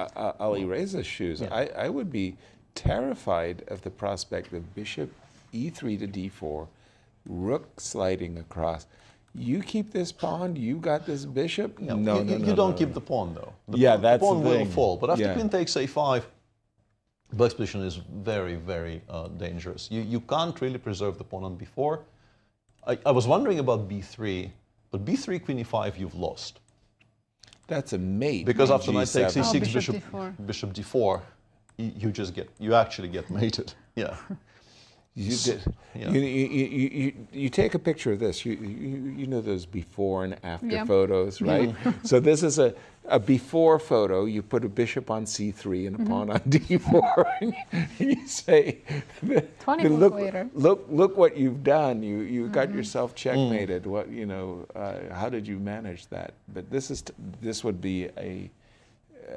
He's not going to allow that. After queen takes a5, he has much better options, of course. b3 is extremely cooperative. But for those of you joining us, late, a remarkable decision to play queen takes a4. I would have played myself queen d5 check, knight e6, been happy about my blockade and da-da-da-da. Yeah, we can discuss that. Knight e6 is not the best move in that position, but it's very natural. Yeah. Right? Queen e8. Queen a5. The engine goes queen c6 check, king h2, and then it goes queen d6. Why are we not taking the pawn? Or you just want to defend? We're trying to b4? preserve the pawn on b4. We're trying to... and also stop the possibility of bishop c3. But it's not great for black. You can play, for instance, e7, queen takes e7, queen d5, check. And you start facing very uncomfortable choices because... Queen f7? Yeah, queen f7, queen e5, I suppose. Bishop d4 is still coming. Bishop d4 is still coming. I don't know. This is...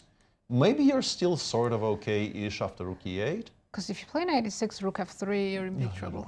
You just So lost. Wait, there's queen c7. There's queen c7. yeah. Maybe it's not lost yet.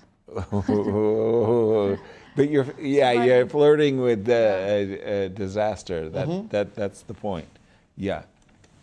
Okay. So queen c6, king h2. By the way, I like on my screen I have a blue exclamation mark. The only move that doesn't lose on the spot. You know, the computer rewards an exclamation mark. Please, Peter. It appears to still be holding after queen c6, queen d6. Actually, white. I was originally impressed with this because for some reason I played queen e6, allowed queen b7, and kind of was sad because the b4 pawn finally falls, and you really aren't going to enjoy this. But yeah, as you absolutely correctly pointed out, queen f7 does seem to be stable enough. But yeah, we're watching the sort of the proceeds of ambition. Yeah, he could have made a draw by force on a number of moves in a row when he was on less than a minute, in serious time trouble. But it's just not the way this generation plays. They are trying to maximize winning chances in every single game that they play, and sometimes it leads to having to fight for a draw. I have to give Magnus Carlsen a great deal of credit for this types of ambition. The young players of today are looking at Magnus and saying, that guy just never agrees to a draw. I don't care what kind of a position is going on. And they're saying, I want to be like him.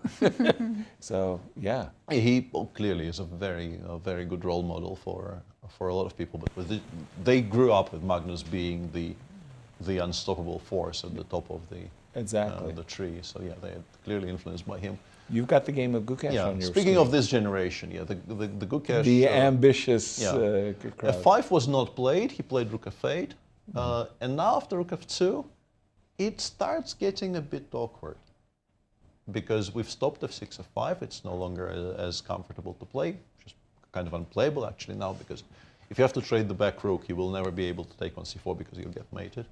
And there are now threats of rook e6, and there's pressure on the f6 pawn. This pin is annoying. If you play king h8, white could, for instance, throw in rook c6. And now d6, rook c7 is a threat. The engine, of course, will hold this. The engine will not lose this with black. But you definitely feel uncomfortable. Yeah, you definitely feel that only white is playing for a win here, despite being seemingly a reasonably healthy pawn down. So, well, yeah, very, very interesting. There were some, now that we have time to discuss all these things, f4 was a kind of a remarkable decision. I don't think I would have been happy to play it, but I guess he thought, probably correctly, that he needs to actually introduce some stakes for black as well and to make it a bit more double-edged.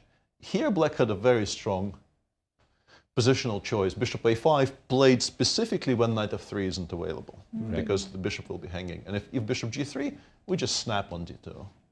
And then we start occupying the a file. The queen will be very safe on e7. There's pressure on e4. We can put the knight on e5 later.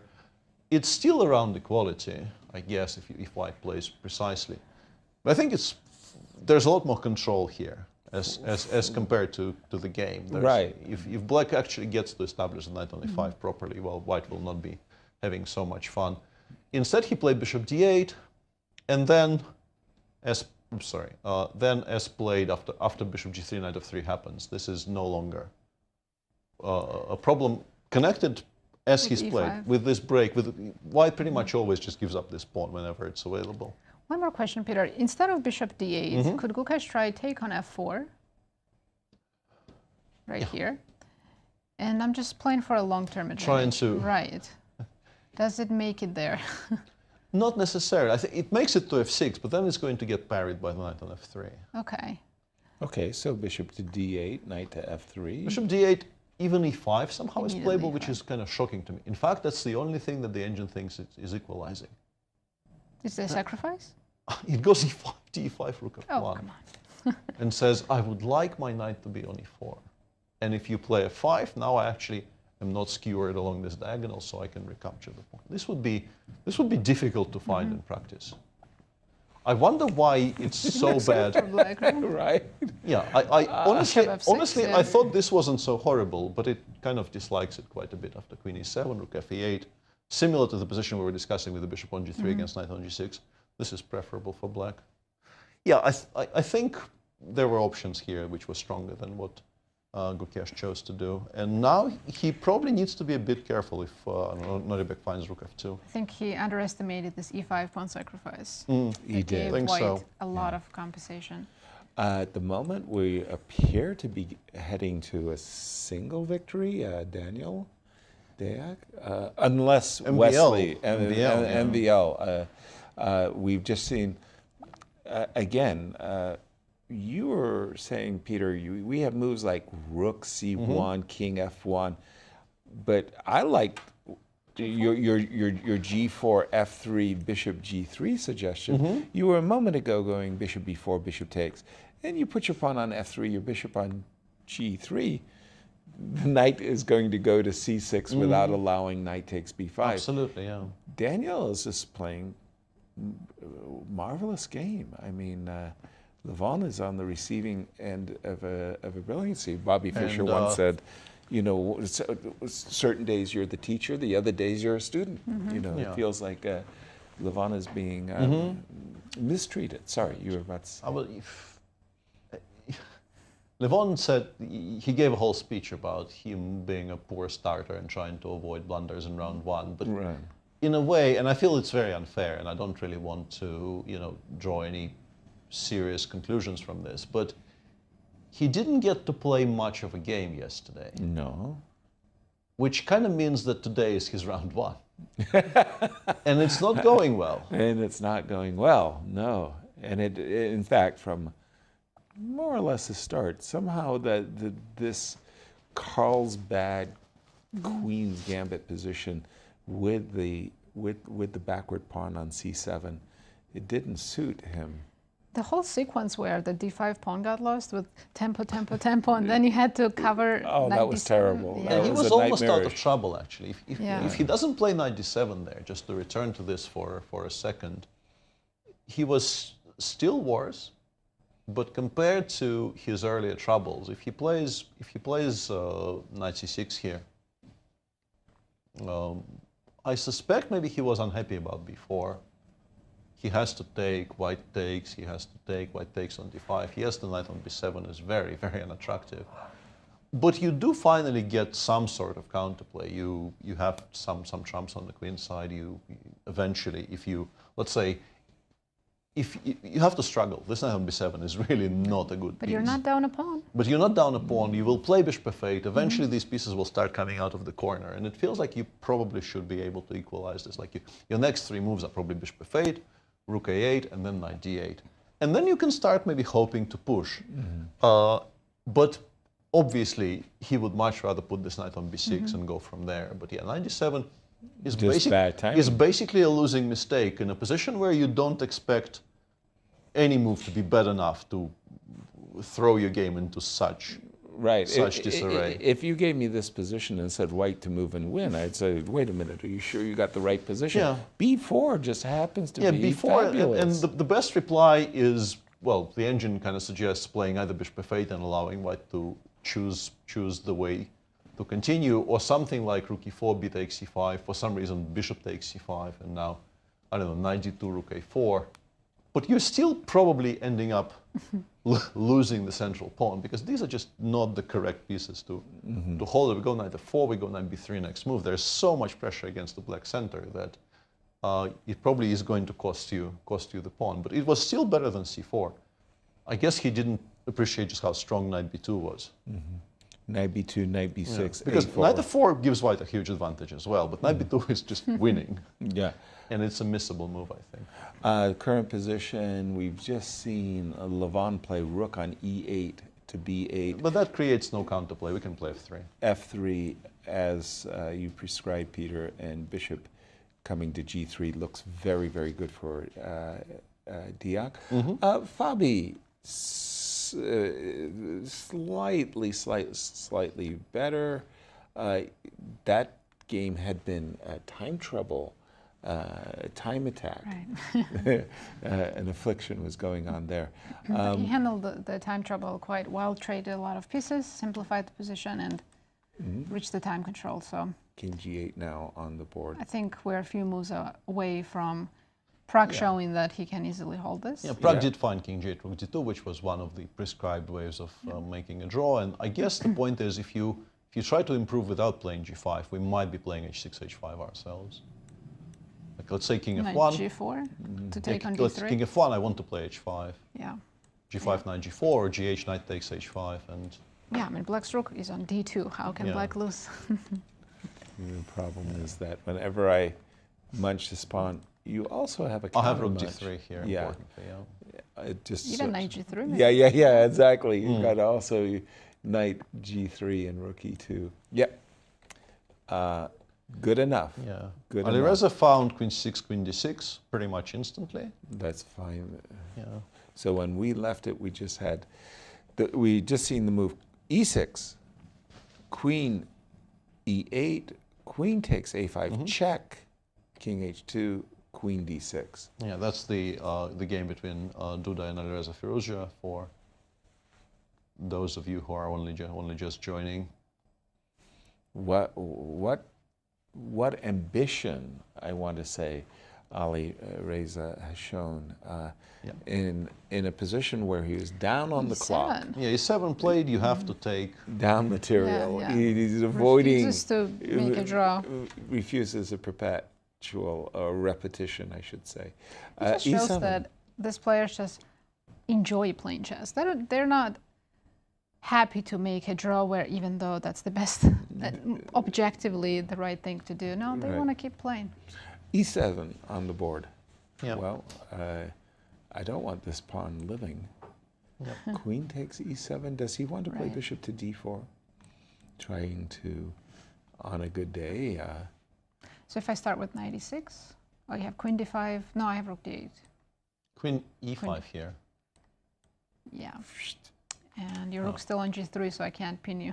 Yeah, a moment ago there was this nice queen c7. Here it doesn't work. No, it's not knight e6. I'm not sure what it is, though. As we struggle, we're going to turn it over to Cristian in Bucharest. Well, it's interesting that you guys are struggling, because I was just in the playing hall as well, and I was struggling to calculate and understand those positions as well, especially the one that you just mentioned between Duda and Alireza. And looking at the position, of course, without an engine, you start looking at the players' faces, the body language, and try to understand who's better. And before the time trouble, it felt like Duda had it under control. But right now, after the move queen to d6, it felt Alireza started to believe that perhaps he can even play this position for a win. Of course, you have the majority on the queen side. If you can get that c3 in, maybe even c3 upon sacrifice, followed by b3, and try to threaten that promotion, well, again, white can have some difficulties handling the position and balancing the position as well. The king is weak.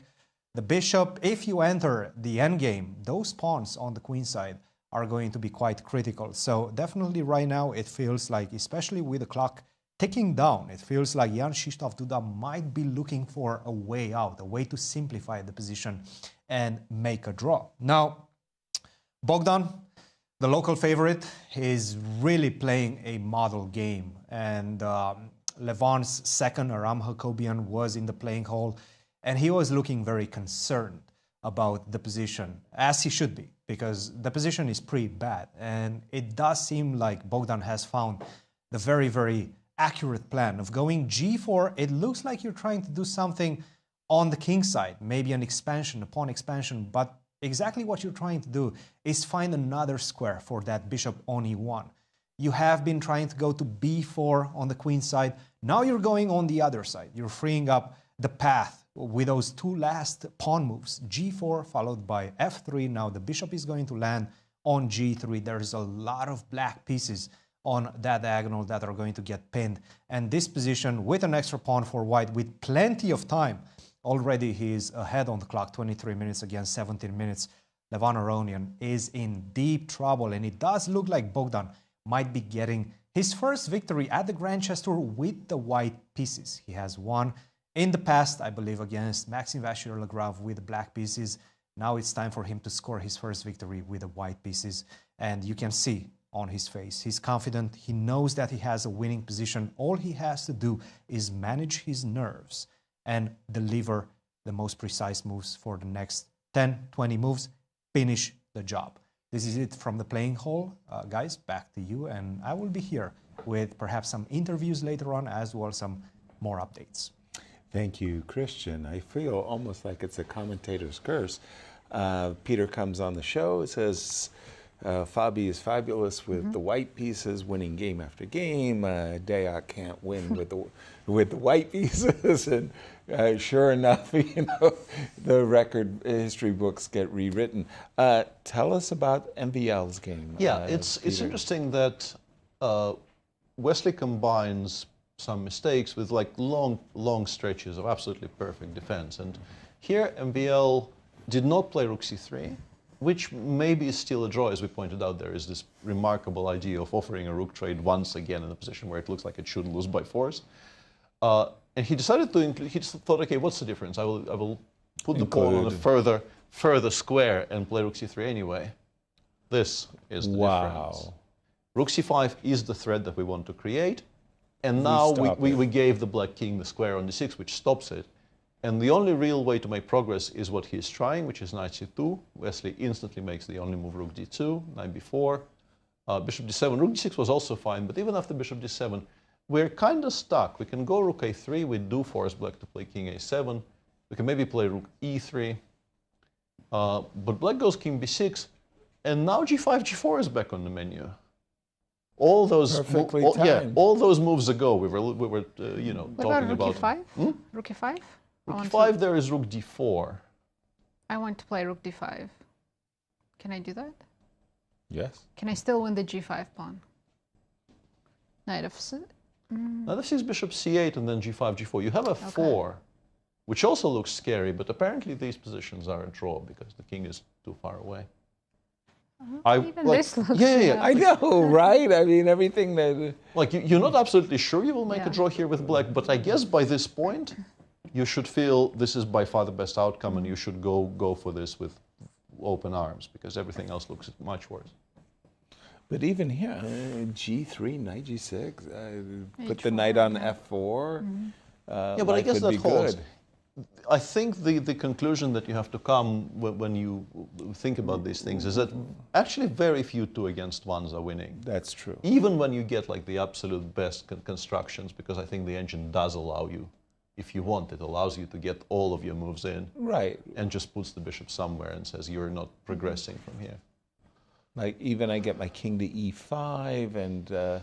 I think it probably allows king e5 as well. Although here it does play bishop f1 and stuff. Oh, sorry, bishop h3. Let's see if it's still a draw if I don't do that. Maybe not. Anymore. Maybe not. Yeah. There you go. Yeah, we lost. Yeah. Yeah. So but bishop f1 takes h3 was a good. H3 is an immediate source of very strong counterplay. So yeah, it's touch and go even in these. Yeah, you can't just pass for 5 moves in a position like this, obviously. Right. But yeah, Wesley is back to playing pretty much perfect chess from a position where he does need to be careful. That is the annoying thing about these 2,800 players. They do make mistakes, and then they kind of wake up and they go, "Oh my gosh, I just blundered. Wait a minute, let me play perfectly for the next 40 moves." And you're still save it. Yeah, and they still save the position. Should we check with Bogdan, see if he's made progress? Yeah, I think. I think f3 is on the board, so we should see bishop g3 soon. Yep. You're absolutely right. F2, F3 on the board. Rook e8. Levon's just marking time. It feels like it's been the same position for. Yeah, Levon's been playing rook e8, rook hours. b8, rook e8. Yeah. Except White's improving a little bit. White is the one. Yeah.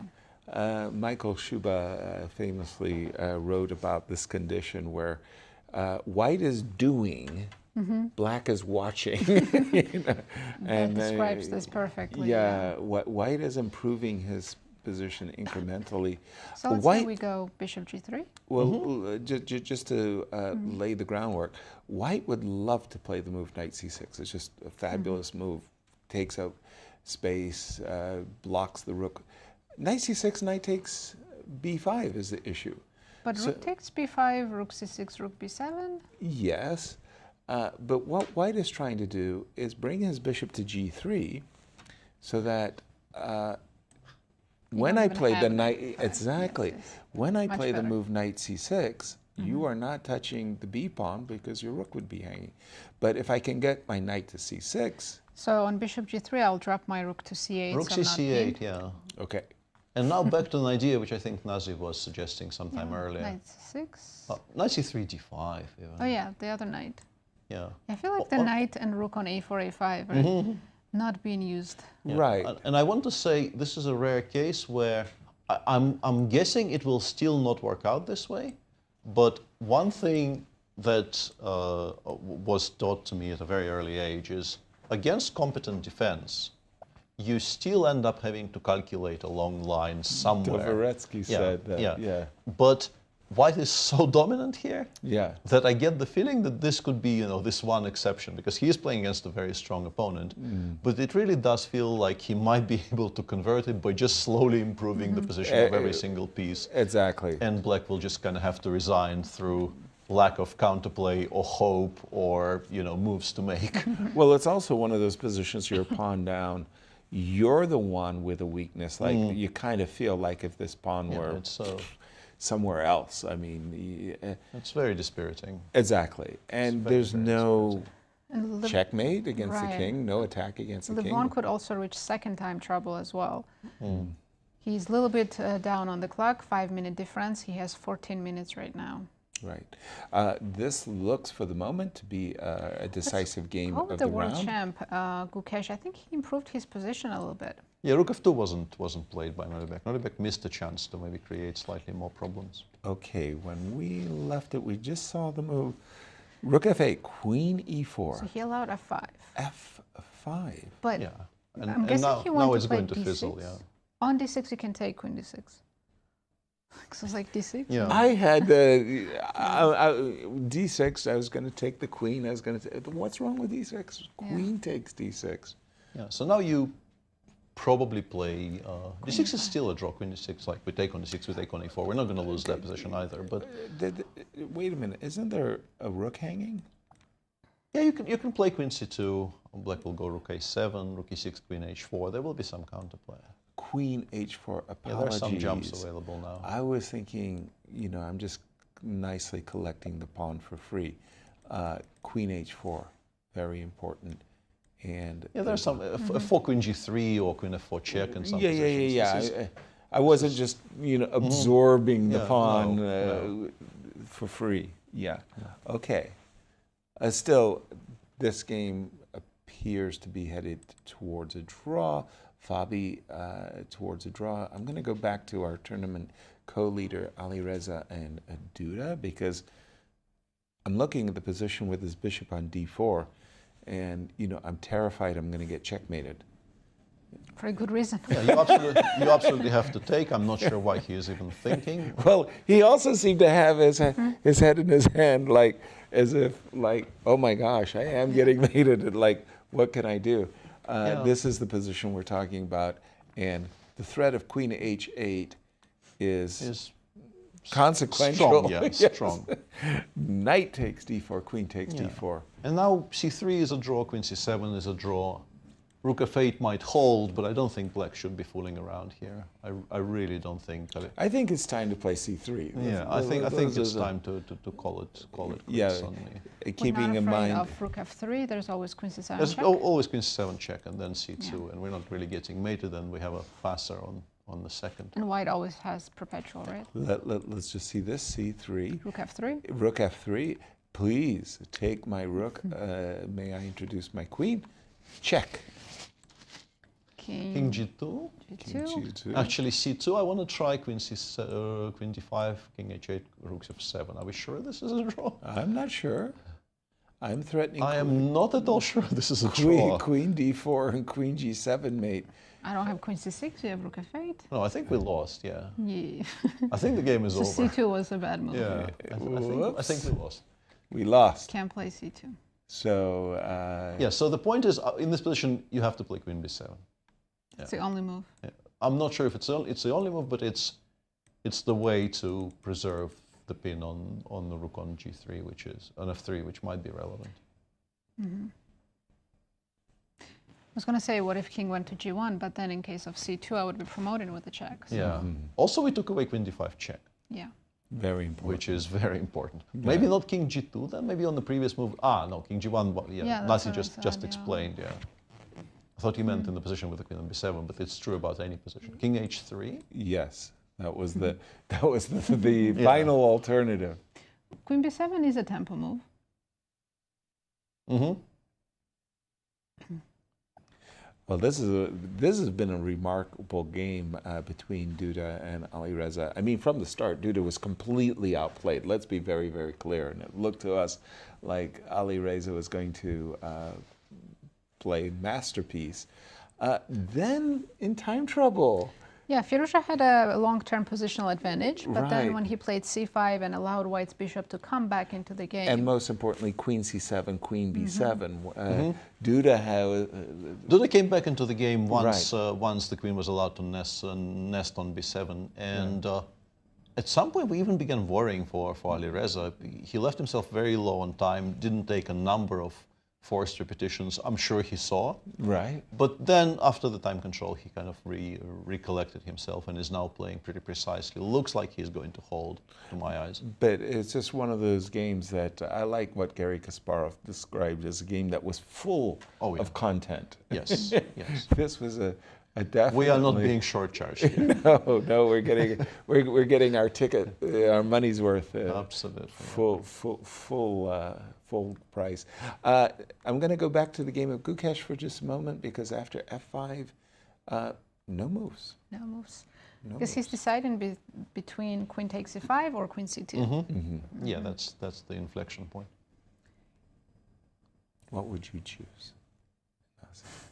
Well, against Gukesh, I'd be very happy to make a quick draw. Queen takes C5. Not risking some kingside attacks. Right. And Fabi, H5. H5, You H5, know, yeah. you know Prague is. He wants to go Rook H2, right? King E1, Rook H2, we trade F7 for H4, and then we put the knight back on F6 where it cannot really be challenged. King E1, Rook H2. At first, the first blush I was happy. I was trading off Our weak pawn. Our weak pawn for Right. this beautiful centralized pawn, but you were about to tell me that the knight was coming to F6. Defending. And that D5 was and that was pretty good.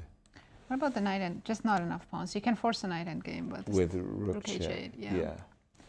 It's still going to be a draw. Yeah, that's right. Yeah, still going to be a draw.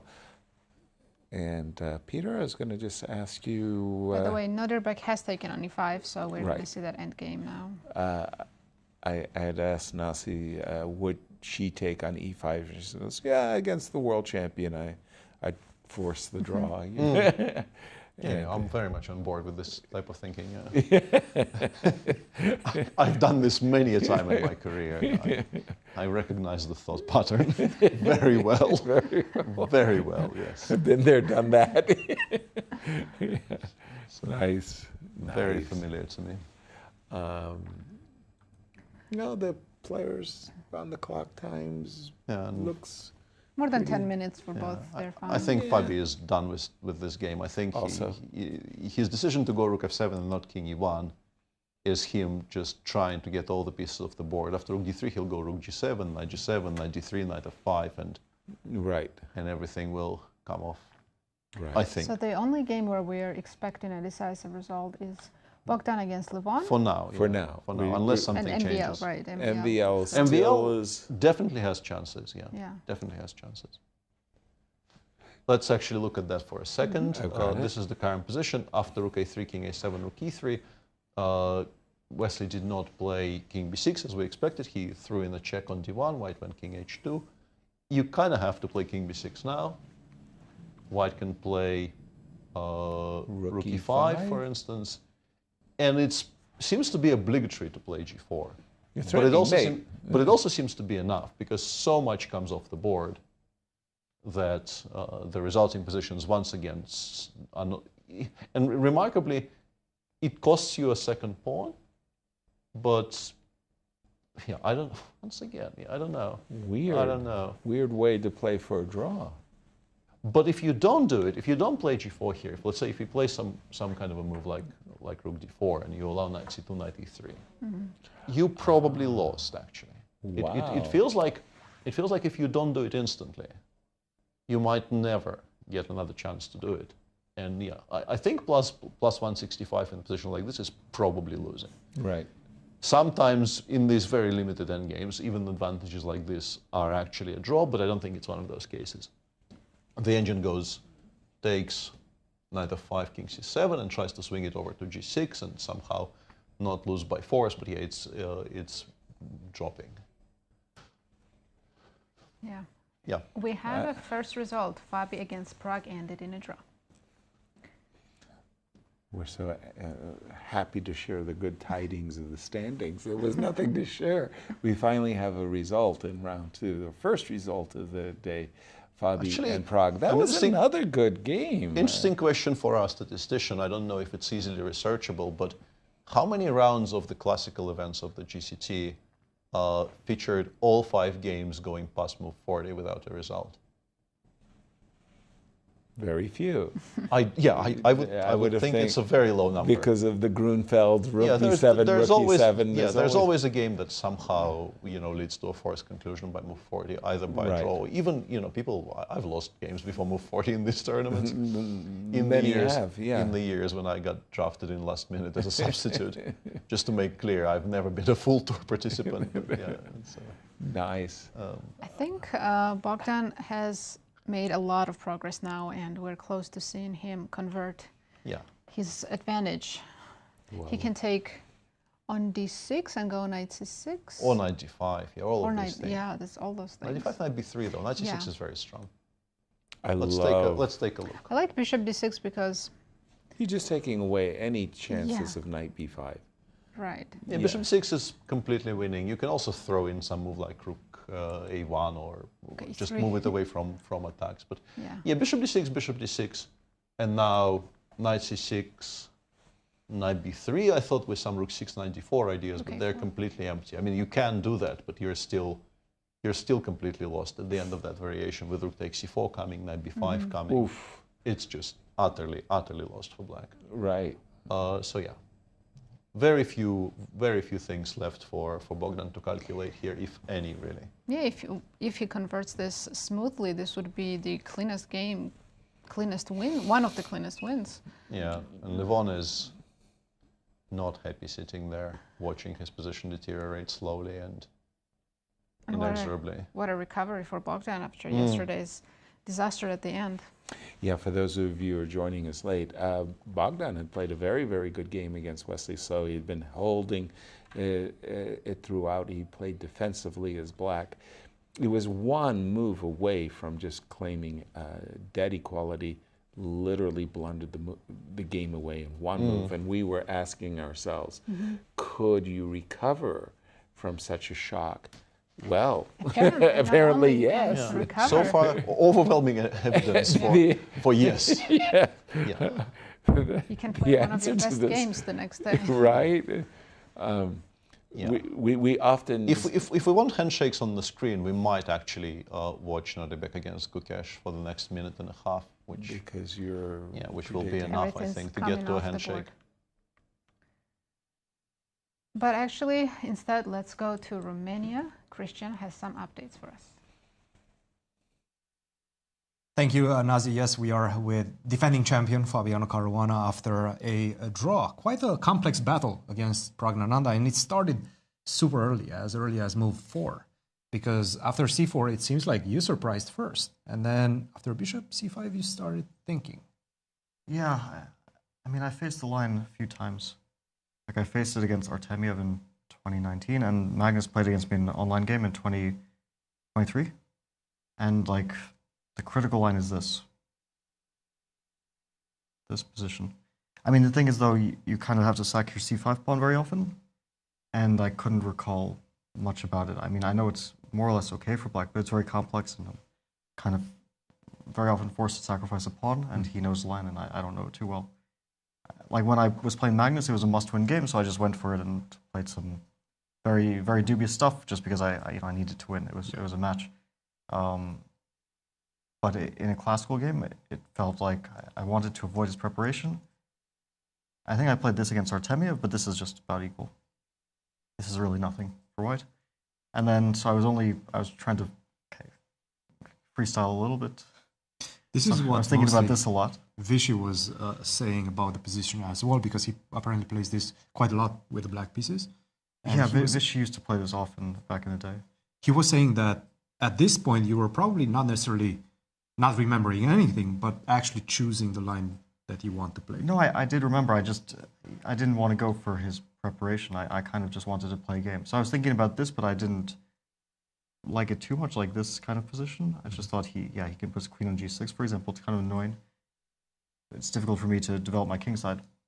So I thought this is like a kind of Roslimo, a tempo up for white, or it's hard to exactly count the tempi, but definitely white has like a slightly faster version compared to the theoretical lines from the black side, which actually Prague plays them, I play them as well.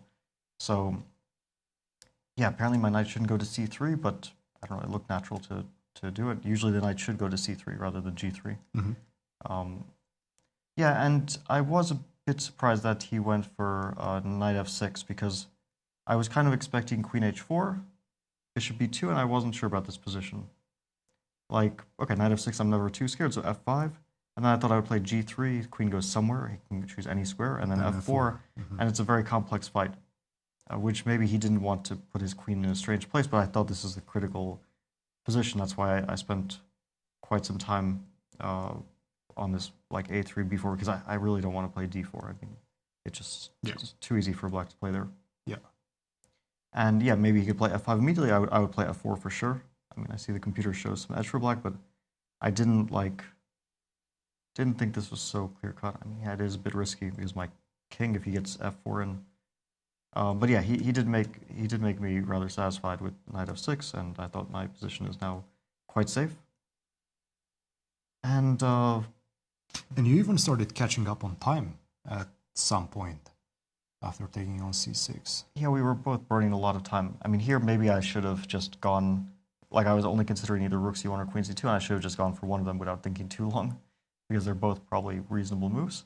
Queen c2, I didn't quite like rook e8, because I thought f4 now he takes in d5, and rook f1, bishop b8, rook f6, gf6, I didn't see how to continue in this position. Like I didn't, yeah, bishop d3, but I wasn't quite sure what this is, so maybe I should have gone for queen c2, but I mean, rook c1 is also a reasonable looking move. Bishop b7, like he actually, I was a bit surprised by this plan, but it's actually a good plan. Because it looks strange to put the bishop. And then c5, I thought he's like weakening his structure, but it turns out there's not really a way to exploit it. Maybe I should have just taken and played b5. But like at this position, I also wasn't sure because his bishops are good, and I don't know, I don't really have targets. Like rook c5, knight e4, my king is potentially a bit weak. So I went for this slow plan. And here, yeah, b5 is a very stupid move. Like after I was just like, why didn't I play rook f2, rook f1, and it's more pleasant for white. I think b5 was, like right after I played it, I regretted it so much. This, I think I'm pressing. I mean, it's complex, but I'm pressing. And here, just suddenly my knight on b5 is very loose in a lot of lines, and his rook becomes active, so I spoiled all my position and got perhaps a bit worse.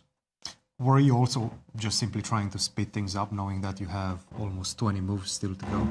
I mean, I spent a bunch of time here because I thought this is like the last time when I'll be able to think and know how to place my pieces at least. I mean, bishop a3, I thought about, but I was really concerned about this. Like if queen a4, rook a3, knight a3, d5, I was very concerned about this. For good reason.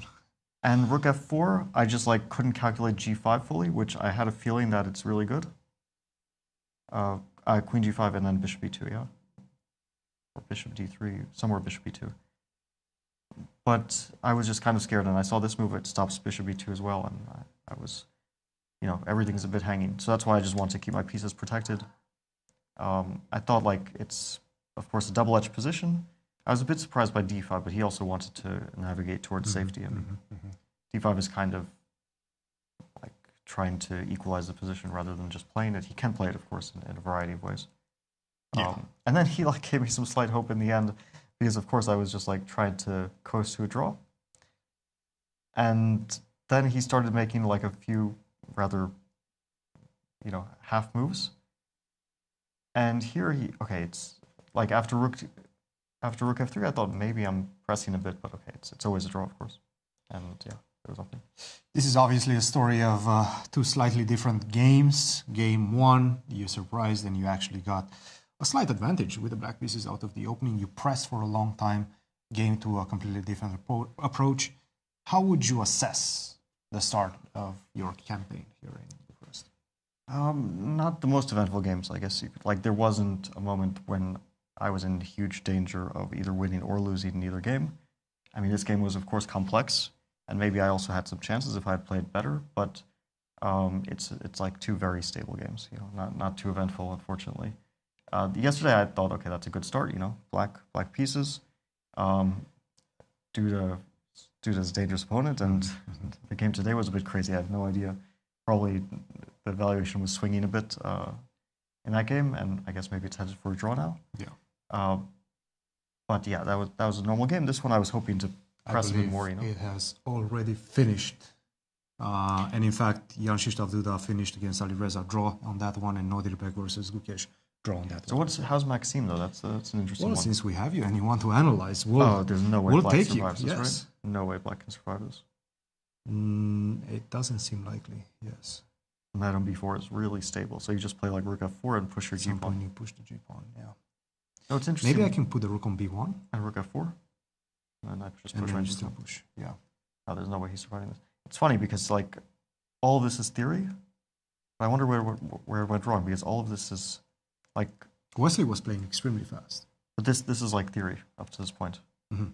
So I don't know, or maybe there was like something a bit more accurate for black, but I think this is like the way that black plays. It's funny that Wesley is playing this line. It's like it's a very modern approach trying to kill the game. I also played this against Maxime last year, but I played bishop e6. Somewhat of a dangerous line. Did I play bishop e6? Misremember it. I think so. Yeah, it's a super dangerous line, of course. But this is like considered the more solid way. I mean, here black just tries to force a draw. Basically, you try to remember the lines and you force a draw. But something went a bit wrong, yeah, and it looks like Maxime will win now. Yes, it looks very likely. And are you impressed with the way Bogdan has been handling his next game after that painful defeat of yesterday? He's probably going to win, so that's that's a good bounce back for him. I feel like he got a nice position out of the opening. I mean, yeah, like this is a pleasant position. This is kind of risk-free. Pressing for maybe Levon. Yeah, Levon went for this plan, which is, I think Magnus played this against me once. It's reasonable, but I guess you accept a slightly worse position. Maybe it wasn't the best opening choice. Well, still plenty of games to go for you and for the whole tournament. We'll let you go, get your rest, and we'll see you in the next few games. Guys, back to you. Thank you, Cristian. Thank you, Fabi. During the interview, 2 games were agreed drawn. Gukesh draw and Duda against Alireza as well. We were also seeing the finishing touches by Daniel Deac. But the real shocker was Wesley not including the move King B6. He rushed G4. I'll get to that in a moment. Sure. But I wanted to bring something up because it suddenly occurred to me that, in a way, we began the day, we saw the Ruy Lopez appearing on the board, and we started talking about MVL being the last sort of soldier standing on the white side of the actual endgame. And the way he wins those games, I think, is very reminiscent to the very similar, not reminiscent, very similar to the way, if he does win, which seems extremely likely right now. Fabi was very confident that this is not holdable, and I tend to share his opinion. And you can talk about singular mistakes that that Wesley has done made along the way, but it's just that MVL, I think, is very, very good at specifically this.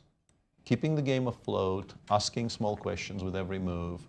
These are skills which are very, very needed if you are to play the Berlin endgame, because your advantages, whatever they are never going to be huge. And a single mistake often just leads to an immediate simplification and game being over. Right.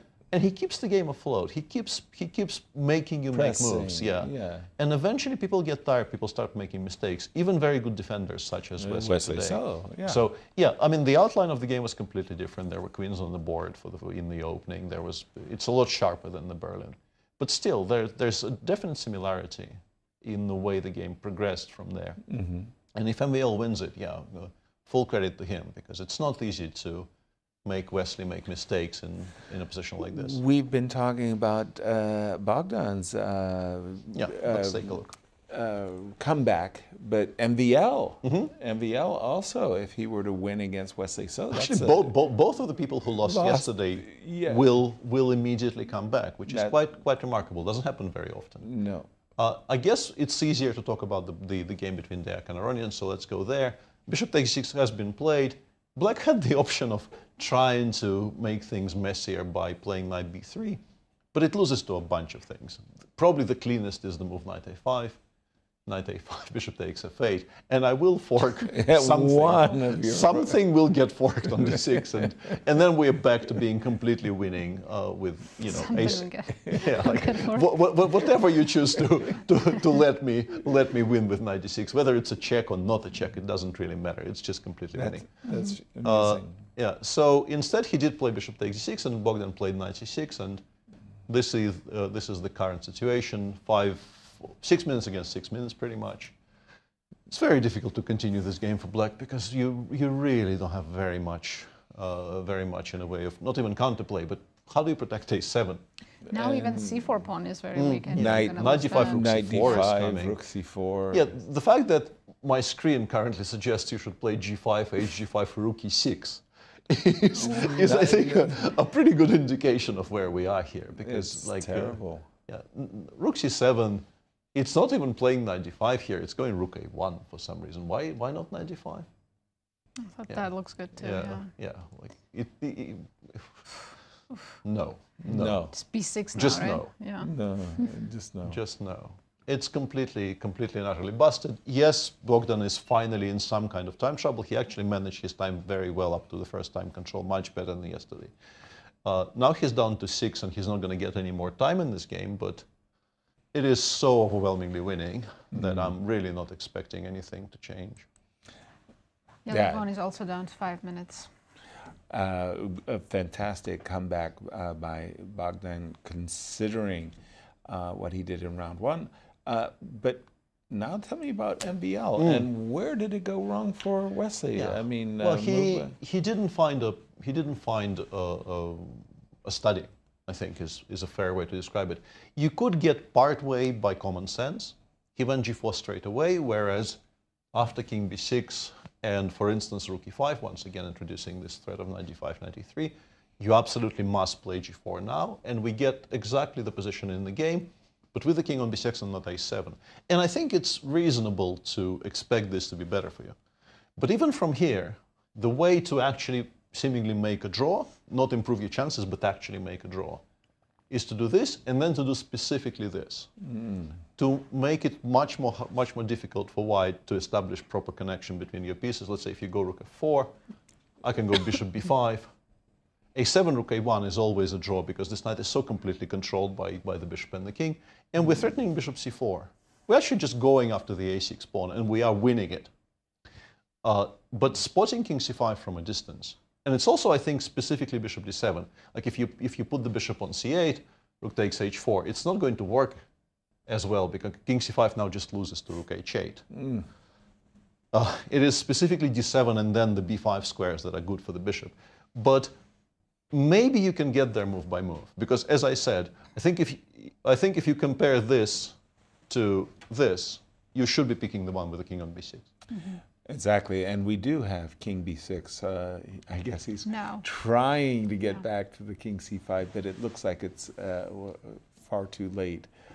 King b6 on the Wesley board. is down to his last 3 minutes. One of the thoughts that I had was like g4, bishop takes g4, rook takes g4. Okay, I'm a piece and a pawn up. It should be an easy win. Except It might not be that easy. I think it is. But we have Cristian is with Nodirbek. Nodirbek, a very difficult game today, very tense against Gukesh, a player that you know quite well, and I'm sure you will know for a very long time. Tell us a bit about this game, how you approached it. Yeah, I chose this very sharp line with bishop g5. It's always very tricky, and I think in the opening he a little bit tricked me with the move order because he even had a game in this after g5, bishop g3, bishop g4. But bishop g4, yeah, I was not prepared here, and I proceed with the natural a4. Yeah, apparently after queen b3, I briefly thought during the game that this is very interesting. I mean, getting the pawn and okay. Do you think he misremembered his I'm not sure. Prep, I'm not sure. Maybe he was prepared. Maybe his preparation, goes like farther after queen b7, like here. It's not that clear, but apparently, white has to go for this to get an advantage. Knight e7. Maybe this was his preparation. I'm crazy. a5. I'm not sure. Like, okay, a4, queen d7, b4. Yeah, after knight e7, I didn't like my position. You were not happy already with it, because he tricked me with the move order. In my preparation, we would get this position with inclusion of g5. So here he has like knight g6. His position is safe, yeah? He hasn't weakened it. Yeah, so I don't really want to take this knight on f6, opening up g-file, so it's kind of very dangerous. And yeah, I had to proceed with bishop g3, and here just solved all problems. d4, knight h5, king h1. Obviously, this was my idea, and it's very interesting, I think. So I think he played correctly. Rook e8, h3, bishop e6. So the idea is, I think, yes, going for this, and very dangerous, I think. Yeah. He probably assessed it correctly. It does seem like this one is not looking good for you. Yeah, so I had to play safer, like bishop h2, knight f4. Yeah, here he had just putting a lot of pressure on this d4 pawn. Yeah. So I had to do something with it. So I played d5, but I was not sure during the game because I opened up the a7 bishop, and he has this active knights. And if you don't get c4, c5 in quick, then yeah, it might be very dangerous. Like in the game, I kind of managed to create some counterplay, a5, and here I was always thinking about this, and yeah, apparently it's very dangerous for it's starting to become a mess, yeah. Right? Nobody knows. Yeah. So what's the idea? Knight d4, you just take on c5, or? Yeah. Just take on c5. Just take, because you have always queen f7. So here I think he played a little bit slow, bishop, queen d7. I think you found a very good move. Knight g1, yeah? Because I had to trade this knight, yeah? Passive knight on f3. If you don't, b5. then you get in trouble. Anyway, I was considering this f5 always because it's very dangerous, like e4 and Yeah, I was not sure about the evaluation of this position. He opted for safer, I think, approach, b5. But still, he has, you know, I have this bad bishop on h2, and he's just quickly occupying this a file and creating ideas. So I went for f4, but yeah, it was just. So at this point, you were looking to simplify the position. Yeah, of course, right? of course. I was looking to make a draw as quickly as possible. So I want to create some counterplay, but during the game I saw this queen a4 and I didn't like my position. Yeah, but okay, I mean I have to try this and hope that I'll still hold the position, but it's not easy. After bishop d, I was a little bit relieved because I can keep this bishop and play for this e5 ideas. And here, yeah, I played king h2. Of course, e5 was very natural, but the idea, I thought that yes, very nice trick with take, and rook a3. And apparently here I was. I thought this, but king g1. Okay, I was not sure about this weekend game. Yeah, pawn down. So I just briefly saw this tactic, and okay, I thought this is his idea. So I think you kept it safe. I opted for a safer approach, king h2. Some games are ending, but I think after this one, e5, it became clear that you have enough compensation for Yeah, even I was very optimistic because, I mean, he was like in time trial, and okay, I have very active rook, a strong pass pawn on d5, so yeah, rook a4 is a little bit nervous, but we have to wrap it up because some games are finishing right now, but Yeah. good defense, I think, and we're looking forward to see you in the next few days. Thank you. Guys, back to you. Thank you, Cristian. In fact, we do have this game of Daniel Deac, and Levon is down to 1 minute. Yes. And completely busted. Yeah. And we just missed, and I'm a bit surprised by this because MVL is a huge lover of studies. Yes. He solves studies, he shows studies to friends, he's a great enjoyer of the genre. And he just had a small study to solve in his game and actually failed to solve it on 15 minutes, which is a bit surprising. He probably should still win, but yeah, but we'll get to that in a moment. For the moment, we'll stay with the game of Just Daniel Deac. watching Levon's clock tick down to 40 seconds, and we don't see any good moves for him at all. Because there aren't any. The problem is knight d5. Not only is that coming with a tempo, it protects the pawn on e3, making any attempts of bishop f4. I like rook a1. Rook a1 is a very, very unpleasant move to face. Now it swings over to d1 and joins in the attack. And yeah, he's gone bishop f8. Bishop f8. There's knight a4 now. You can force a trade and just pick up c4 pawn. That looks very, very, very tempting. If we play rook d1, black plays knight d3. How do we win the c4 pawn? Knight d5. Knight d5 anyway. Oh, it's, yeah, with a tempo. Yeah, Knight d5 and then rook c4, rook d3. It's really a matter of taste. Even this is probably not wrong, but you probably don't want to give black. Yeah, even this I think is completely fine. Knight d3, rook c4, rook d5, rook d3, and then we'll pick up the pawn on a7 and win that quite comfortably as well. Yes, yes, yes. Unfortunately for Levon, we just don't see any tricks. Yeah, we can stay with this because he is on a minute, and it's hard to imagine how this can go on for much longer. Mm-hmm.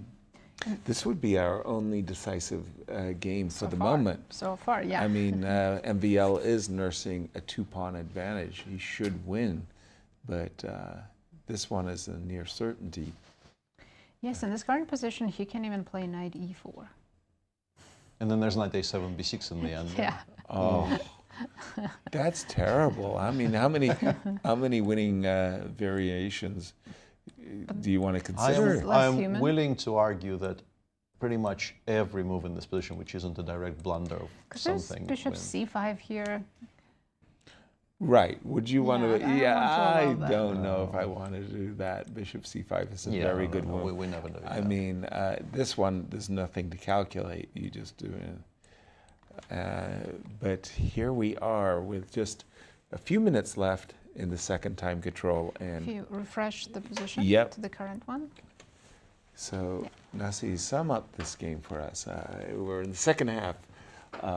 Second time control, and Daniel Deac has just played a beautiful from game. Start to finish, he had a little bit of an advantage out of the opening, and he kept increasing it in the most beautiful and smooth way, never giving Levon a chance. Right. And eventually he won one pawn, and then again, very slowly increased advantage on the king side, on the queen side, and just completely outplayed Levon the entire game. Managed to secure his knight on this absolutely marvelous square, knight c6, hitting this pawn on a7, knight d3, the best chance in the position, not enough. Knight d5, threatening to play rook takes c4. And in fact, playing it against most legal moves. Most legal moves.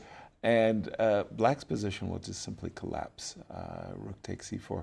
I can imagine, for example, rook d7. Levon is contemplating knight b2.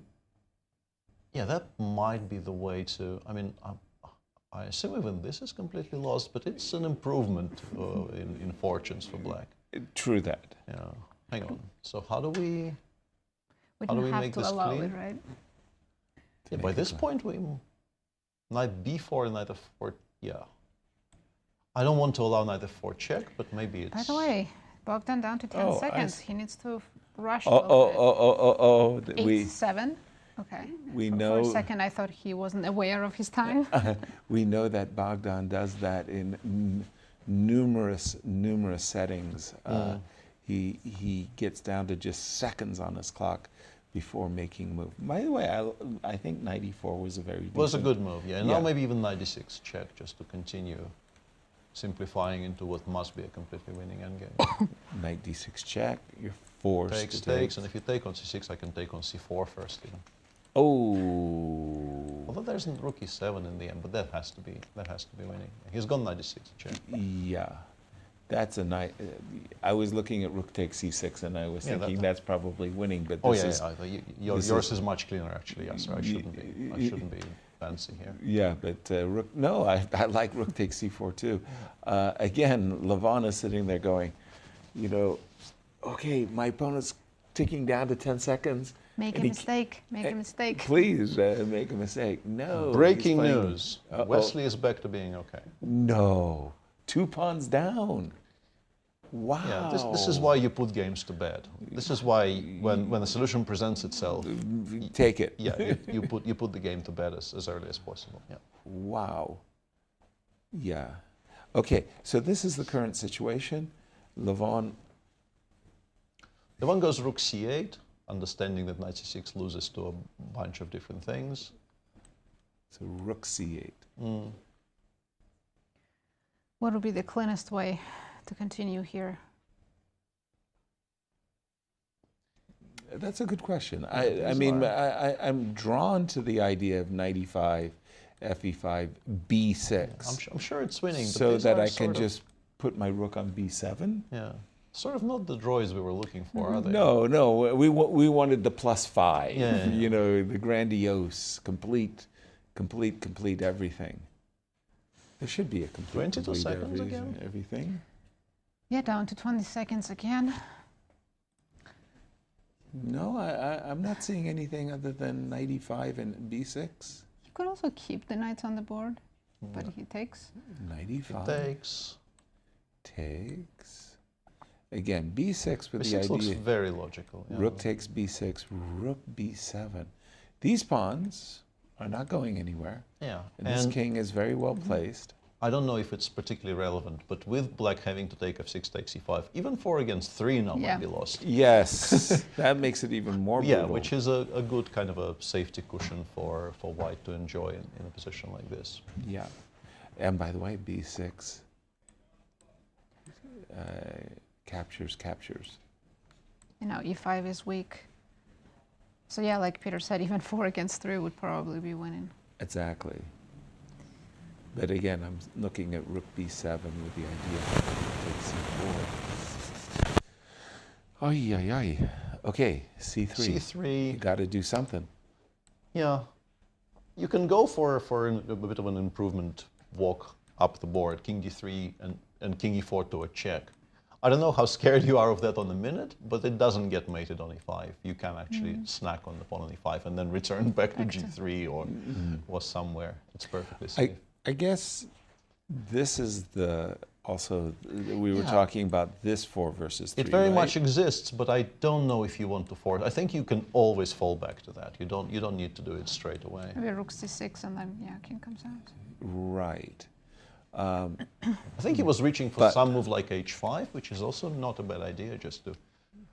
Useful. Yeah, useful thing to do, yeah. Because black really is completely tied up. Black is not going to change the... No rook lifts up the board are going Although, to be the... rook c6 might force you to go for those 4 against 3s. And maybe king d3 was actually denying black even that in some respect. Rook c6, rook takes c6, rook takes Do we have c6. a way to preserve? No, I don't think we have, no. Rook a2, c2 is not great. a7, rook a6. Yeah, and then I go rook a4 after king d3. And you still have to show me, although I guess rook c4, king e4 is just very efficient. Yeah. Yeah, nah, this is bad. This is bad.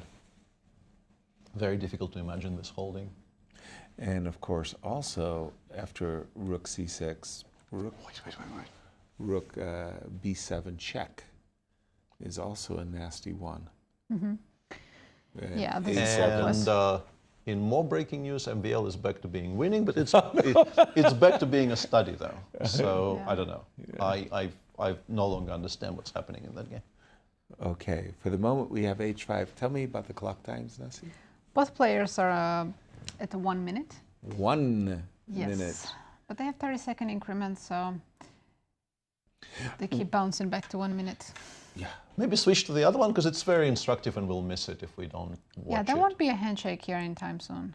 Okay, I'm going to bring MVL and Wesley So up on my score sheet. We'll get to the previous study in a moment, but here, in the position they have on the board right now, Wesley did a kind of a strange thing because the king used to be on b6. Yeah. It was completely safe on b6. It didn't really need to move. You could just play rook g7, rook g8 forever. Instead, he put it on b5. And this is still fine, but put it back on b6, please. Instead, he's gone rook g8 check. Okay. And now king f6 wins. Because if you take on g4, a7 it's just embarrassing. queens the pawn. And I guess if you take with the bishop, which is what he was probably planning, this disconnects everything. And wow. And the a7 pawn king will queen. King f6. King f6, and you get to play g4, g5, which was not on the menu a moment ago. Bishop takes king f7. King f7, it's missable from afar. But also, why are you allowing any of this? And rook g5 and a7. a7. And the rook is on e4 in the way of bishop f3. That is amazing. Yeah. The black king really needs to be on b6. Yes. It has no business Why is it on b5? I will never know. So this is the moment. MVL needs to find the move king f6. And the clock's a factor in this one. He has 9 minutes. 9. Yeah, and I think he'll double and triple check this. So let's go back to the previous study. Can you scroll back to 10 moves ago, about thereabouts? Tell me I think when. moved 62. After king Here, b5. instead of rook f8. Yeah, take after one king more b5. One more back. No, back. And one move back. Here. Here. a7. Oh, yes. Yeah, here he had the option of playing a7, bishop b7, and a very beautiful move, knight d5, which ends the game on the spot. That's amazing. Bishop takes d5, rook f5. Rook f5. And obviously every rook ending is easily winning when the black king is on a7, and we have a g-pawn. Yeah. That's not going to be very difficult to convert. And he's threatening rook b6 or knight c7, time. and once again just transpose into a easily winning rook ending. And if not bishop b7, if you play, on the previous move, if you play rook a1, you run into a small problem of rook a6. That's beautiful. I really thought MVL in particular will solve this study in 3 seconds flat, but he hasn't. Wow. But he has a chance for a second study in the same game. Has a chance for redemption, yeah. right yes, now. King f6. He's done it, and Wesley didn't like that. He no, Wesley is not enjoying this. And if black doesn't touch the g pawn, and let's say goes once king it crosses b6, over to g5. Well, king b6, g5. Oh, we just push. Yeah. Yes. No, the reason it was a draw was that white couldn't cross the fifth. Right. You were very, very easily holding it on g4 Yeah. for the rest of the game. And he just had to play the simple king b6. And I have to say, for Wesley, he had 4 minutes. He had 4 minutes. He could actually kind of stop and correct himself. Such a mistake when you're playing directly on increment is a lot easier to understand than to do it with 4 minutes on the clock in a position where there's not a lot to calculate. And just from common sense, why are you allowing a7 in every single position? Why is the king on b5? Right. I'm sure, like, when Wesley played the move rook g8, he was thinking, and if my opponent plays king f6, I'm just going to play bishop takes g4, and aren't I wonderful? And it's just one of those really remarkable moments where... No, I think he missed that after rook g4, there is immediate a7. That's trickier to see. King f7 first. Sorry. Yeah, here you have king f7. King f7. I have to put the rook on g5. a7. It's just... It's so utterly missable that, but yeah, the rook has to be on e4 to stop bishop f3. Sorry, 1 second. Let's go to rook g4. Yep. When? Where? Instead of bishop takes g4. Yeah, rook the current, takes. the current position. Oh, king's on f6. I thought it was on f7. a7, rook e4, a8, queen. I wanted to include a check and then take on b4. Hold on, rook takes g4. You lost me. Takes e4, a8, queen. Yeah. I thought the king was on f7, so I had one more check. Even that wouldn't have, even that wouldn't have saved the game, but rook he would have had hangs. a bit of false hope. Both pieces are hanging. It's not just the bishop. Right. Yeah. So, oof. Yeah, it's very unfortunate placement of these pieces. Something. We might say rook before queen c8 and 50 more moves. Bishop takes g4. So now the key moment, king f7, played instantly. Yeah, and we all saw this when he played king f6. Yeah. We don't have time to play bishop f3. Want to trade rooks? No, I don't want to trade rooks. No, I want to play check and to take your rook. So no bishop f3. What's the best try here for black? Yeah, and Wesley is just sitting there shaking his head because he is now very much aware of how bad this is. Right.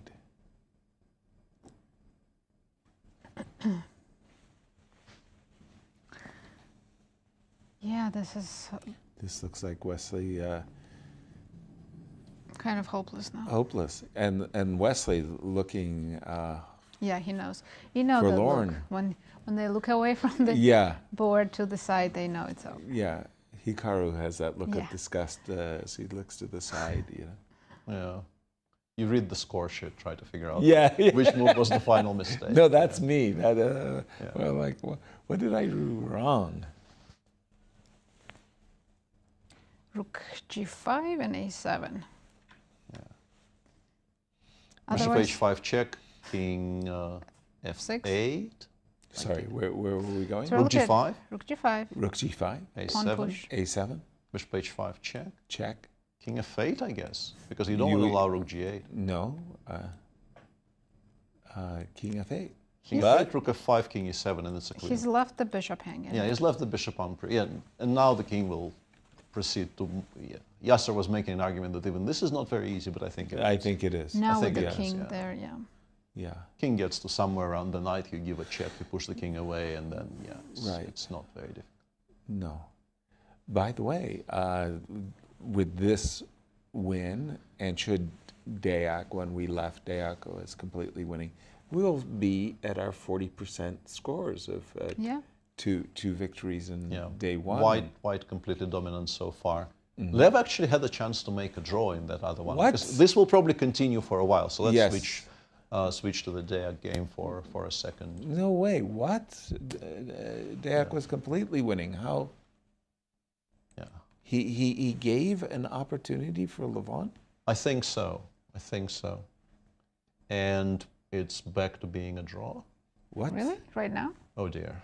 Oh dear. What have we done? This was a 4 versus 3. It was a 4. Yeah, he made a very strange mistake here. So, okay, when we left it, we've just played b6, rook takes b6, c3, h5, rook d7, h6, g5, rook b7, and Peter, he's putting the finishing touches on it. Seemingly, yeah, but not quite. Instead of king e6, rook b6 apparently makes a draw, and then Deac decides, in a position where he's basically winning in one move, he made a mistake. I'm guessing he's playing on very, very low time.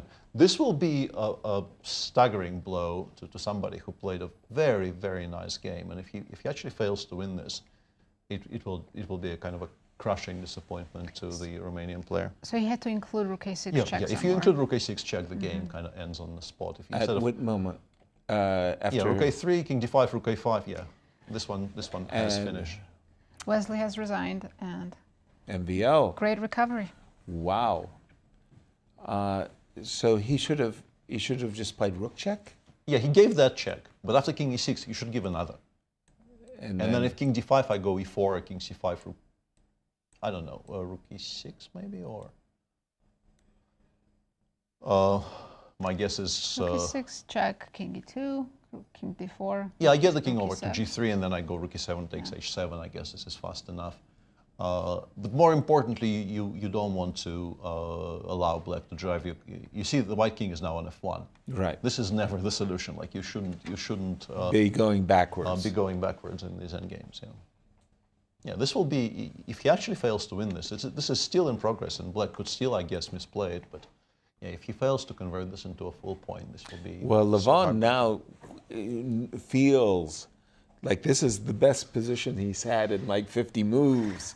For the last 50 moves, and real chances of drawing. So you can see he's bearing down and saying, okay, I've got chances. He has very chances. According to the engine, it is a draw. Wow. Well, I mean, as black, you're fearful that this rook is going to come to a7 and snap off this pawn. You still have to solve problems here. So your first instinct is to stop that, right? But then white's king is going to go nicely to g3, and isn't rook a6 check going to be an issue, Peter? Let's try and figure this out. Yeah. Well, you can go king f6, king g6 now. I mean, king f6 with the idea of playing king g6. You don't have to play king g6 straight away, but it solves your problems with rook a7, and you can park your king on f7, and that makes sense. And now your king is on f1. Yeah, your king is on f1. If you try to trade rooks on the second, I can actually trade rooks and take g6, h6, and rook a7, king g6, rook e7. Yeah. So let me just say from this. Oh. Yeah, he's continuing to give checks, which is also fine, I assume, but unnecessary. I would have actually kept the king cut off on the back rank. Your suggestion was just go ahead and play king f6 and start walking with your king towards it. Yeah, and if you go rook a7, rook e7 here, rook a7, king g6. Sorry. If white goes rook a7. Yeah, king g6, rook e7. The issue is apparently king takes h6, rook e5, and back is just a draw. Which is not that obvious, but I can believe it, because maybe I can play h5 in some scenarios. The king is back on f1. Makes sense. Yeah. The current position, Lev's move rook b1 check. Yeah, Lev is on a minute and a half, and Deac is going down basically to the last few seconds for the last 10 moves or so. So king to g2? Yeah, it's a Can he time hide attack. on g3? Time attack will work for the second game in a row against Deac, it would seem, which is kind of really unfair. But also part of the game. So. Isn't this the moment where you absolutely must play king rook f6? b3 is a bad move. He's gone rook b3. Now rook a7. And now rook a7 is dangerous. Yeah, I think he's planning to go rook takes e3 and e4. I have a feeling that's his plan. But e4 now loses to simply rook g7, rook f3, and king g2. There might be another swing here. I'm assuming Deac plays rook a7 because otherwise you're really not making any progress whatsoever. Because of rook e7? No. There's rook f3 check. No, you just play rook g7. Rook f8.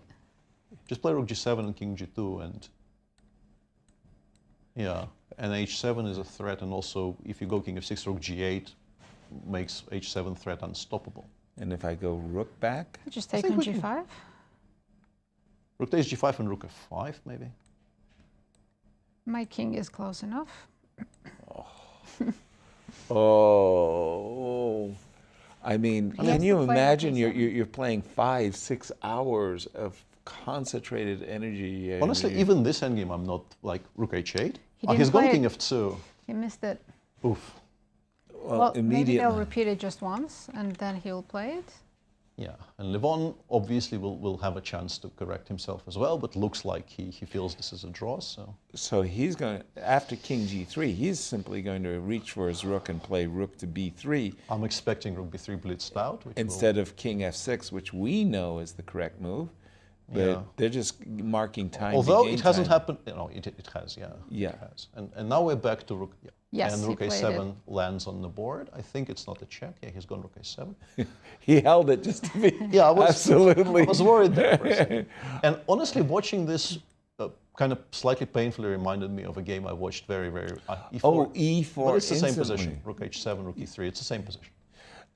It does sidestep, by the way, rook e3, king f2, but you were about to share a story of... Yeah, because there was a very, very important Bundesliga match we were playing in, I think, back in January.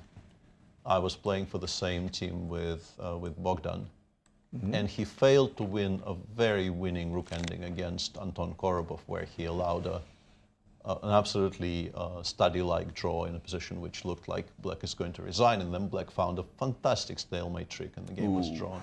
And I was going to say this maybe is bringing up very unpleasant memories for him, but he is about to banish them if he wins this. He just played the most accurate move and got up off the board. He knows he's got this. Rook g7, so tell me why this is so wonderful? Because he's winning the g5 pawn, so king g2. Right.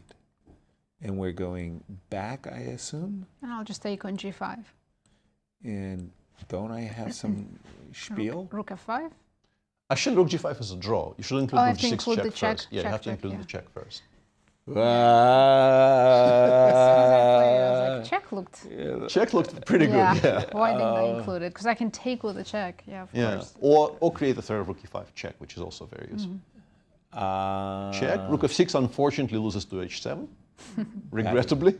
That is would have been a good move, but unfortunately loses to h7. I mean, thinking of Deac losing yesterday to a pawn push. I mean, winning the game with h7 would be very delightful.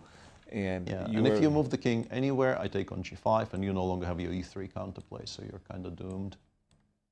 Rook e5 check. And oops. Yeah. Wow. Current position. Do you think Levon is now waking up to the idea? He got too confident. He thought he had the draw because, king f6 is not that hard. Obviously, he knew that was another possibility. Yeah. And sorry, just once again, I'm a little bit... rook g8. Oh, excuse me. Yes. Can't stop the pawn. Yes. Oh, excuse me. Getting a full queen. That is very much a full queen there. That is true. Rook f8 played, and now he needs to find rook g6 check, but I think it makes perfect sense from and he also has 2.5 minutes to work this out.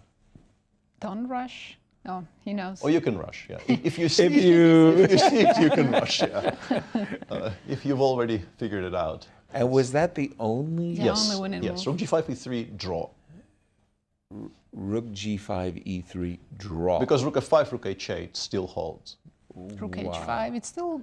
Rook h5, rook f8 back, I think. That's is the point, Oh, okay, just to share with our audience, that rook takes g5 looks like a perfectly winning move until you see e3, and you still think you're winning. Right.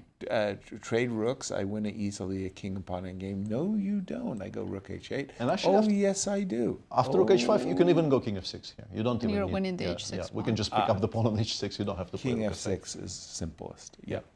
Okay, king f6, king f3, and we just pick up the h6 pawn right away. But he played the accurate move, rook g6 check first. And now Levon, I think, is coming to grips with the realization that it's back to being very, very bad. Mm-hmm. But wow, he has so many blunders after 6 hours of play. Yeah, it's so easy. You're exhausted, and mentally you're just saying to yourself, "Oh, let me get that draw." I see rook f8. I'm making the draw. I'm sure in his mind, Levon had seen this tricky move e4 with the rook on b3, and he's thinking, "Oh, I just play rook f8. You can't win with a passed h pawn." No. Yes, you can. And here, rook f6 looks so good, but loses to h7. Regrettable. Rook f6, and one of those sneaky pass pawns, huh? And it's also an unfortunate setup for black. You can't hold that endgame with rook and a pawn against the queen, because your pawn's pushed too far on g5. There could be some setup where, yes, I mean, you could still hold, but not here. Well, the pawn on g4 is still alive, so. Yeah, that's the problem. Yeah. That's an additional issue with the queen versus rook, is that white still has a pawn left. So. Nope. Rook g6 check. That is a 45 seconds for Levon. Winner. For those of you joining us late, we've had 3 draws thus far. Our tournament co-leader, Wesley So, went down to defeat. Alireza will be in the sole lead after 2 rounds because Wesley lost. Yes. And the players who are winning are coming from 0 points. Exactly. Yeah. Rook g6. 20 seconds. So 8 people will be on 50%. The one person on -1 will be Lev, and the one person on +1 will be Alireza. Right. King e7. Now we take on g5, and if rook h8, we just go rook g7 and g5. And that is a little bit too much. That construction is... If you go rook h8? Yeah, I think the easiest is just to go rook g7 and g5. I don't know if it's the only thing that wins, but that's the easiest. That is definitely convincing. And then h7, g6, rook g8. That construction actually wins without the king. Yes. That's one of the things that... It's a self-driving vehicle. It's a tortoise, but it gets there. Yes. It's 8 seconds. Needs to make a move. Probably rook h8. King e6. Yeah. King e6. Well, I guess is yeah, that's actually a good try. Actually, it looks like the only winning move here is again check rook g6. Rook h5 is not winning. Rook h5, rook h8, and we run with the king to g6. Yeah, that's a very nice practical chance found by Levon. Yeah. And I'm guessing h7 for the same reason. Rook h8, and then king f6. Okay, help me out here, guys. So rook g6 check is the only winning move. Yeah. And if we go back, I'm still harboring hopes. But now I guess I can go rook g7 check, and h7 simply. He's reaching for his rook. Rook g6 check. Rook g7 check, you were about to say. And then you want to play g5? I want to play g5, h7, creating a threat of rook g8, which means you have to depart the f file. Gotcha. And once you're off the f file, I can just go king f2, king e3 if I need to. Exactly. Just what Peter is saying is with king e5? King e5. Rook g7 now, apparently. Let me refresh. That's not simple. I mean, even after G5, all of G5 is also winning. G5 is winning. There are no but choices. H7 yet. is not, right? No, H7 is a draw. Yeah, H7 is a draw. But G5 is a bit of a tricky win because G5, the point is after E3, we go H7, E2, rook G8. Ooh, Daniel was reaching for his rook. He was about rook G7, which is also winning. I thought he was going to go rook G5. Sorry to interrupt you, Peter. But yeah, rook G5 he will gain some time, I guess, but it's not really that efficient. They're both on a comfortable, I mean, he's on a comfortable cushion there. No, he played rook g7. Rook g7. So now on e3, what's the idea? Just h7. E2? Rook h8 is a check we now. have a check. Yeah, rook g8 and h8 promotes with a check.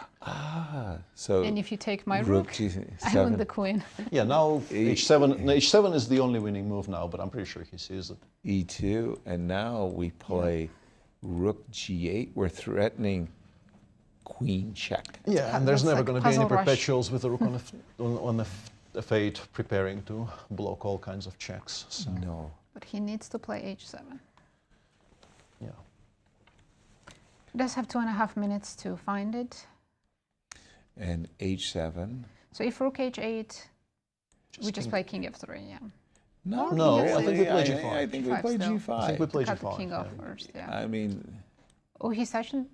Yeah, I thought he was going for the rook. I did too. Yeah. He has a very strange way of hovering over... Right, h7. And up from the nice board. technique. And up from the board. I was going to check some other games, but realized this is the only one left. Yeah. And in a way, this feels like justice somewhat restored, but this is not how it will feel to Levon. No, there is no justice. No. This will feel extremely painful to Levon because he somehow came back from the absolute dead in this game and was within one move of being safe. Yeah, that was bad by Daniel because he had such an overwhelming grip. Knight on c6, everything going his favor, barely making a victory. Yeah. Kind of scraping home, but I mean he'll take it. Oh yeah, he will take it very happily. 5-4. Rook h8. Rook. Now g5 is the only winning move, which he played instantly. Wow, instantly. Yeah. Yep. And next we're just bringing the king closer. King f3. Yeah, and from now it's not difficult anymore. Just g6, rook g8. We don't even need to care about the e-pawn anymore, I don't think. And you can set the body language. They both know this is game over. g6, rook g8 on white's agenda, meeting e2. Any moment, e3, e2 is white, and as it resigns. Wow, this rook endgame was a thriller. It turned out to have more drama than expected. They're just discussing it. He's saying king f6 Yeah. instead of with e4. But we do have an interview. Cristian is with MVL. Lots of drama in that one. We were watching it, but he's one of the players that lost in round one and bounced back. You're another one. Congratulations, MVL, for this big victory against Wesley. It looks like you got a comfortable advantage out of the opening, but still you had a lot of work to do.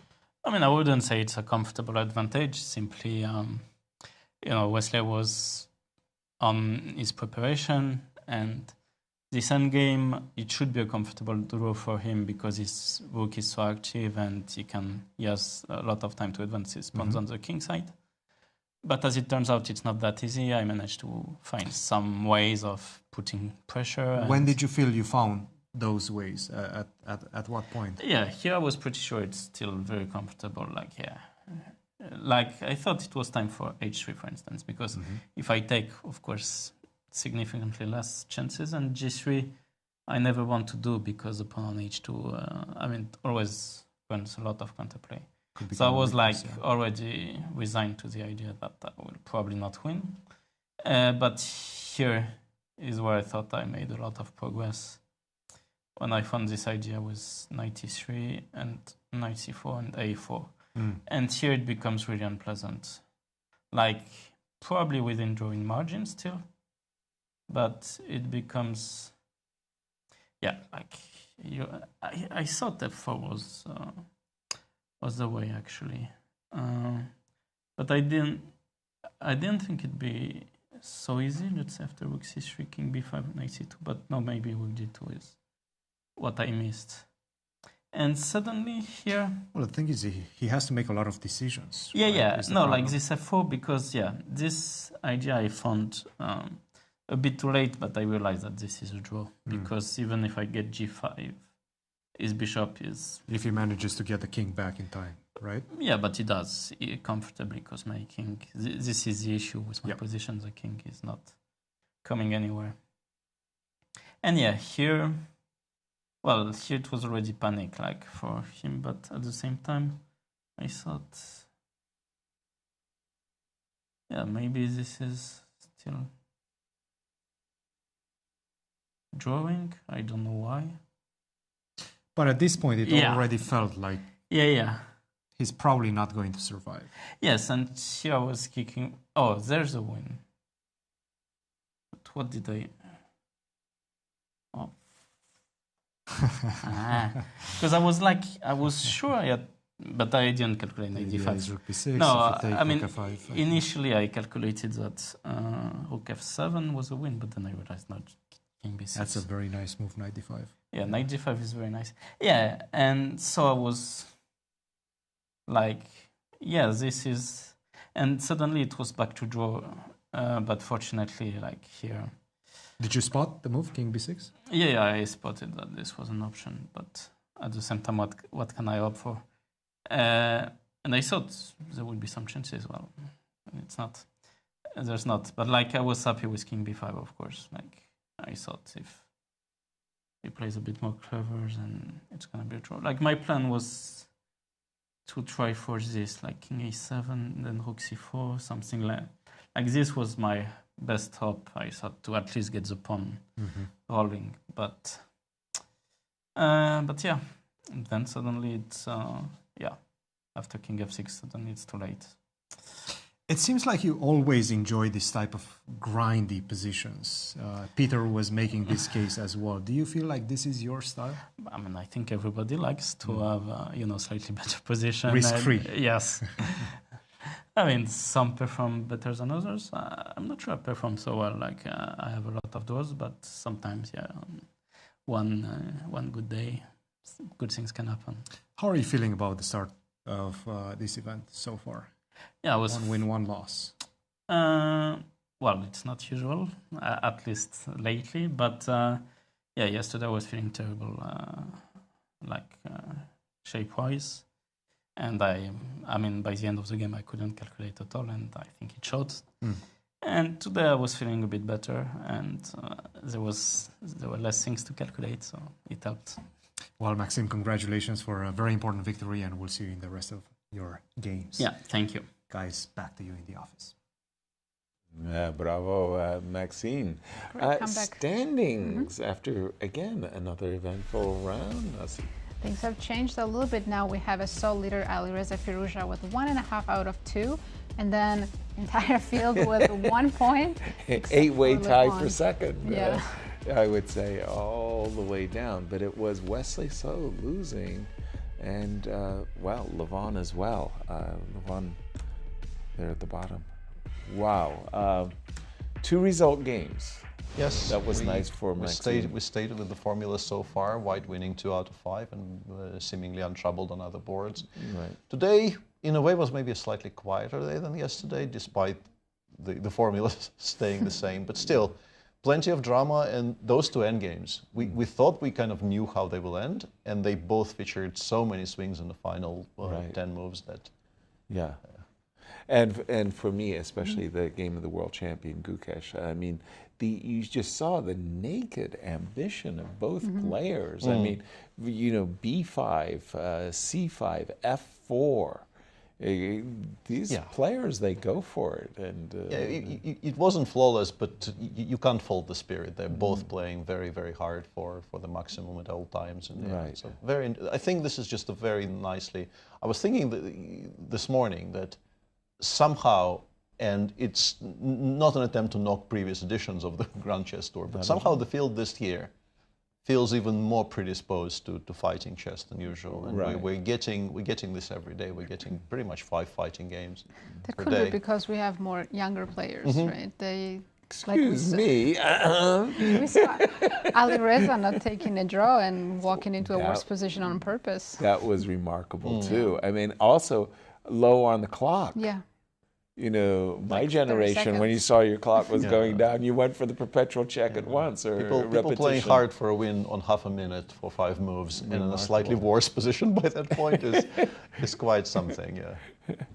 And give us a peek about tomorrow's games. Pairings for round 3. We have Gukesh playing against Deac, Pragg against Nodirbek, Levon will be facing MPL, Wesley against Jan-Krzysztof, and Alireza against Fabi. Wow, big matchup. Big matchup there on board number 5.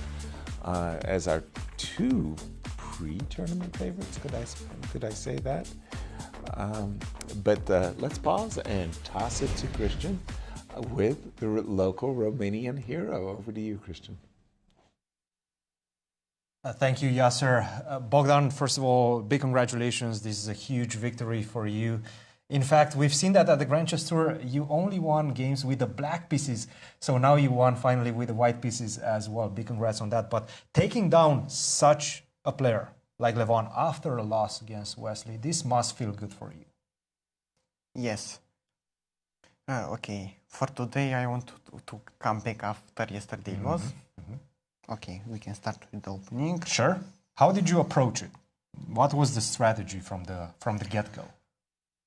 I want to get a strategical game. Okay. And he welcomed that. Yes. As well. That must have felt good. Okay. Nimzovich with d3, a normal line. Bishop d3, okay. Here I expect c5, castle, d, and okay. Considered to be more or less equal, but yes. Still some play. Some play, yes. Of course, yeah. Okay.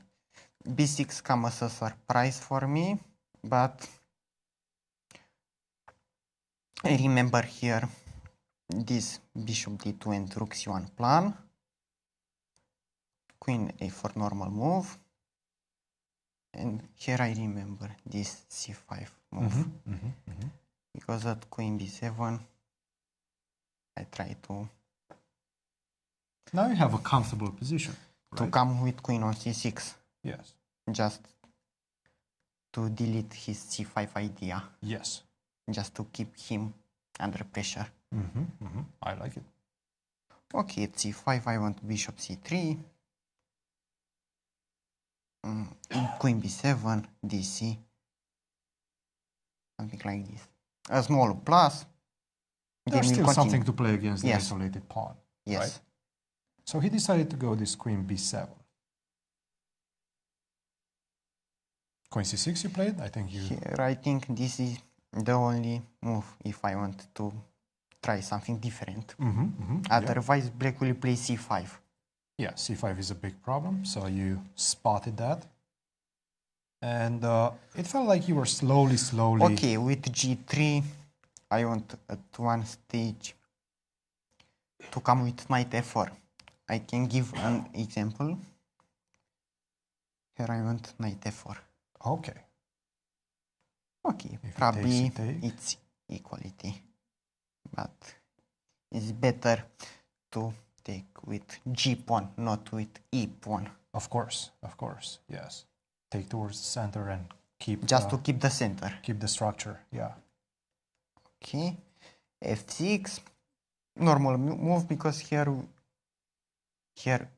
with black I want g5.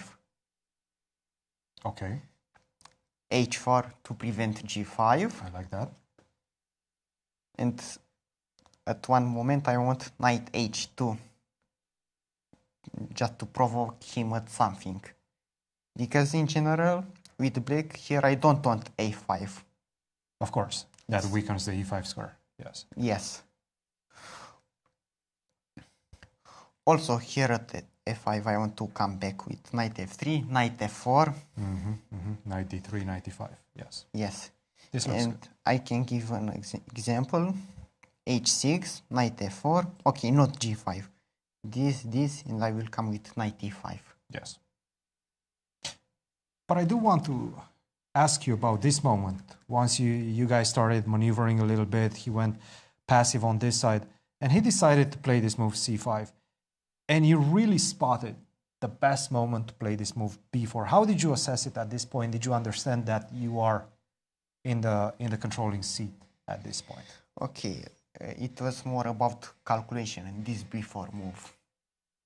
Because here I understand I will come with a5 and he can't defend this pawn. You're winning a pawn by force. Yes. Yes. And he understood that this is bad news right now. Because here I expect knight c6 and I can try knight g1 if I want. Because I want to regroup with my knight. Maybe go for Yes. the d5 pawn. Yes. Right?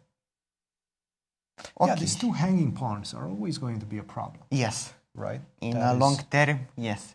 That is the issue with this position. And at this point you understood. You're winning. But you still have a lot of work to do. Yes. And I really like this idea with g4 followed by f3 to try to find another diagonal for this bishop. I want this idea a lot of time ago with f3 bishop g3. I want to show this idea. I want just to show because I want something like this followed by g4, f3 and bishop g3. I watched this idea a long time ago.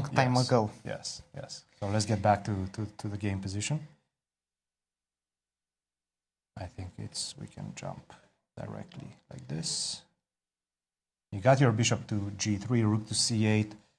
And at what point did you understand that you're just a few moves away from having a technically winning position?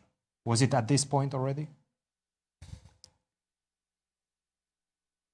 Here, this position become a bit tricky. A bit tricky, yes, yes.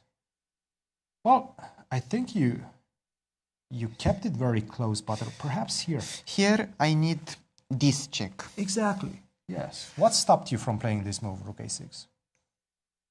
Somehow I blitz out king e4. This is why I played king e4. I don't want to play king e4, but I blitz out. Ah, so it was just by accident. Yes. Yes. Some sort of pre-move. Pre-move. Yes, accidentally. And did you understand that after king e4 is starting to become a bit difficult to win this one? Yes. Probably here it's draw. It's a draw, but it's still not easy.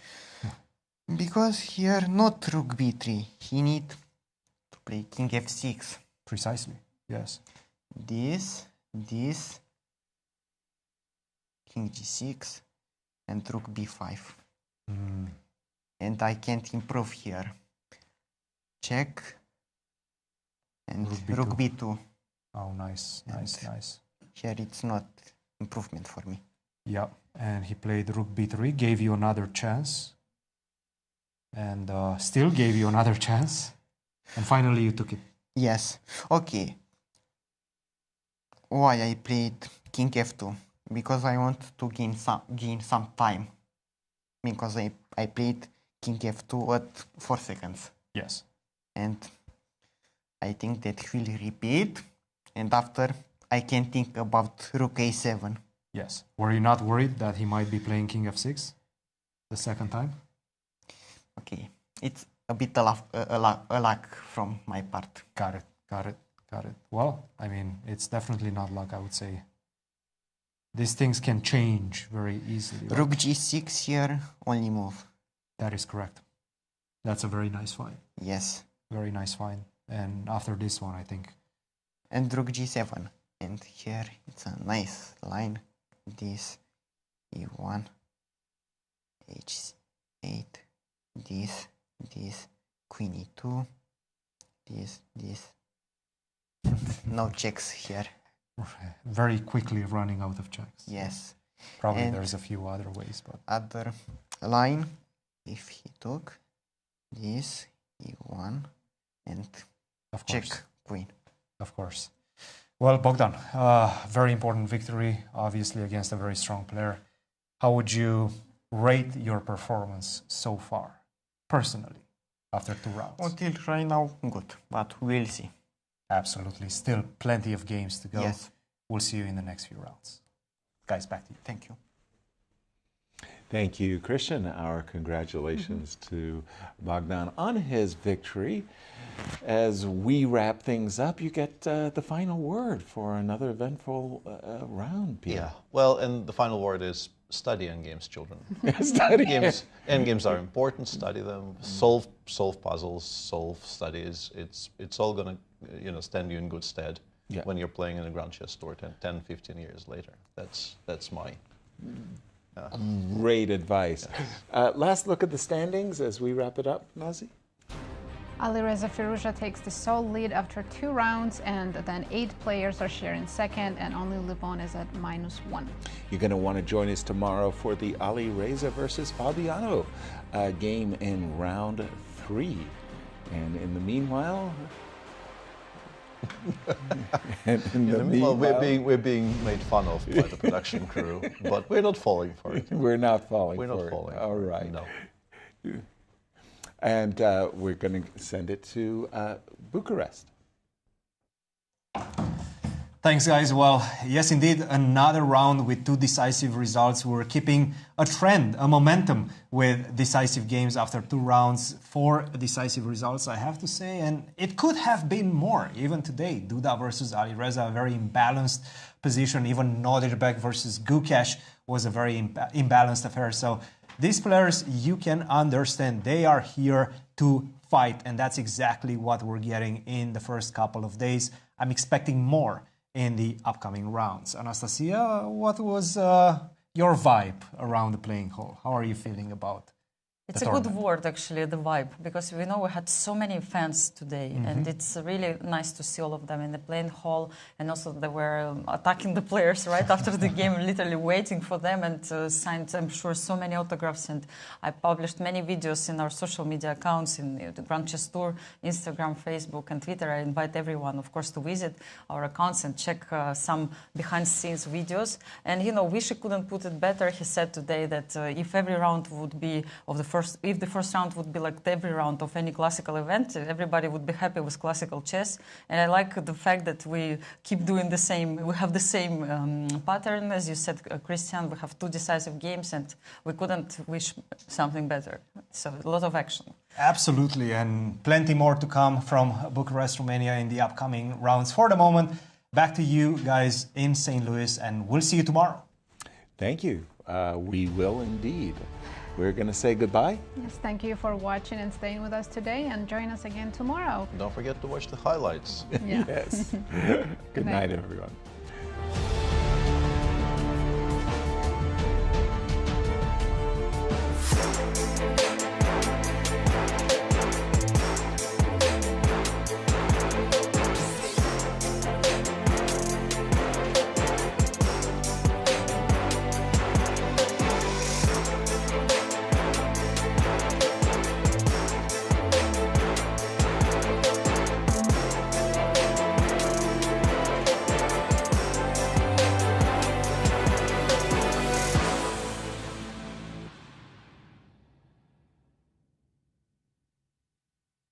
This has been a presentation of the St. Louis Chess Club.